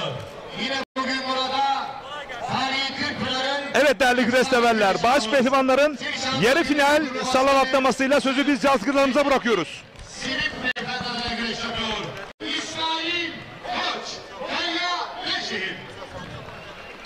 Antalya Büyükşehir Belediye Başkanımız Sayın Muhittin Recep Bey pehlivanı. Bugün burada Samsun, Vezirköprü, Yalı Pehlivan güreşleri, altın kemerli güreş almış. Çiçekler Grup Yönetim Kurulu Başkanı Sayın Halil İbrahim Çiçek Beyefendi adına güreş yapıyor. Tarihi Kırkpınar 2022 yılı baş pehlivanı Aslı Nesli bu toprakların evladı Mustafa Taş Sinop Duran.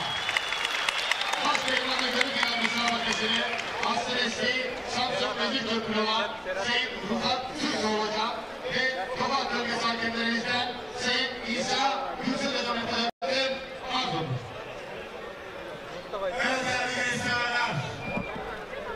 Mavi gökte dalgalanan ay yıldızı, al bayraktaki kan bizim. Toprağı vatandaştıran yüz binlerce şehit, can bizim. Gök kubbeyi, arş-ı alâyı titreten ezanlarımız var bizim. Kunduz er meydanında güreş tutacak baş pehlivanımız şöyle coşkun alkışlayacak aziz seyircim var benim.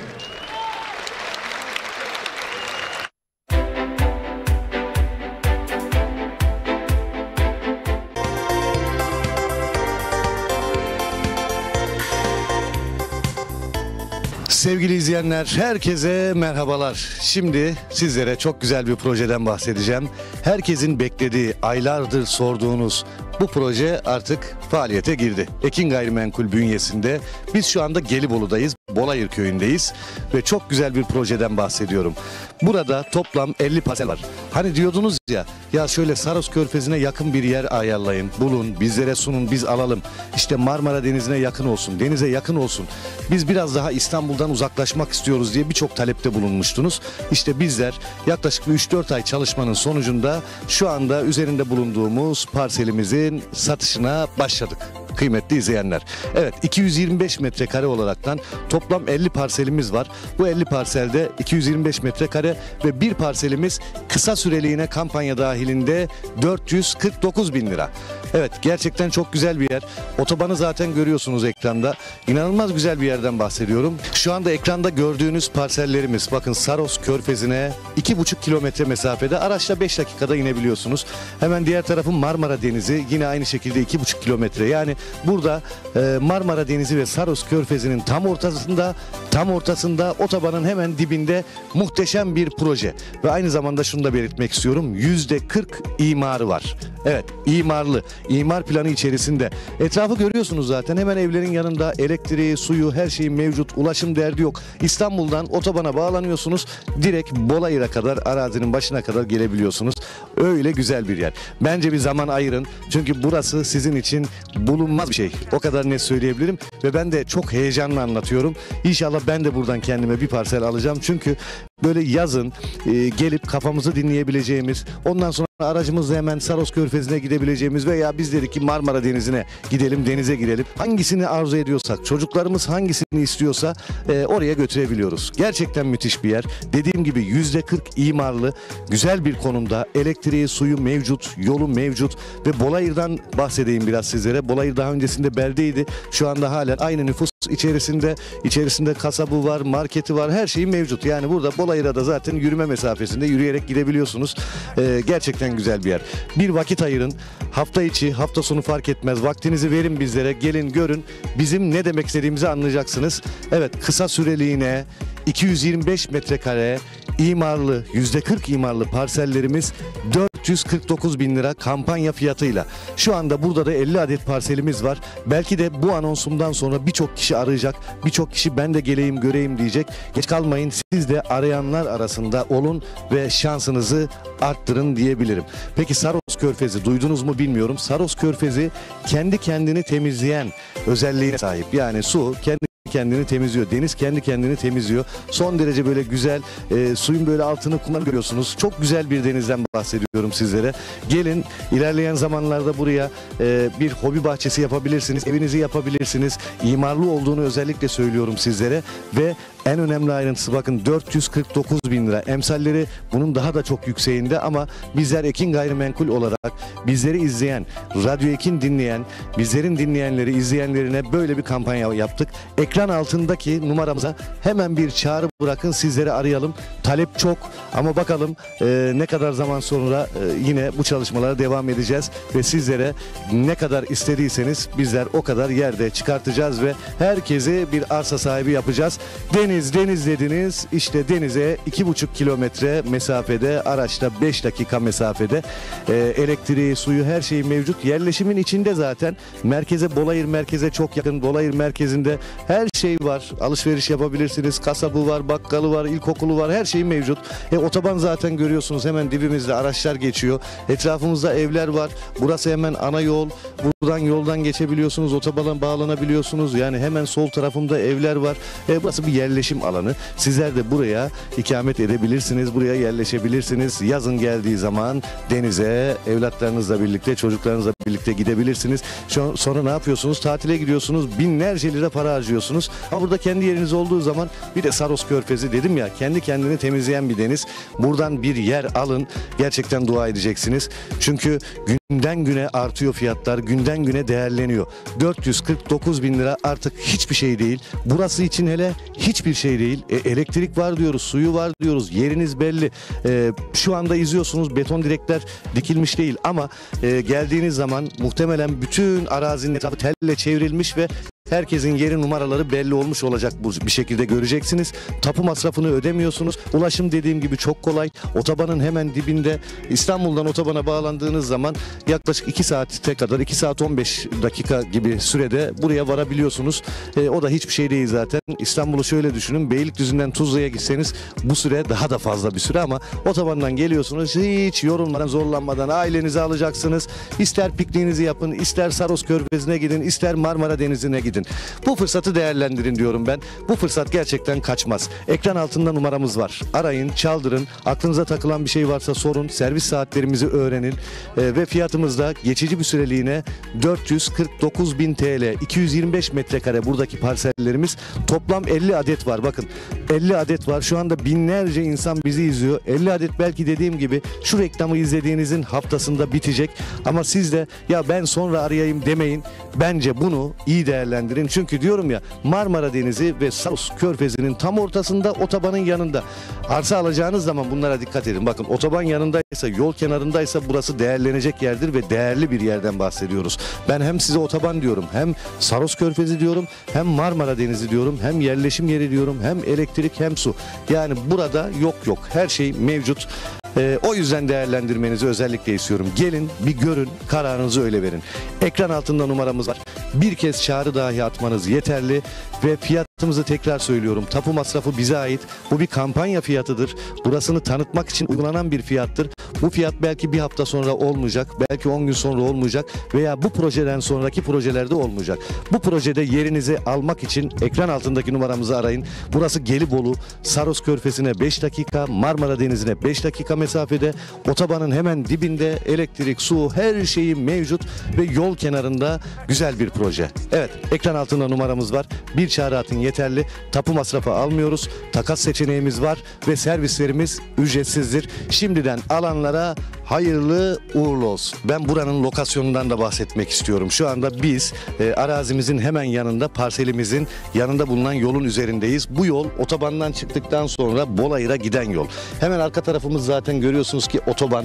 Otobanın arka tarafı da Saros Körfezi. Buradan belki kameralardan net göremiyorsunuz ama çıplak göze baktığınız zaman, buraya geldiğiniz zaman denizi görebiliyorsunuz. 2,5 kilometre. Şöyle bir döndüğümüz zaman, bu tarafa da baktığımız zaman hemen evlerin yanı başındayız. Bunu görüyorsunuz ve üzerinde bulunduğumuz bulunduğumuz yol Bolayır'a giden yol ve hemen bizim arazimizin yanındaki yol. Hemen orada ben dedim ya elektrik var, su var dedim. Zaten elektrik direklerini görüyorsunuz hemen arazimizin yanında ve su altyapısı da hemen yine bu ana yolun hemen yanında ve yine bizim arazimizin başında. Yani bizlerin elektrik, su sorunu yok. Yerleşim içerisinde yazlık yapabileceğiniz %40 imarlı Saros Körfezi'ne araçla 5 dakika mesafede 2,5 kilometre ileride. Yine Marmara Denizi'ne aynı şekilde gerçekten güzel bir konum. Ekran altındaki numarayı arayın. 225 metrekare %40 imarlı parsellerimiz kısa süreliğine 449.000 lira. Şimdiden alacaklara hayırlı uğurlu olsun.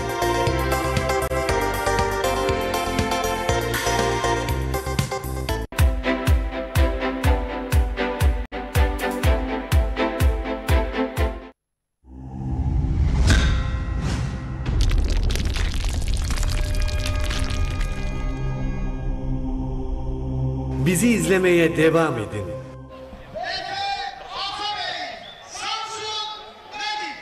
Kısmet ustamız İrfan Şahin'in sana çok selam var. Ellerinden öpüyoruz. Ustaların ustası o da. Saygı ve sevgilerimizi gönderiyoruz ona.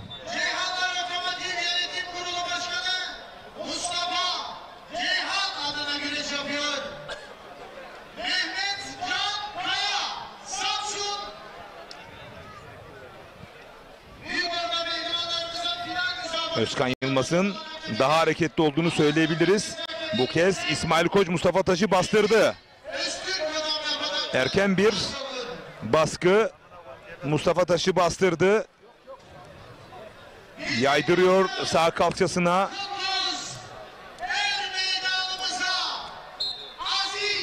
İsmail Koç son bir aydır inanılmaz bir yükseliş yaptı. Çok güçlü bir başpehlivan.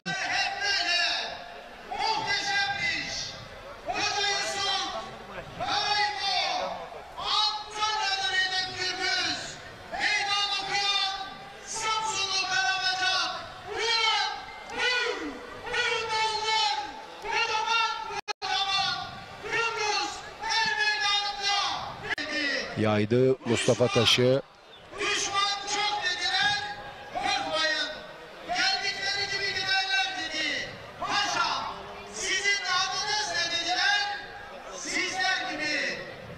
Başka bir açıdan sol kadrajı alabilir miyiz?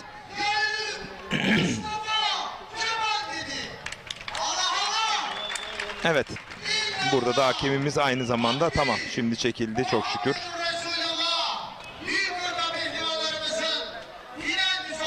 Bu arada dış kasık yan paçada Mustafa Taş da yan kasık yan paçada. Muhtemelen paça paçaya gelecekler. Bir ters çangal arayışında evet. Yok hiçbir şey yok. Yok mu? Evet. Hiçbir şey yok. Evet. Hiçbir şey yok. Hiçbir şey yok.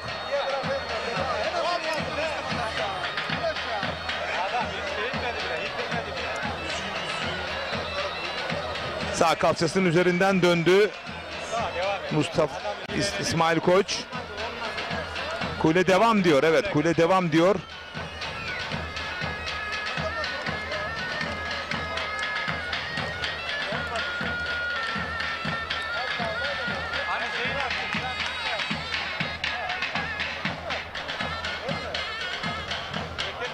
Ayağa kalktı. Bir kez daha paça paçaya geldi.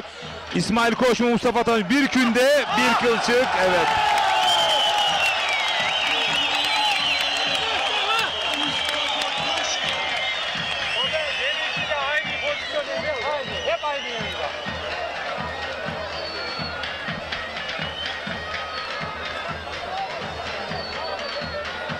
İlk finalist Mustafa Taş oldu değerli güreş severler.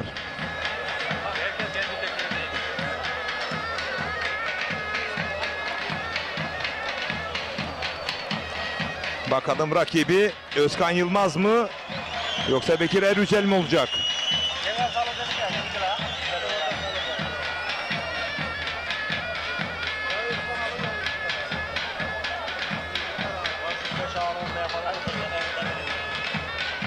Bakın ekranın solunda bir kez daha tekrarını izliyorsunuz.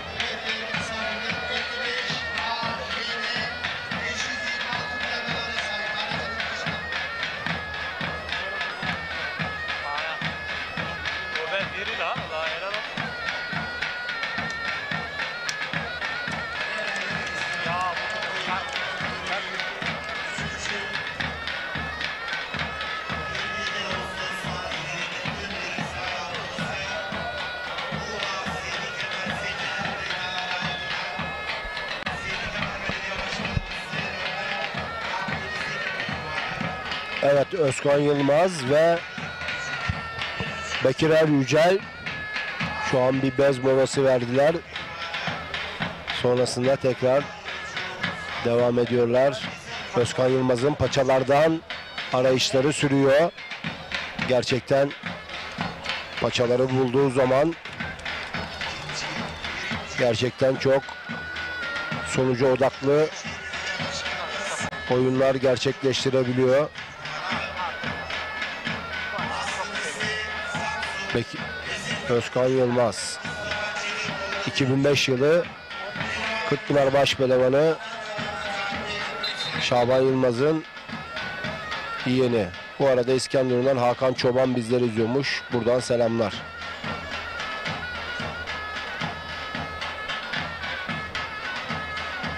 Evet, Sakarya Hendek'ten Metin Abaka bizleri izliyormuş. Selamlar.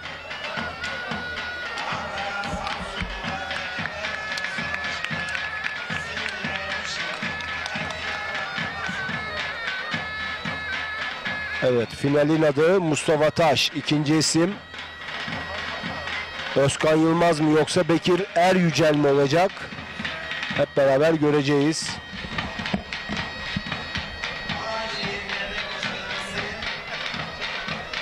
Özkan Yılmaz Bekir Er Yücel'e göre daha hareketli güreşi var. Bu arada alt boylarda da finaller şu an yapılıyor. Büyük orta boyu finali salındı.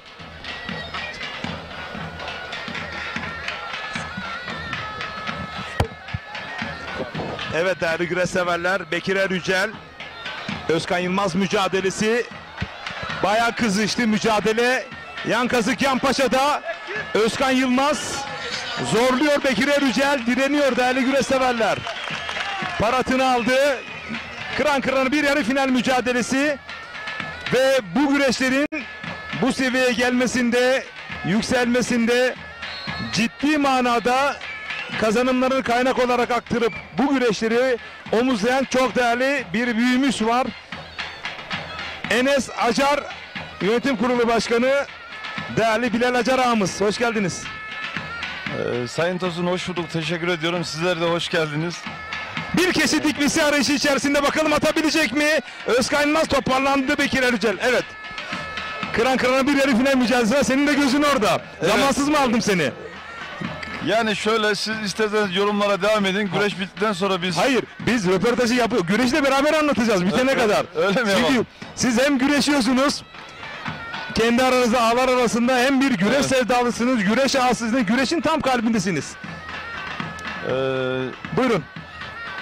Şimdi bazı güreşler güzel oldu. Bazı güreşlerde biraz sıkıntılar var. Evet. Seyfettin ağamız da bunu dile getirdi. Evet. Mutlu olduğumuz bir konu var. Bu sene güreşler her sene bayramda yapıyorduk. Bu sene biraz güreşler gecikince halktan yoğun bir şekilde talep oldu. Sizlere yazdılar. Evet, evet. Televizyon kanallarına, sosyal medyadan çok yoğun bir şekilde talep oldu. Güreşler ne zaman olacak diye. Bu bizi çok mutlu etti. Bizi diğer mutlu eden şey ise hafta içi çarşamba günü olmasına rağmen bu kadar inanılmaz bir seyircinin olması, hakikaten çok mutlu olduk. Seyfettin Selim ağamız ve Halil İbrahim Çiçek ağamız diyor ki önümüzdeki yıl el ele verip biz Vezirköprü Kunduz güreşlerini CV Enerji aldığı güreşine dahil edelim. Bunu hak ediyor. Siz ne düşünüyorsunuz?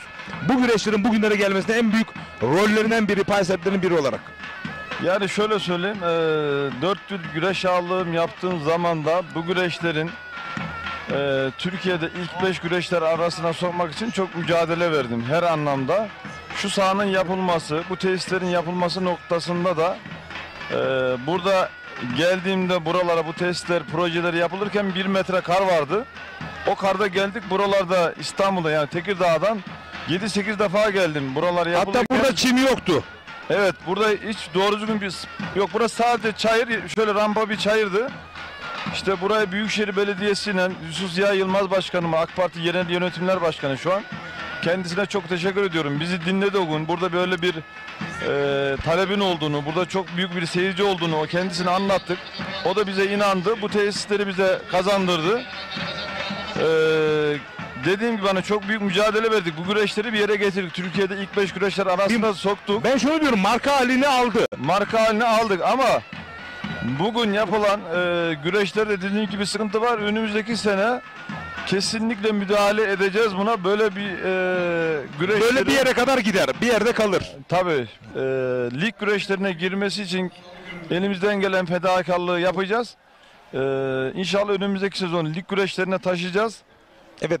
Bu arada dilersen bir camiamız olarak yaşamış olduğumuz bu zor günü bir atfen birkaç cümle alabilir miyiz? Daha devam edeceğiz çünkü. Değerli Bilal ağam. Vefat eden, vefat eden Burak Sarı değerli unuttuk. kardeşim. Vefat eden ayak boyu sporcusu Burak Sarı, babası Bekir Sarı'ya ve aynı arabada olan Adem Yüce, Oktay Yüce, vefat eden pehlivanlarımıza ve babasına Allah'tan rahmet diliyoruz. Beytullah için Seyfettin ağam dedi ki hep yanında olacağım dedi. Başkanımız İbrahim Türk işte orada. Siz de birkaç cümle. Biz yanında olacağız. Biz de arkadaşlarla karar aldık. Ailelerine her türlü maddi manevi destek olacağız. Yanlarında olacağız. Günde, evet. Tabii bu zor Canlı günde, olarak bu reaksiyonu nasıl buldun? Herkes çok üzüldü. Hatta güreş iptal olacaktı ama biz bu şenlikte her şeyi böyle ölçülü yapacağız. Davul zurna bile ölçülü çalıyor. Bakın durdu şu anda. Karşılamalar böyle şaşalı anonslar olmadı. Siz buraya geldiniz, belli değil, protokolde oturdunuz. Yani burada her şey çok böyle sade bir şekilde yapıldı. Neler söylemek istersiniz? Evet. Onların anısına saygı duyma adına. Sabahleyin İbrahim Türk İş Başkanımla görüştük. Kendisi aradı bizleri. Bazı bu konuları da bizden rica etti. Biz de arkadaşlara hemen aradık daha buraya gelmeden. Bu olması gereken bir şeydi. Biz bir güreş camiası. Her anlamda birbirimize saygılı olmamız lazım ve saygı duymamız lazım. Biz hepimiz bu camianın içindeyiz. Bu kazalar kaçınılmaz. Bunlar zaman zaman kazalar oluyor. Çünkü pehlivanlar gerçekten çok uzun bir soluklu maratonda. Uzun bir yolculuk yapıyor yani. Sürekli pehlivanlar yolda işte evet.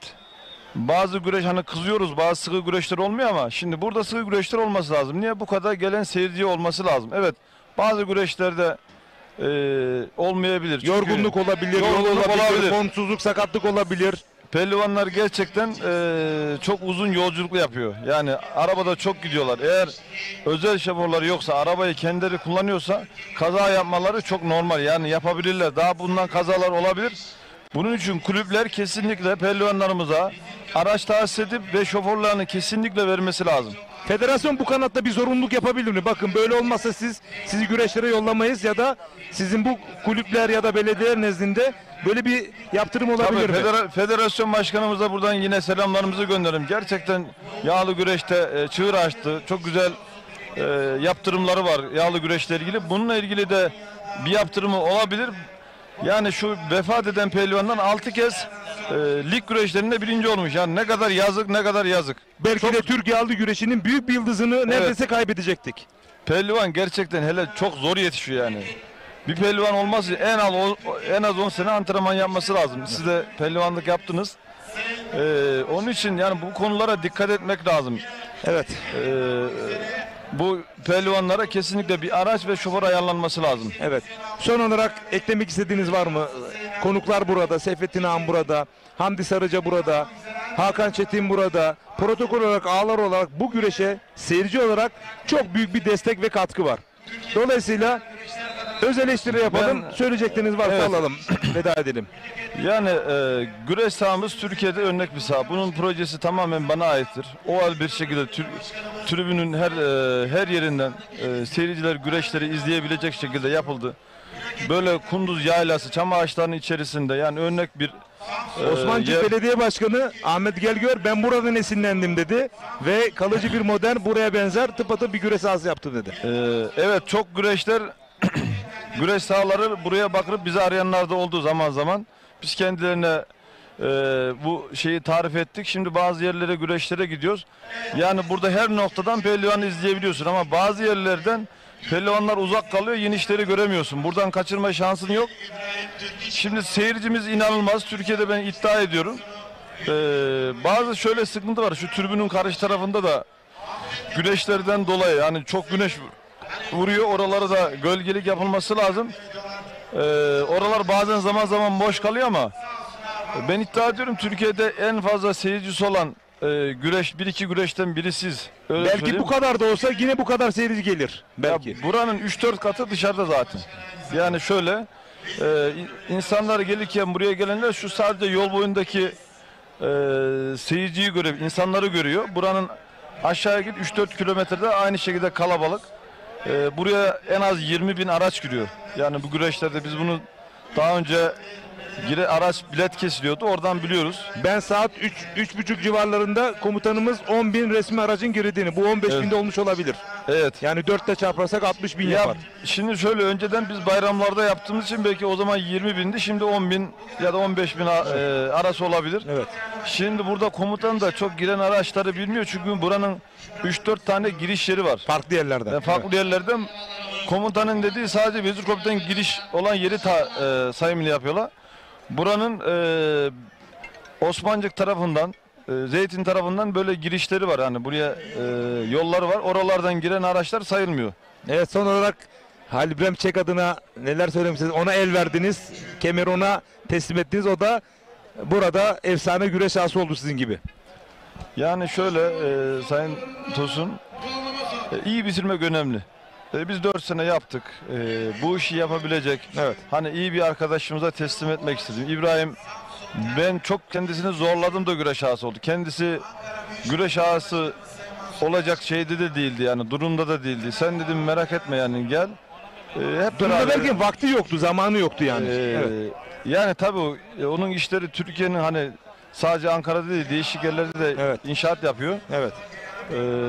Ondan bu anlama pehlivanlarımız ekranlara gelsin değerli öğretmenim. Bunu ikiye bölerek de verebiliriz. Evet. İşte biz ısrar ettik. Zorladık kendisini. Güreş ağalığı yaptı. O da ben 4 defa yaptım. Bu sene o da 4. güreş ağalığı olacak. Yani biz o gün gelecek, o da bırakacak güreş ağalığını. O da ben de gelecek olan güreş ağasına ve belediyemize her zaman nefer olarak destek omuz olacağız. vermeye. Çünkü Evet. burası bizim memleketimiz, doğup büyüdüğümüz yer. Ben Tekirdağ'da oturuyorum. Buradan Tekirdağ'da yaşayan ve Türkiye'nin değişik yerlerindeki güreş severlere, Samsun hemşerilerime selamlarımı gönderiyorum. Tekirdağ'dan yaşıyoruz, işimiz orada. Orada da güreşe sahip çıkmaya çalışıyoruz. Burası da bizim memleketimiz. Burada da çok seviliyor güreş. Hakikaten Türkiye'de yaklaşık olarak 280.000 civarı Vezirköprülü var. Vezirköprü'de yaşayan 95.000, diğer yaklaşık 180-190.000'i işte Türkiye'nin değişik yerlerinde ikamet ediyor. Onlar da güreşleri bekliyorlar. Güreşlerle mutlu oluyorlar. Çünkü memleketin ismini duyuruyor. Onlar da işte güreşleri anlatıyorlar olduğu bölgelerde. Hep beraber inşallah güreşleri daha iyi noktalara taşıyacağız. İnşallah. Bir günde burada CV Enerji Aldı Güreş Ligi'nde de anlatırız. Allah nasip ederse. İnşallah. Şimdi siz bizden yorumları aldınız. Ben de sizden alayım bu güreşler ve atmosferle ilgili yorumlarınızı. İnanın Bilal Acarağım, ben buraya ilk yaptığınız yılda olduğunuzu da gelmiştim. Geçen yıl sizin davetiniz üzerine geldim, burada TRT'de anlatmıştım. Ama burada birçok şeyler yenileniyor. Yenilenmeyen tek şey seyirci hep dolarak, daha çok artarak geliyor. Ben bu yapmış olduğunuz atışı, bu atmış olduğunuz temel için gönülden teşekkür ediyorum size. Ben teşekkür ediyorum. Türkiye'de hafta içi çarşamba günü bu kadar seyirciyi toplayacak başka bir güreş organizasyonu yoktur diye düşünüyorum. Yüreğine sağlık, ayağına sağlık Bilal Acarağım. Çardak'ta görüşeceğiz miyiz inşallah? Vaktiniz var mı? Gelecek misiniz? Çardak'a büyük ihtimalle geleceğim. Sayın Ahmet'e buradan selamlarımızı gönderelim. İnşallah orada olacağız hep beraber. İnşallah. Evet değerli güreş severler, canlı yayın konuğumuz bu er meydanlarının altın kemerli güreş ağası, bu organizasyonun oluşumunda büyük pay sahibi, omuz veren, inanan ilk insanlardan biri Sayın Bilal Acar canlı yayın konumuzu çok samimi işten açıklamalarda bulundu. Zaten camiamızın kalplerinden biri, gönül dostlarımızdan biri. İyi ki varsınız. Teşekkür ederim efendim. Ben teşekkür ediyorum. İyi yayınlar diliyorum. Tekrardan ekranları başında bizleri izleyen Tekirdağ Çerkezköy'deki ve Türkiye genelindeki Samsunlu hemşerilerime, güreş severlere selamlarımı gönderiyorum. Hayırlı günler diliyorum. Çok sağ olun. Enes'e bir selam yollamayacak mısın? Enes oğlum ama. Evet. İzliyordur büyük ihtimalle. Benim bir tane oğlum var Enes. Onun da firmanın ismini de Enes Acar Anonim Şirketi koyduk. Evet. Oğluma da buradan selamlarımı gönderiyorum. Evet. Çok teşekkür ederim efendim. Çok sağ olun. Ben teşekkür Baş ederim. pehlivanların puanlama mücadelesi başladı yarı final özelinde.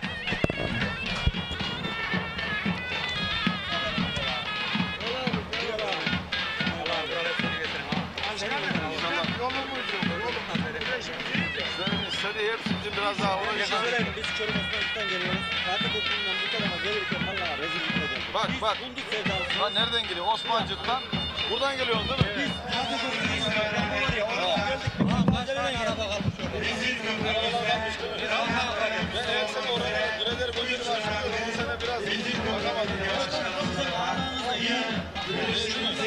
Ben hep sene aşkına koyarlar.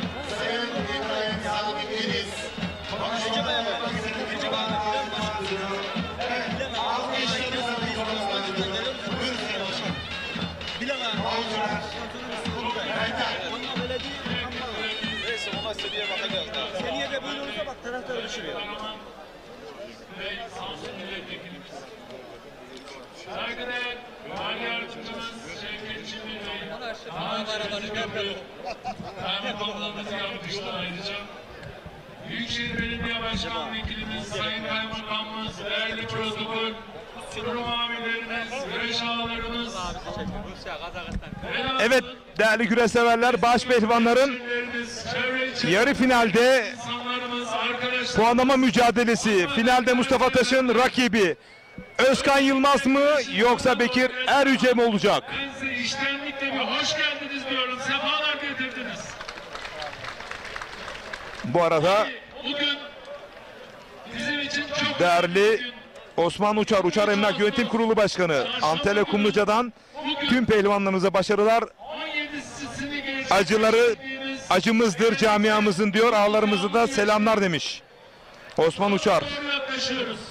Kucak dolu sevgiler yolluyorum. Güzel güreşler oldu. Bütün güreşçilerimizi tebrik ediyoruz. Hepsinden Allah razı olsun. Bu arada Taha Yasin ve Tuna Yuşa benim mahdumlarım. Teşekkür ediyoruz. Bütün emeği geçen arkadaşlarımıza teşekkür ediyoruz. Baba seni seviyoruz demişler. Rabbim evlatlarımızın acılarını bize göstermesin. Geçen vefakar, Kadir Şinas siz insanlarımıza teşekkür ediyoruz. Hepinizden Allah razı olsun. Bugün 17.sini yaptık. Karadeniz'in Kırkpınar'ını gerçekleştirdik. Bu arada ekranı ikiye bölerek Sayın Başkanımızın konuşmasını alabiliriz. Buraya başladığımızda Bilal Acar, güreş ağamız, altın kemerli güreş ağamız. Bilal Acar arkadaşlığımızla başlamıştık. Daha önceki ağalarımız da var. Onlar da burada. Hepsine teşekkür ediyorum ayrı ayrı. Daha sonra 2018'den bu tarafına Ali İbrahim Çiçek arkadaşımızla yola çıktık. Çıktığımızda demiştik ki Karadeniz Kırkpınar olacak. Kırkpınar'a rakibiz demiştik. Evet, arayışları devam ediyor. Özkan Yılmaz'ın normal süreçte daha aktifti. Bekir Yücel'e göre. Bu arada mesai arkadaşlarım Bayram Ulukır ve Gökhan Oral iyi yayınlar diliyor. Selamlar demiş. Değerli mesai arkadaşlarıma kucak dolu sevgiler yolluyorum. Hak eden kazansın diyoruz. Ben burada sabahtan bugüne kadar, akşamın bu saatine kadar bizlere destek veren, moral veren sizlere ayrıca teşekkür ediyorum. Saygılarımı arz ediyorum. Tabii kolay değil. Bir Markus başladık bu festivalimize. Pazar güne kadar sürecek. Yarından sonra sünnetlerimiz var, yarışmalarımız var, konserlerimiz var. Cumartesi, pazarda off-road yarışlarımız var. Ulusal bazda düzenliyoruz. Vezir Köprümüze dolu dolu 4-5 gün etkinlik yapacağız. Ben sözlerimi fazla uzatmadan hem Bilal Acar ağamıza hem Halil İbrahim Çiçek ağamıza, buradaki bütün güreş ağalarımıza, başta Kırkpınar ağamız, Selim ağamız olmak üzere bütün emeği geçenlere, ismini tek tek sayamayacağım, güreş sever bütün arkadaşlarımıza çok teşekkür ediyorum. Protokolümüze teşekkür ediyorum. İsmini sayamadığımız kurum amirlerimize teşekkür ediyorum. Hanımefendilere teşekkür ediyorum. Geldiler bizlere burada sabahtan şu ana kadar destek veriyorlar. Sizden de Allah razı olsun. Size de iyi ki varsınız. Hem siyasette hem spor etkinliklerinde her yerde sizler varsınız. Sizlerle birlikte biz yollarımıza devam ediyoruz. Ve Vezir Köprülü insanlarımızla sesimizi duyuran buradaki televizyon yayınları yapan arkadaşlarımıza, basınımıza ve ekranlar başında bizleri izleyen izleyicilerimize de ayrı ayrı teşekkür ediyorum. İnşallah önümüzdeki sene Cenab-ı Allah ömrümüzü sağ ederse tekrar bu görev. Evet, Çorum Osmancık Öbektaş Köyü olarak tüm güreşçilerimize başarılar diliyoruz. Kazada vefat eden güreşçilerimize Allah'tan rahmet diliyoruz. İşler teşekkür ediyoruz. Elimizden geleni yapacağız.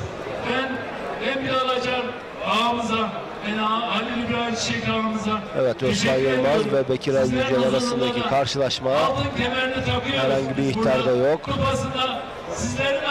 Normal seyirde devam ediyor. Her ikisi de temkinli ve dikkatli güreş yapıyor. İkisi de çok istekli, arzulu final güreşi yapmak için. İsmail Koç'un rakibi olmak için mücadele veriyorlar. Allah'a emanet olun diyorum. Saygılar arz ediyorum. Evet, anlamlı konuşmalarından dolayı Vezir Köprümüzde dönem üstüne olmak üzere 3 dönemdir belediye başkanlığımız yapan kıymetli başkanım Sayın İbrahim Sadık Eliz'i şöyle coşkuyla alkışlıyor. Şükranlarımızı sunuyoruz. Evet, ağamızın ikinci altın kemeri tabii ağların ağası, Kırkpınar ağası, ağların piri. Bu arada ekranı ikiye bölerek tam benim solumdaki kameranın önünde başaltı finali var. Evet. İstanbul Çatalca'dan Yıldıray Pala ve evet, ekrana geldi zaten. Hüseyin Civelek. Evet. Yani yanılabilirim. Final miydi, yarı final miydi? Final. Evet, Harika. doğrudur. Teşekkür ediyorum Mustafa. Evet. Yıldıray Pala, Hüseyin Civelek arasındaki final karşılaşması sağ ekranda. Ekranın solunda da puanlama mücadelesi Özkan Yılmaz ve Bekir Erücel. Evet. Kıymetli Belediye Başkanımız Sayın İbrahim Sadık Ediz, yine tarihi Kırkpınar'ımızın efsane güreşçisi Sayın Seyfettin Selim, 671. tarihi Yeşilyayla en oryalı pehlivan güreşleri güreş ağamız Sayın Hakan Çetin, Bursa Enver Belediyesi Çoryalı pehlivan güreşleri güreş ağamız Sayın Hakan Sönmez, yine Kurguca Yağlı Pehlivan güreşleri güreş ağamız Sayın Hamdi Sarıca ve Osmancık Yağlı Pehlivan güreşleri güreş ağamız Sayın Ahmet İpek ve Vezir Köprü Kıbrıs Yağlı Pehlivan güreşlerimizin unutulmaz ağası Enes Acar İnşaat Anonim Şirketleri Yönetim Kurulu Başkanı Sayın Bilal Acar ağam tarafından Vezir Köprü Kıbrıs Yağlı Pehlivan güreşleri 2 altın kemerli güreş ağamız Sayın Ali İbrahim Çıkak Beyefendi'ye ağırlık kemeri ve kupası takdim edildi. Coşkuyla alkışlıyoruz. Baş pehlivanlık yarı final müsabakasında her iki pehlivana Evet, sağ ekranda izlediğiniz başaltı finali Yıldıray Pala şu an sarma kile oyunuyla yeniş arayışında.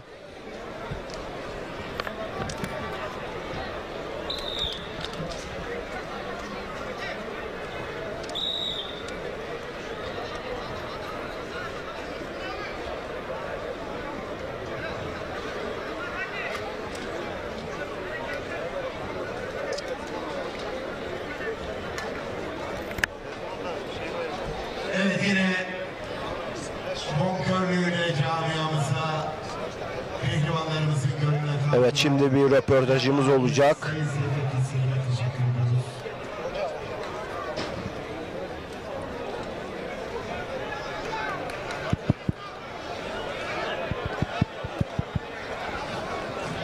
Evet değerli güreş severler, baş pehlivanlar kıran kırana yarı final mücadelesinde puanlama yapıyorlar. Şu anda bir canlı yayın konuğum var. 30 yıl bu er meydanlarında beraber kol bağlayıp güreş tuttuk ve bu organizasyonun köprü olma noktasında, koordine etme noktasını vinçten ağladık. Bir 30 yılını bir geriye dönüp neler söylemek istersin Bayram? 30 yılında yaptığım sporlarda, Kırkpınar'da 3 tane derecem var. Beykoz'da da final yaptım Osman Aynur'la. Ben de 3. olmuştum. 1998'de ordular arası dünya ikincisi oldum. Şu anda dünya ikincisi olduğum hakkımdan dolayı devlet sporculuğu maaşı alıyorum. Devletimizden Allah razı olsun. Hem Merdivan Gençlik İlçe Spor Müdürlüğü'nde güreş antrenörlüğü yapıyorum. Şu anda da güreş hayatımı bugün Kunduz Er Meydanı'nda noktaladım. Artık ne diyelim, hayırlı olsun ama güreşten almış olduğum bu kadar bilgi birikimi artık gençlere aktarırsın, öyle değil mi? Aynen öyle. Şu anda Merdivan Gençlik İlçe Spor Müdürlüğü'nde güreş antrenörlüğü yapıyorum. Çocuklarımızla birebir ilgileniyorum. Bu arada değerli güreş severler, Özkan Yılmaz, yan kazık yan paçada, Bekir Er Yücel tek daldı. Özkan Yılmaz mı, Bekir Er Yücel mi? Beline girdi, kaçırdı. Müthiş bir mücadele var. Evet, son olarak ne söyleyeceksin Bayram? Müthiş mücadele var. Bugün Kunduz'da kıran kırana güreş oldu. Bütün seyircilerime teşekkür ediyorum. Bugün beni Kunduz'da izleyen tüm hemşerilerime Allah razı olsun. Herkes hakkını da helal etsin. Benden yana da helal olsun. Evet, ben de hakkımı helal ediyorum sana. Evet, küçük orta 30 yıllık kadim dostum, değerli güreş severler. Rabbim yolunu açık etsin. Yeni bayramda onları yetiştirme nasibiyle inşallah. Teşekkür ederim kardeşim. Allah razı olsun. Evet, baş pehlivanlık yarı final mücadelesiyle devam ediyoruz. Her an her şey olabilirdi. Mustafa Bayram kaçırdı ikisi de birbirini. Evet, her iki baş pehlivan da gerçekten avantajlıydı ama şu an yine tek daldı. Evet, bu arada Bekir Er Yücel beline girdi. Her an puan çıkabilir.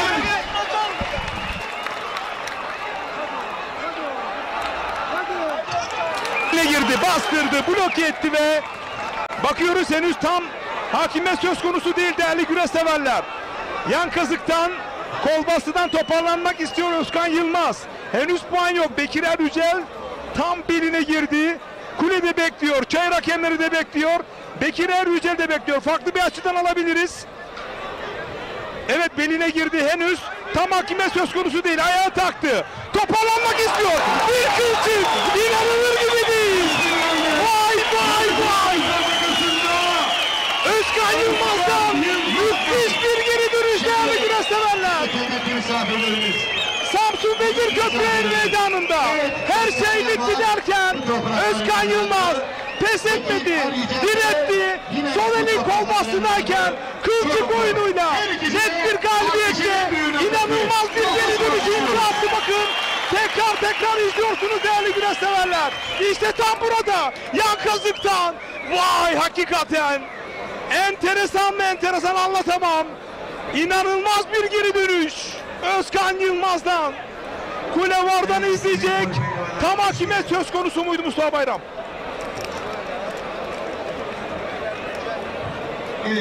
Er Yücel çok avantajlıydı.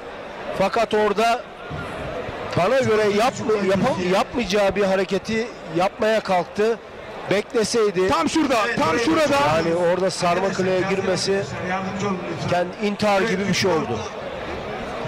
Ama Özkan Yılmaz'ın o becerisi, o sol sağ kolunun orada o çok iyi kavramış olması kasnağı. Zaten bırakmaması dahilinde güreş devam etti. Tekrar alalım değerli öğretmenim. İnanılmaz bir geri dönüştü. Her şey bitti derken vazgeçmedi Özkan Yılmaz.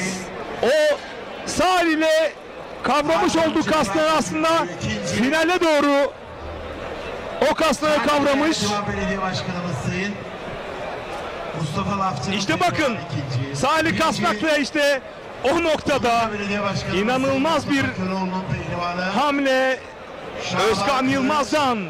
Mustafa Taş, Özkan Yılmaz finali Samsun Vezirköprü Kunduz Er Meydanı'nda. Anons geldi mi Mustafa? Yok, şu an VAR'dan bakıyor kule hakemleri. Net kararı birazdan verecekler. Ekranı ikiye bölelim. Tekrar verelim. Kuleyi ekranlara getirelim. Basın tribünün en üstü kule. MHK üyeleri, kule hakemleri bir arada. Değerli yönetmenim, şu anda tekrar izliyorlar. Biz o mücadelenin son olanları bir kez daha ekrana verebiliriz. Ekranı ikiye bölerek.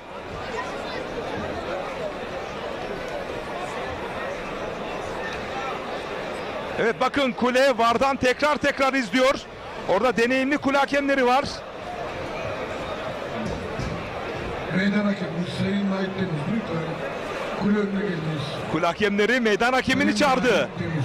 Bu mücadele özelinde kule hakemleri.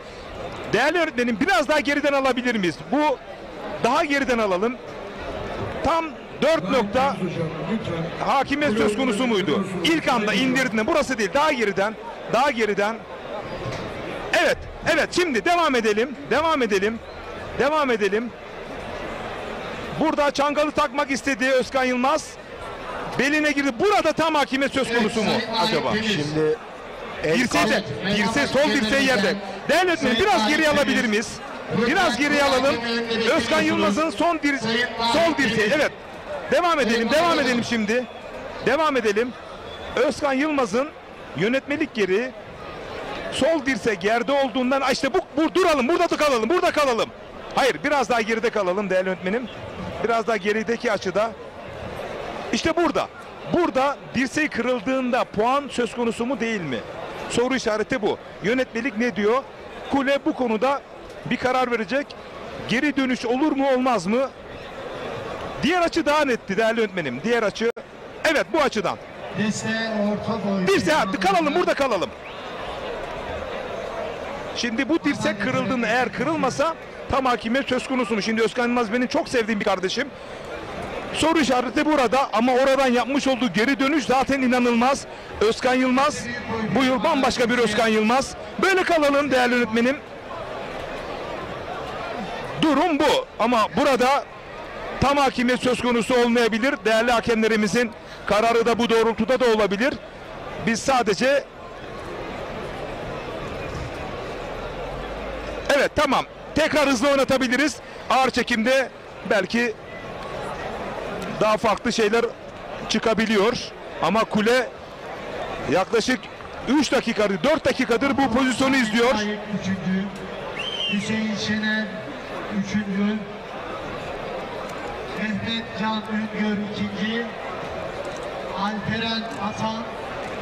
Bu Özkan Yılmaz hakikaten çok cesur bir başpehlivan. Oradan onu düşünmek, geri dönüş yapmak. Bakın o sağ eliyle kasnakta. İnanılmaz. Kulenin vereceği kararı bekliyoruz değerli güreş severler. Ömer Faruk Duran, Muhittin Koca, Recep Aydın, Şeref Bektaş'ı davetimi arz ederim.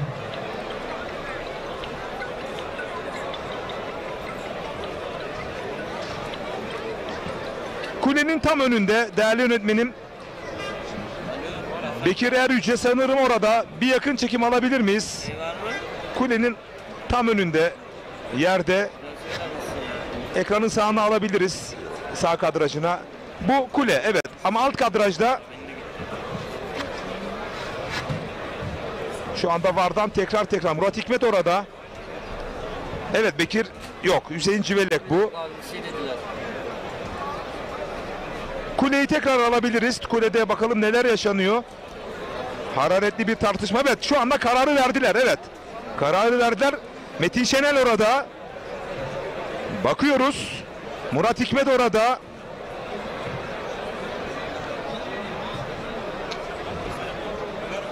Metin Şenel, MHK Genel Sekreteri orada.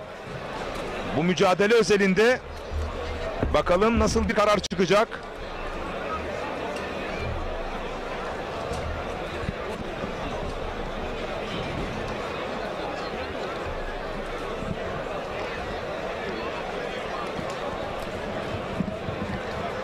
Evet, başaltı pehlivanlarımız hemen kürsüye geçelim.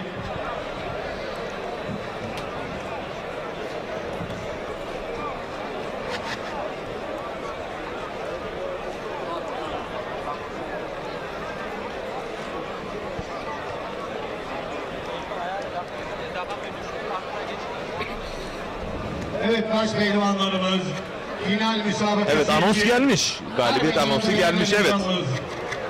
Mustafa Taş, Özkan Yılmaz final mücadelesi birazdan başlayacak değerli güreşseverler.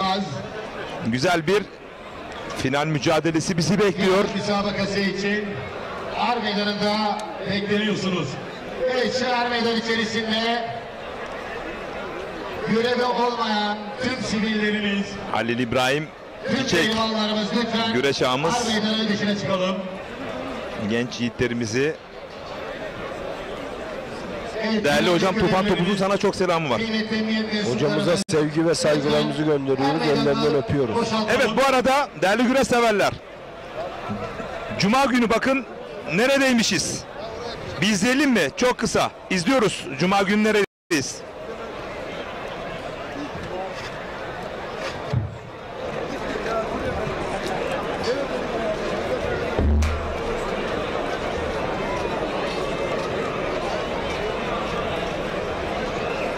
Başaltı pehlivanlarımız madalya töreni için kürsüye. Başaltı pehlivanlarımız.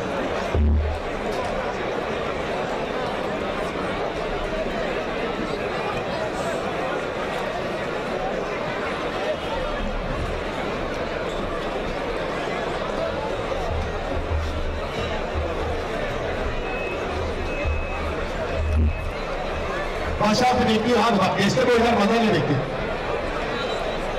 Deste orta boy kürsüye, hemen deste orta boy alalım. Deste orta boy kürsüye.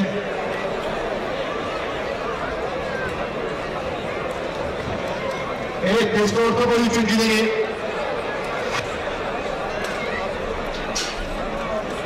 Deste orta boy üçüncüleri. Evet, Yaşar abi, Yaşar abi, Yaşar Ömür. Amasya Merzifon Belediye Başkanımız Sayın Alp Kargı'nın pehlivanı Kemal Mısırcı 3. Baş pehlivanlarımız final müsabakası için lütfen meydanına girelim. Evet, baş pehlivanlarımız. Kırcıoğlu Et Restoran sahibi iş adamı Sayın Ersin Kırcı'nın pehlivanı Onur Keskin 2.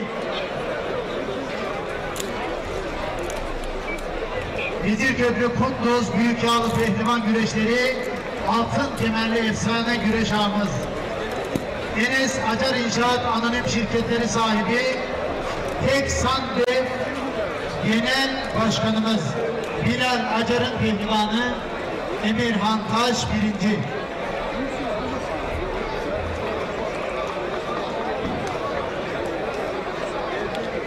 1. Yaşar Ömür.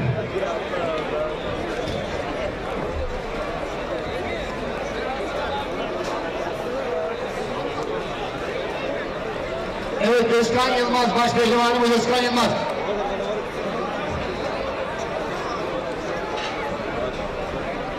Kıymetli zabıtalarımız, sivilleri lütfen göndermeyelim bu tarafa. Final müsabakasının listesine bakmayalım. Baş pehlivanımız Özkan Yılmaz. Samsun Vali Yardımcımız Şevket Cimbil, Milletvekilimiz İlyas Topsakal, Kaymakamımız Halit Yıldırım, yine Milletvekilimiz Mehmet Karaman'ı pehlivanlarımızın madalyalarını takdim etmek üzere er meydanına davetimi arz ederim.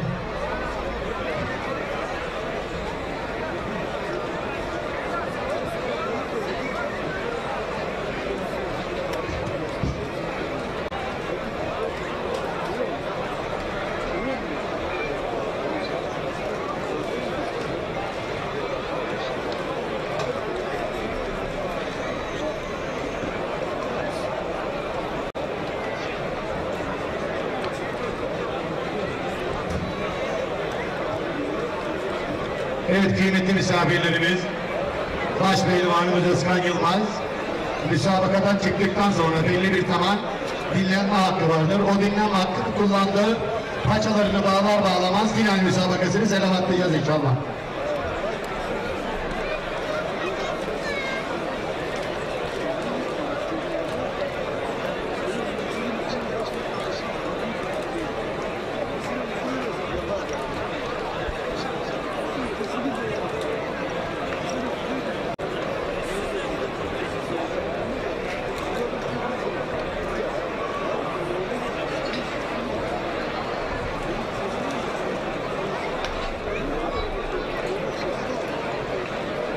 Evet değerli güreş severler, Cuma günü bir gece güreşi klasiği olan İstanbul Şileyer Meydanı'nda olacağız. Cumartesi günü neredeymişiz? Bir bakalım, izleyelim.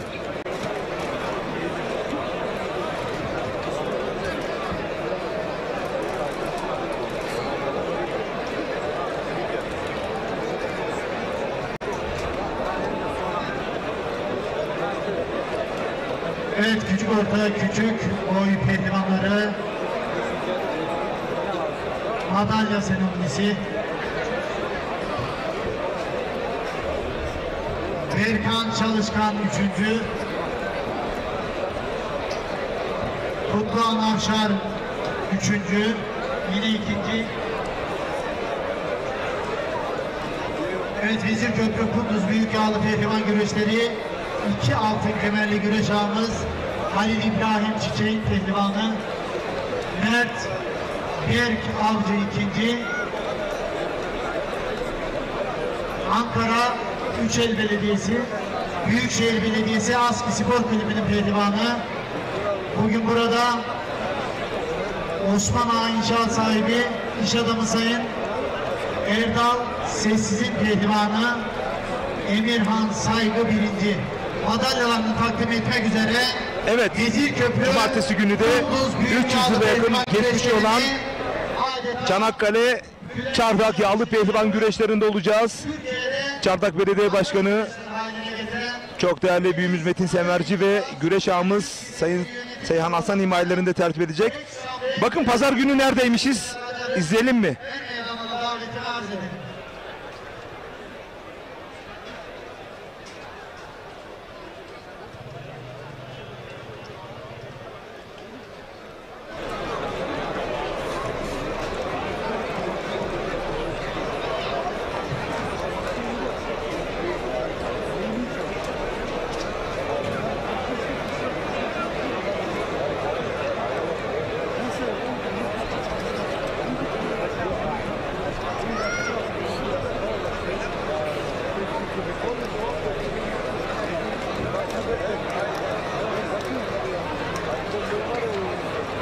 Evet saygıdeğer misafirlerimiz, akşamın bu vaktine kadar bizleri beklediniz.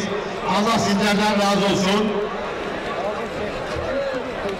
Eşleri yere geldiler finale. Yenen birinci, yenilen baş pehlivanımız da 2. olacak. Bakalım Çiçekler Grup Yönetim Kurulu Başkanı, Kunduz Yağlı Pehlivan güreşleri 2 altın kemerli güreş ağımız Sayın Halil İbrahim Çiçek ağamıza koymuş olduğu ödül hangi baş pehlivanımızın başına konacak?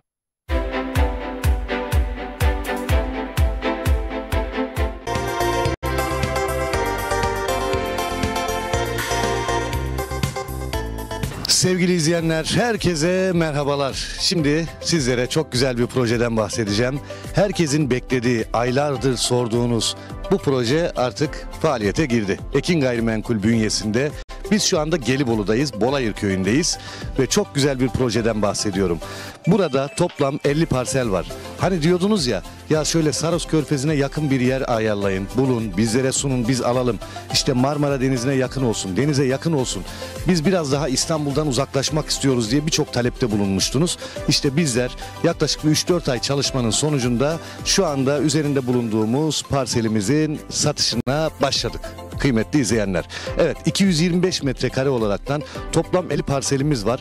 Bu 50 parselde 225 metrekare ve bir parselimiz kısa süreliğine kampanya dahilinde 449 bin lira. Evet, gerçekten çok güzel bir yer. Otobanı zaten görüyorsunuz ekranda. İnanılmaz güzel bir yerden bahsediyorum. Şu anda ekranda gördüğünüz parsellerimiz, bakın Saros Körfezi'ne 2,5 kilometre mesafede, araçla 5 dakikada inebiliyorsunuz. Hemen diğer tarafın Marmara Denizi, yine aynı şekilde 2,5 kilometre. Yani burada Marmara Denizi ve Saros Körfezi'nin tam ortasında otobanın hemen dibinde muhteşem bir proje. Ve aynı zamanda şunu da belirtmek istiyorum. %40 imarı var.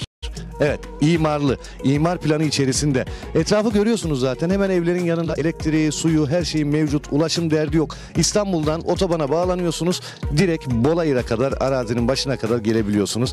Öyle güzel bir yer. Bence bir zaman ayırın. Çünkü burası sizin için bulunmaz bir şey. O kadar net söyleyebilirim. Ve ben de çok heyecanla anlatıyorum. İnşallah ben de buradan kendime bir parsel alacağım. Çünkü böyle yazın gelip kafamızı dinleyebileceğimiz, ondan sonra aracımızla hemen Saros Körfezi'ne gidebileceğimiz veya biz dedik ki Marmara Denizi'ne gidelim, denize girelim. Hangisini arzu ediyorsak, çocuklarımız hangisini istiyorsa oraya götürebiliyoruz. Gerçekten müthiş bir yer. Dediğim gibi %40 imarlı, güzel bir konumda. Elektriği, suyu mevcut, yolu mevcut ve Bolayır'dan bahsedeyim biraz sizlere. Bolayır daha öncesinde beldeydi. Şu anda halen aynı nüfus içerisinde kasabı var, marketi var, her şey mevcut. Yani burada Bolayır'a da zaten yürüme mesafesinde, yürüyerek gidebiliyorsunuz.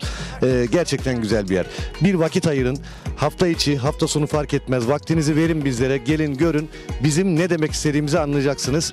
Evet, kısa süreliğine 225 metrekare imarlı, %40 imarlı parsellerimiz 449 bin lira kampanya fiyatıyla. Şu anda burada da 50 adet parselimiz var. Belki de bu anonsumdan sonra birçok kişi arayacak. Birçok kişi ben de geleyim göreyim diyecek. Geç kalmayın, siz de arayanlar arasında olun ve şansınızı arttırın diyebilirim. Peki Saros Körfezi duydunuz mu bilmiyorum. Saros Körfezi kendi kendini temizleyen özelliğine sahip. Yani su kendi kendini temizliyor. Deniz kendi kendini temizliyor. Son derece böyle güzel, suyun böyle altını, kumlarını görüyorsunuz. Çok güzel bir denizden bahsediyorum sizlere. Gelin, ilerleyen zamanlarda buraya bir hobi bahçesi yapabilirsiniz. Evinizi yapabilirsiniz. İmarlı olduğunu özellikle söylüyorum sizlere ve en önemli ayrıntısı bakın 449 bin lira. Emsalleri bunun daha da çok yükseğinde ama bizler Ekin Gayrimenkul olarak bizleri izleyen, Radyo Ekin dinleyen, bizlerin dinleyenleri, izleyenlerine böyle bir kampanya yaptık. Ekran altındaki numaramıza hemen bir çağrı bırakın, sizleri arayalım. Talep çok ama bakalım ne kadar zaman sonra yine bu çalışmalara devam edeceğiz ve sizlere ne kadar istediyseniz bizler o kadar yerde çıkartacağız ve herkesi bir arsa sahibi yapacağız. Deniz dediniz, işte denize 2,5 kilometre mesafede, araçta 5 dakika mesafede, elektriği, suyu, her şey mevcut. Yerleşimin içinde zaten merkeze, Bolayır merkeze çok yakın. Bolayır merkezinde her şey var. Alışveriş yapabilirsiniz. Kasabı var, bakkalı var, ilkokulu var, her şey mevcut. Otoban zaten görüyorsunuz, hemen dibimizde araçlar geçiyor. Etrafımızda evler var. Burası hemen ana yol. Buradan yoldan geçebiliyorsunuz, otobana bağlanabiliyorsunuz. Yani hemen sol tarafımda evler var. Burası bir yerleşim alanı. Sizler de buraya ikamet edebilirsiniz. Buraya yerleşebilirsiniz. Yazın geldiği zaman denize evlatlarınızla birlikte, çocuklarınızla birlikte gidebilirsiniz. Sonra ne yapıyorsunuz? Tatile gidiyorsunuz. Binlerce lira para harcıyorsunuz. Ama burada kendi yeriniz olduğu zaman bir de Saros Körfezi dedim ya, kendi kendini temizleyen bir deniz. Buradan bir yer alın. Gerçekten dua edeceksiniz. Çünkü günden güne artıyor fiyatlar. Günden güne değerleniyor. 449 bin lira artık hiçbir şey değil. Burası için hele hiçbir şey değil. Elektrik var diyoruz, suyu var diyoruz, yeriniz belli.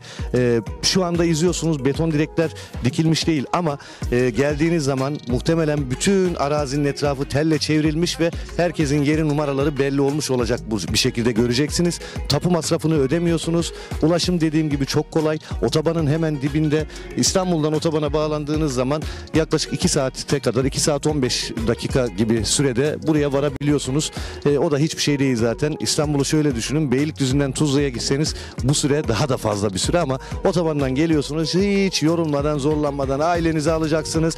İster pikniğinizi yapın, ister Saros Körfezi'ne gidin, ister Marmara Denizi'ne gidin. Bu fırsatı değerlendirin diyorum ben. Bu fırsat gerçekten kaçmaz. Ekran altında numaramız var. Arayın, çaldırın. Aklınıza takılan bir şey varsa sorun. Servis saatlerimizi öğrenin.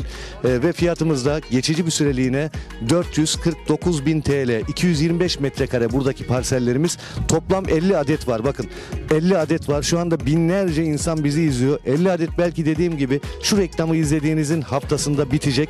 Ama siz de ya ben sonra arayayım demeyin. Bence bunu iyi değerlendirin. Çünkü diyorum ya, Marmara Denizi ve Saros Körfezi'nin tam ortasında, otobanın yanında. Arsa alacağınız zaman bunlara dikkat edin. Bakın otoban yanındaysa, yol kenarındaysa burası değerlenecek yerdir ve değerli bir yerden bahsediyoruz. Ben hem size otoban diyorum, hem Saros Körfezi diyorum, hem Marmara Denizi diyorum, hem yerleşim yeri diyorum, hem elektrik hem su. Yani burada yok. Her şey mevcut. O yüzden değerlendirmenizi özellikle istiyorum. Gelin bir görün, Kararınızı öyle verin. Ekran altında numaramız var. Bir kez çağrı dahi atmanız yeterli ve fiyatımızı tekrar söylüyorum. Tapu masrafı bize ait. Bu bir kampanya fiyatıdır. Burasını tanıtmak için uygulanan bir fiyattır. Bu fiyat belki bir hafta sonra olmayacak, belki 10 gün sonra olmayacak veya bu projeden sonraki projelerde olmayacak. Bu projede yerinizi almak için ekran altındaki numaramızı arayın. Burası Gelibolu, Saros Körfezi'ne 5 dakika, Marmara Denizi'ne 5 dakika mesafede, otobanın hemen dibinde elektrik, su, her şeyi mevcut ve yol kenarında güzel bir proje. Evet, ekran altında numaramız var.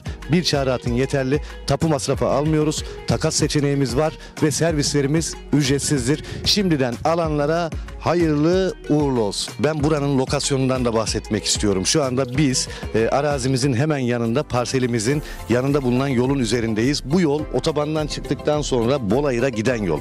Hemen arka tarafımız zaten görüyorsunuz ki otoban. Otobanın arka tarafı da Saros Körfezi. Buradan belki kameralardan net göremiyorsunuz ama çıplak göze baktığınız zaman, buraya geldiğiniz zaman denizi görebiliyorsunuz. 2,5 kilometre. Şöyle bir döndüğümüz zaman, bu tarafa da baktığımız zaman hemen evlerin yanı başındayız. Bunu görüyorsunuz ve üzerinde bulunduğumuz yol Bolayır'a giden yol ve hemen bizim arazimizin yanındaki yol. Hemen orada ben dedim ya, elektrik var, su var dedim. Zaten elektrik direklerini görüyorsunuz hemen arazimizin yanında ve su altyapısı da hemen yine bu ana yolun hemen yanında ve yine bizim arazimizin başında.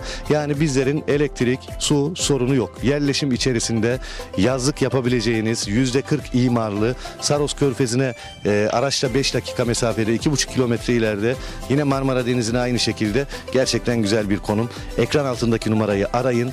225 metrekare %40 imarlı parsellerimiz kısa süreliğine 449.000 lira. Şimdiden alacaklara hayırlı uğurlu olsun.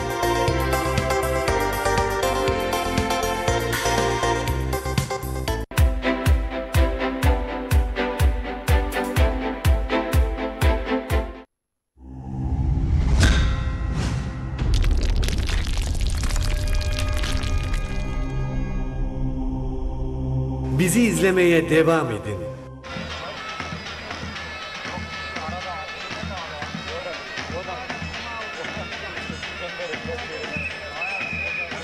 Evet, Mustafa Taş'ın sahanın ortasından süre süre sahanın dışına kadar getirdi.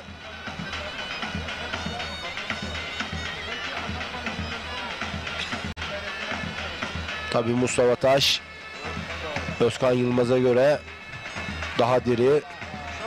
Bir önceki müsabakalarda Mustafa Taş'ın İsmail Koç'la olan müsabakası sırt aşağı tuşla sonuçlandı. Bekir Yücel'le büyük mücadelesi oldu Özkan Yılmaz'ın. Ama şu an üstünlüğü var. Kısa bir zaman da olsa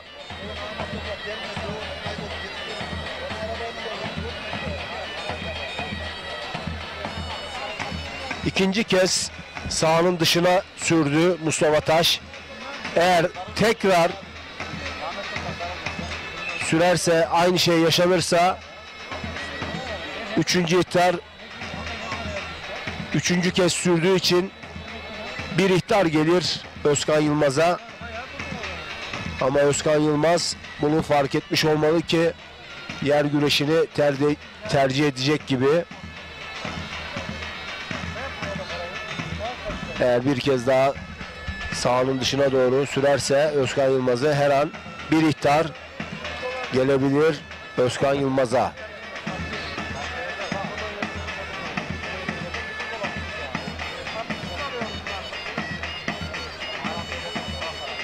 Evet krallar, değerli güreşseverler, sevgili misafirlerimiz, Vezirköprü Kunduz El Meydanı'nda hava karardı, yandı projektörler.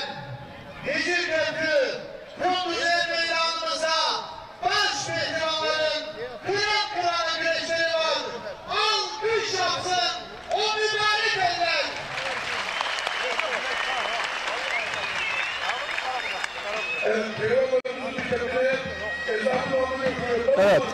ezanı Muhammed okunduğu için güreşler durdu. Bu arada bez molasına geçti başpehlivanlar. Yeryüzünde ezanı Muhammedi okunduğunda duran tek bir spor dalı var, o da atasporumuz yağlı güreş.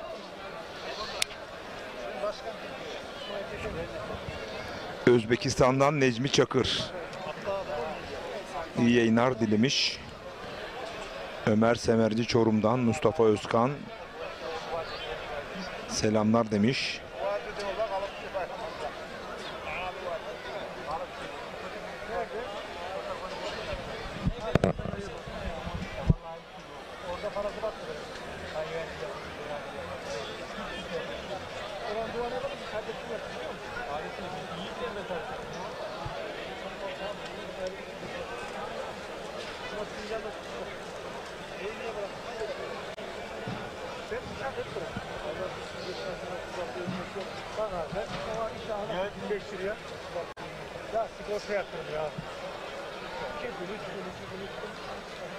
Kocaeli Kartepe'den Kadir Öztürk abimiz bizleri izliyormuş. Buradan selamlar.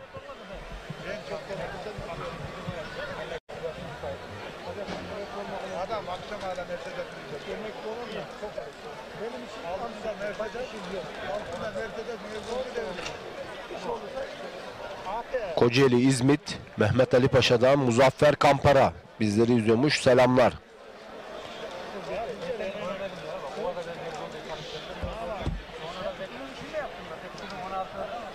Evet, ezanı şerif bitti ve güreş kaldığı yerden tekrardan hakemin düdüğüyle başlayacak.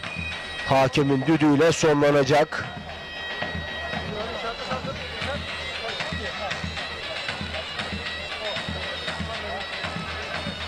İki pehlivan da biraz soluklanmış oldu. Özellikle Özkan Yılmaz'ın biraz daha ihtiyacı vardı soluklanmaya. Ama baskısı devam ediyor gibi Mustafa Taş'ın.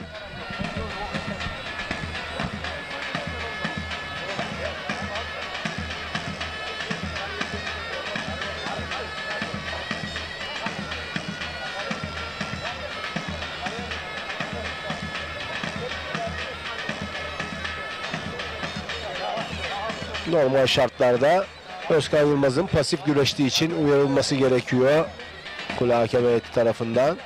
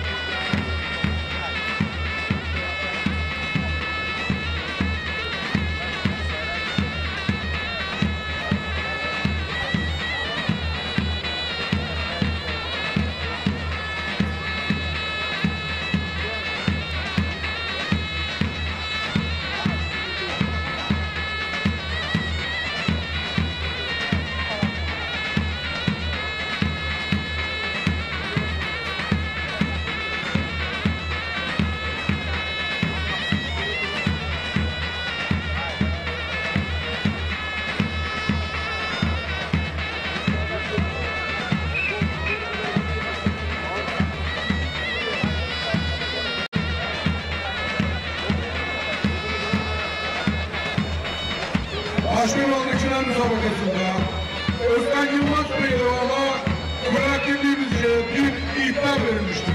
Evet, beklenen bir karardı. Ve de geldi. Özkan Yılmaz'ın şu an mevcut bir ihtarı bulunmakta.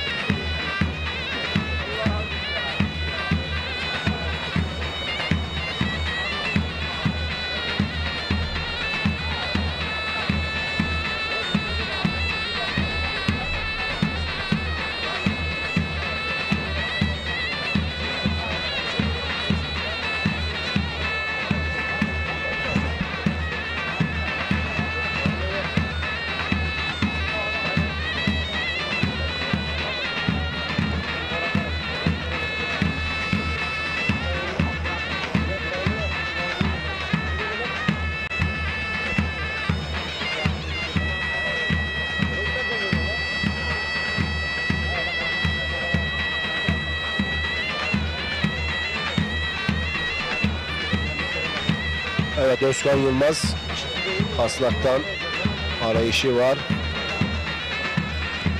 Kasnak ve paça güreşini gerçekten benimseyen bir güreşi var Özkan Yılmaz'ın da. Özel Ali Gül'ün Serhat Balkı mücadelesinde cumartesi günü o puanı verirken geri dönüş yaptı ya. Sonra baş pehlivan oldu pazar günü. Özkan Yılmaz da puanı verirken geri dönüş yaptı. Baş pehlivan oluyor. Enteresan olur, öyle değil mi?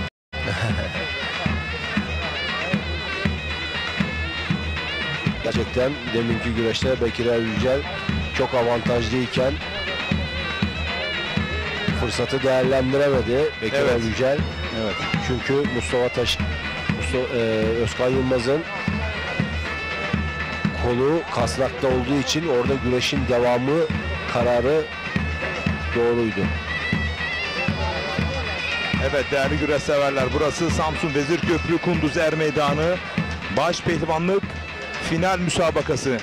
Mustafa Taş ve Özkan Yılmaz, Ankara Aski Spor Kulübü'nün baş pehlivanı. Ankara Büyükşehir Belediye Başkanı Sayın Mansur Yavaş'ın baş pehlivanı Özkan Yılmaz ve Mustafa Taş, Antalya Büyükşehir Belediye Başkanı Sayın Muhittin Böceğin baş pehlivanı. Ankara Antalya Büyükşehir Belediyesi baş pehlivanlarının kapışmaları. Ama işin özüne bakarsak her ikisi de Karadeniz'in evladı. Evet. Biri Mustafa Taş Sinop Durağanlı, Özkan Yılmaz da Samsunlu.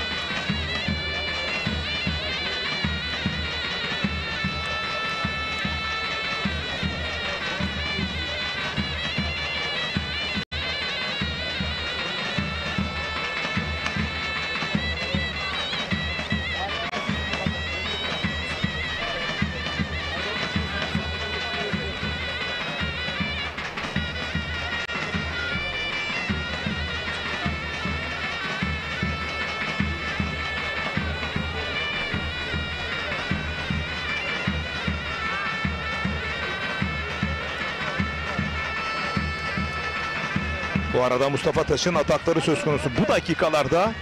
Şimdi Özkan Yılmaz savuşturuyor onun bu ataklarını. Mücadele %50-%50. Bu yılın flash baş pehlivanı Özkan Yılmaz ve form grafiği gittikçe yükselen Mustafa Taş mücadelesi. Evet, bir fotoğrafımız var. Sevindirici bir haber söz konusu. Ekranın sağına geldi şu anda. Değerli yönetmenim Umut'a teşekkür ediyorum. Türkiye Geleneksel Güreşler Federasyonu Başkanımız Sayın İbrahim Türkiş, Manisa Celal Bayar Üniversitesi'nde Beytullah Sarı entübeden şu anda çıkmış, yoğun bakımdan, ailesiyle birlikte doktorlarla ve tüm hastane yönetimiyle görüşmeler halinde ve bu müjdeyi verelim. Federasyon Başkanım Sayın İbrahim Türkiş bizzat Manisa'da Beytullah Sarı kardeşimizin ailesiyle birlikte onun yanında. Değerli Federasyon Başkanımız İbrahim Türkiş'e İslami, insani ve vicdani değerler noktasında göstermiş olduğu bu samimiyet ve içtenlikten dolayı camiamız adına sonsuz şükranlarımızı sunuyoruz.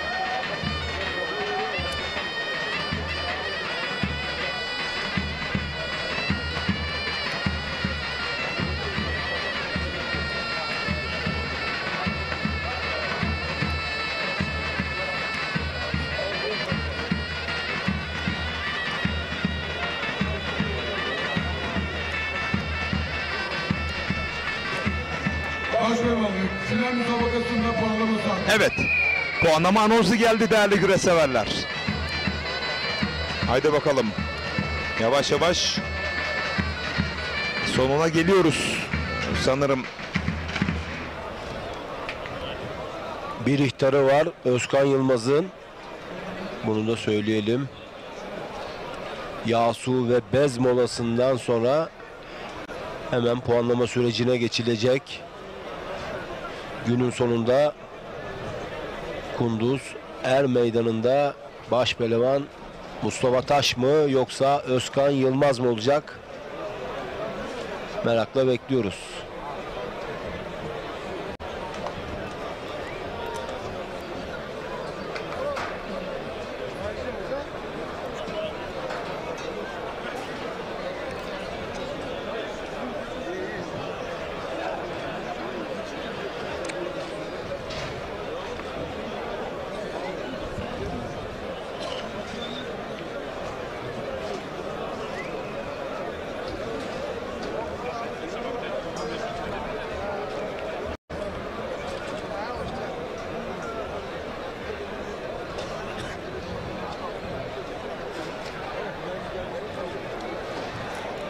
Evet, Osman Aynur'u görüyoruz.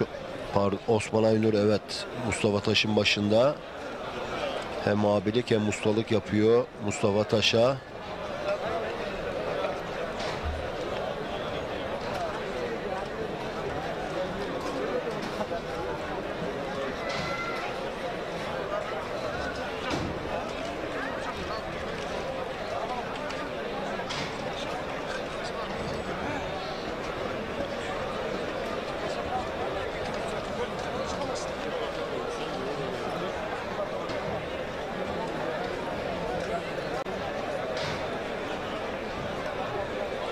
Ya güreş sever hiç yerinden kalkmaz mı ya? Maşallah çok hakikaten seviyor gerçekten bu bölgenin insanı. Burası CV Enerji Yağlı Güreş Ligi'ni fazlasıyla hak ediyor. Bakın ben 36 yıldır bu sahalardayım.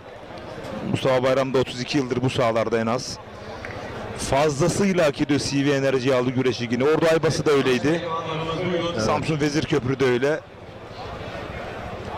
Ben çok isterim burada CV Enerji Yağlı Güreş Ligi'ni anlatmayı çok.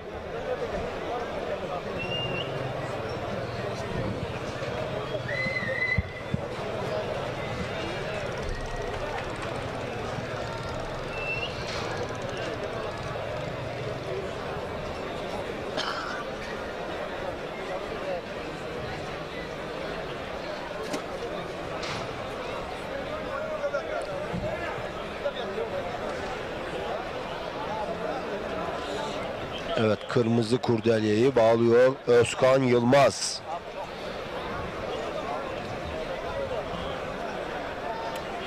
Evet. Meydan hakemimiz düdüğünü çaldı ve güreş start aldı.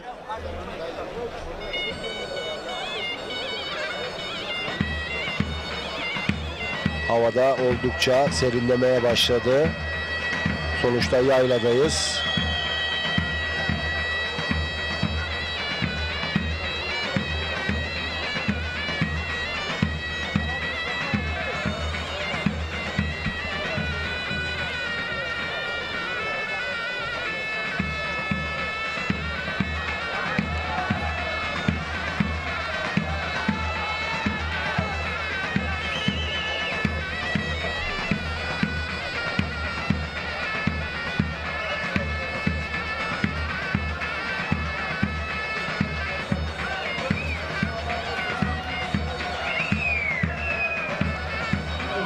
Biraz gezerek.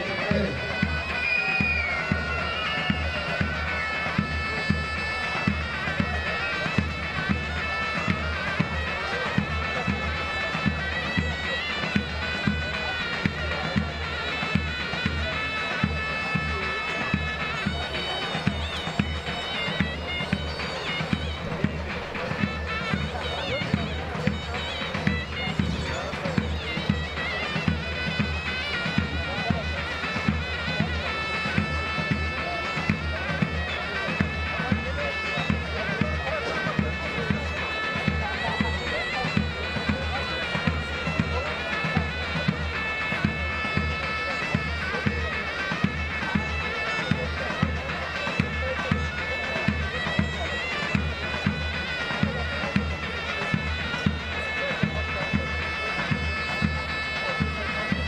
Evet kıymetli misafirlerimiz, şu anda 2 tane bu toprakların evladı, Sinop Kıvan'dan Mustafa Taş ve Özkan Yılmaz Samsun'dan.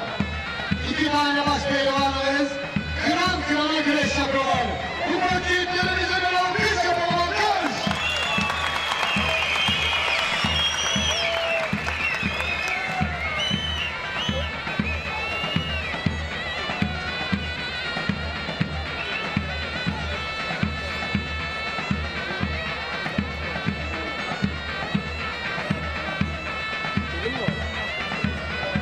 Abi estağfurullah.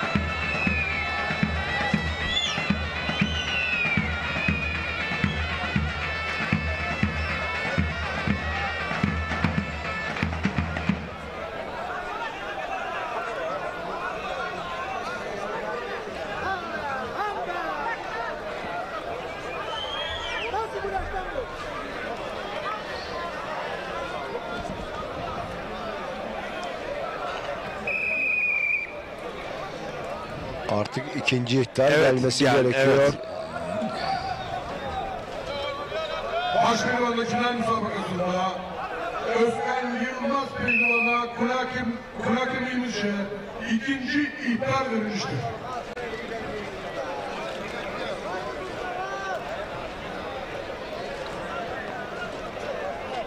Artık bu dakikadan sonra Özkan Yılmaz'ın risk alması gerekecek. Bakalım yapabilecek mi? Tıpkı Bekir Evrücel'de yaptığı gibi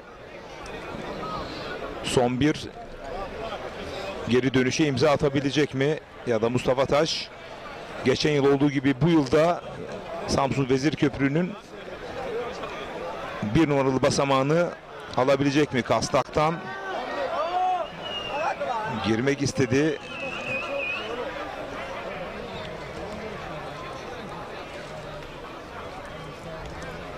Haydi Mustafa abi. İlk defa dizledi Özkan Yılmaz.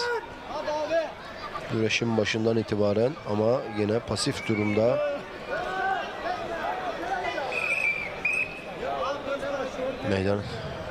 Meydan baş hakemimizin biraz daha sahanın ortasına doğru çekmesi gerekiyor güreşi.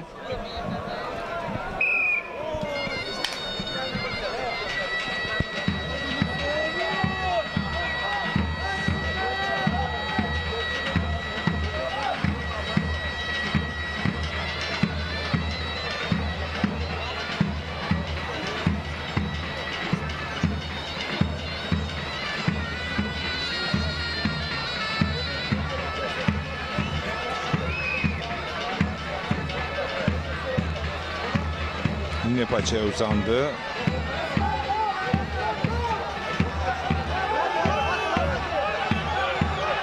Yine paçada dış kasnakta Mustafa Taş.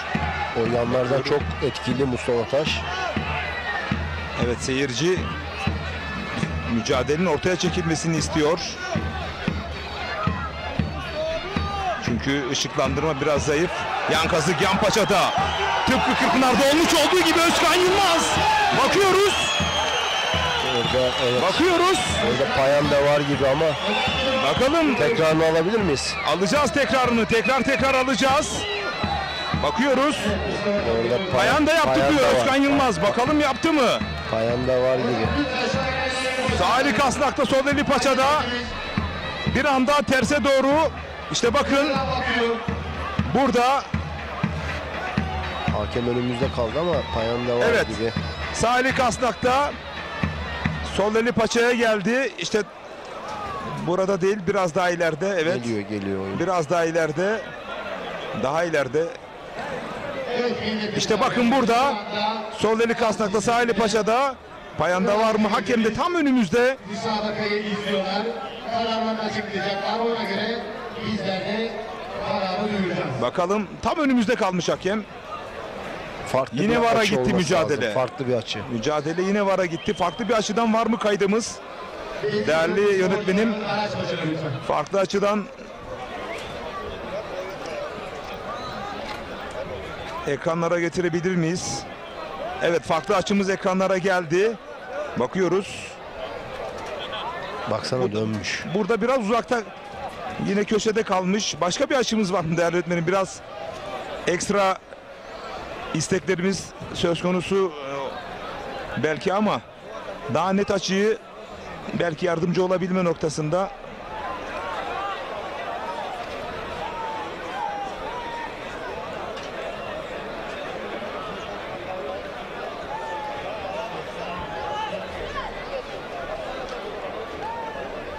Biz tekrar verelim, elimizdeki açıyı da verelim. Çünkü evet. Deminki açıyı da deminki görüntüyü de verelim.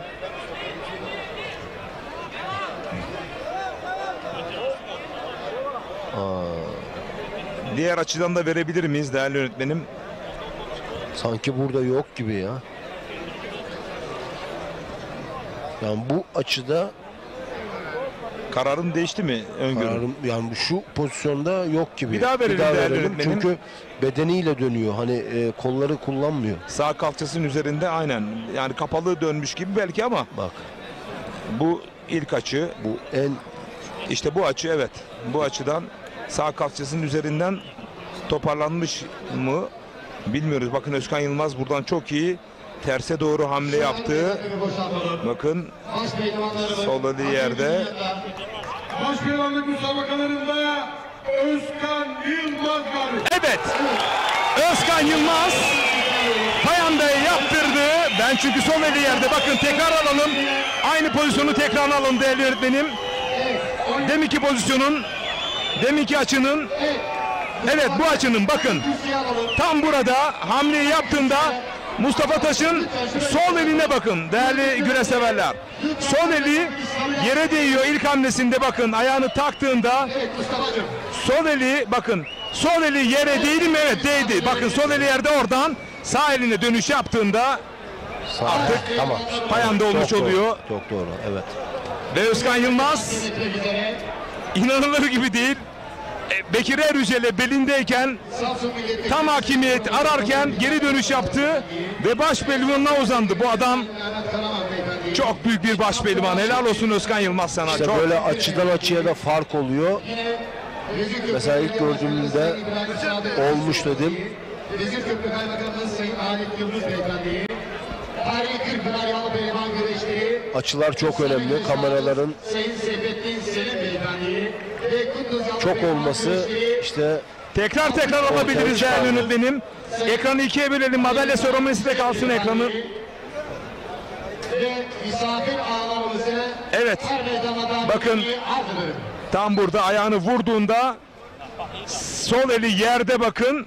Ondan sonra sağ eline dönüyor. O sağ elini de öbür açıdan yakalayabiliriz değerli öğretmenim. Öbür açıdan, diğer açıdan sağ elini de payanda yere koyduğunda yakalayabiliriz. Evet, yine Büyükşehir Belediye Başkan Vekilimiz Sayın Nihat Soğuk Beyefendi'yi vermeye davetini arz ediyorum. Hayır, bu açı değil, öbür açıdan. Hakemin açımızı kapattığı açıdaki pozisyonda bakın, sol eli yerde. Evet, burada sol eli yerde, bakın sağ elinde yere koymuş. Evet, koymuş. Yani deminki açıda sol eli yerde, bu açıda da sağ eli yerde. Dolayısıyla Özkan Yılmaz o açıyı da galip geldiğini eminmiş demek ki. Evet, baş pehlivanı üçüncümüz Bekir Erücel'in. Hava çok soğuk. Röportajı alalım mı? Bilmiyorum. Hasta olsun da istemiyorum. Orada da bayağı bir protokol var. Muhtemelen. Evet, biz o zaman madalya seremonisinden sonra veda edelim. Vezirköprü Belediye Başkanımız Sayın İbrahim Sadık İdris Beyefendi takdim ediyorlar.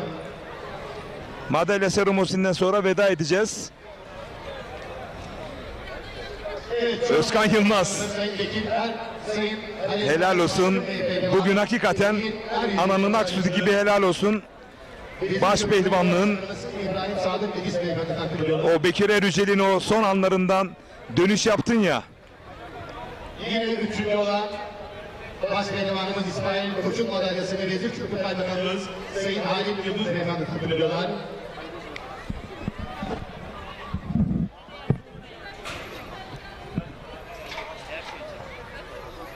Evet, ikinci olan baş pehlivanımız Mustafa Taş baş pehlivanımızın madalyasını Samsun Milletvekilimiz Sayın Mehmet Karaman Beyefendi takdim ediyorlar.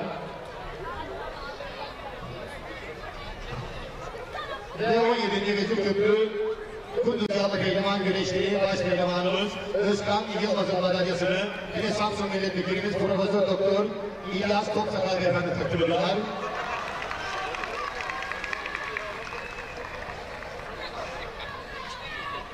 Evet, kupalarımız gelsin. Kupalarımız gelsin hemen. Evet, üçüncü baş pehlivanımızın kupasını. Evet, madalyalar, kupalar, daha sonrasında baş pehlivana, şampiyona altın kemeri takdim edilecek.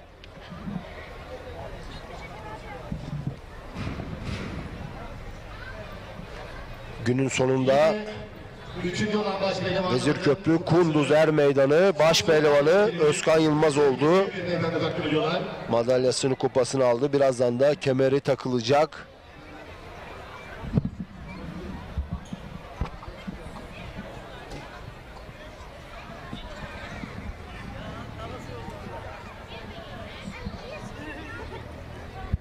Evet, İsmail Koç üçüncülük madalyasını aldı. Evet, ikinci baş pehlivanımızın kupasını Abi ben kapatayım mı? yine Sayın Ali İbrahim Çiçek Ağam takdim ediyorlar. Evet, hepsi bizim Sayın Ağam. Evet, yine baş pehlivanımızın kupasını Samsun Vali Vekilimiz Sayın Şevket Çimbir Beyefendi takdim ediyorlar.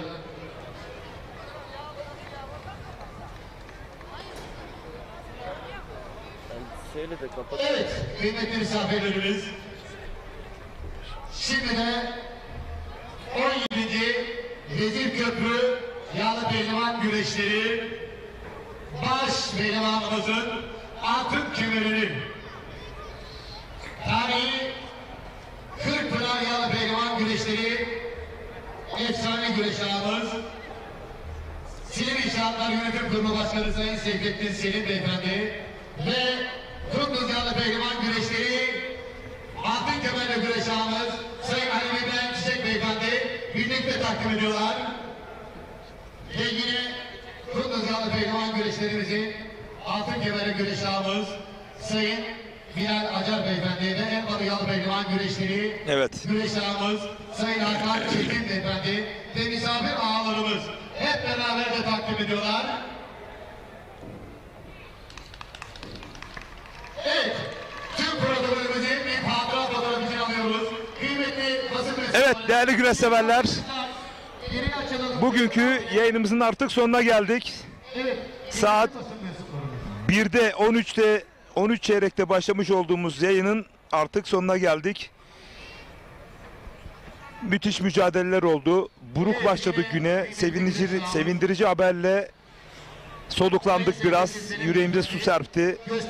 Değerli Beytullah Sarı kardeşimiz yoğun bakımdan, entübeden çıktı. İyi bir ameliyat süresi geçirdi. Sayın Türkiye Geleneksel Güreşler Federasyonu Başkanımız İbrahim Türkiş aslında bugün burada olacaktı. Uçağını iptal etti ve acılı ailenin yanına gitti ve orada bulundu. Gönülden teşekkür ediyoruz. Rabbim bir kez daha inşallah bir daha bizler bu tür acılar yaşatmaz. Camiamızın bir kez daha başı sağ olsun. Yayında ve yapımda emeği geçen tüm ekip arkadaşlarım adına Omay prodüksiyonluğunda bu güreşleri sizler için ekranlara getirdik. Bakın Cuma günü 25 Ağustos'ta ve 26 Ağustos'ta ve 27 Ağustos'ta 3 gün üst üste güreş şöleni, heyecan fırtınası arka arkaya devam edecek. Bu jeneriklerle, fragmanlarla sizleri baş başa bırakıyoruz. Mutlu akşamlar Türkiye. Evet, herkese iyi akşamlar.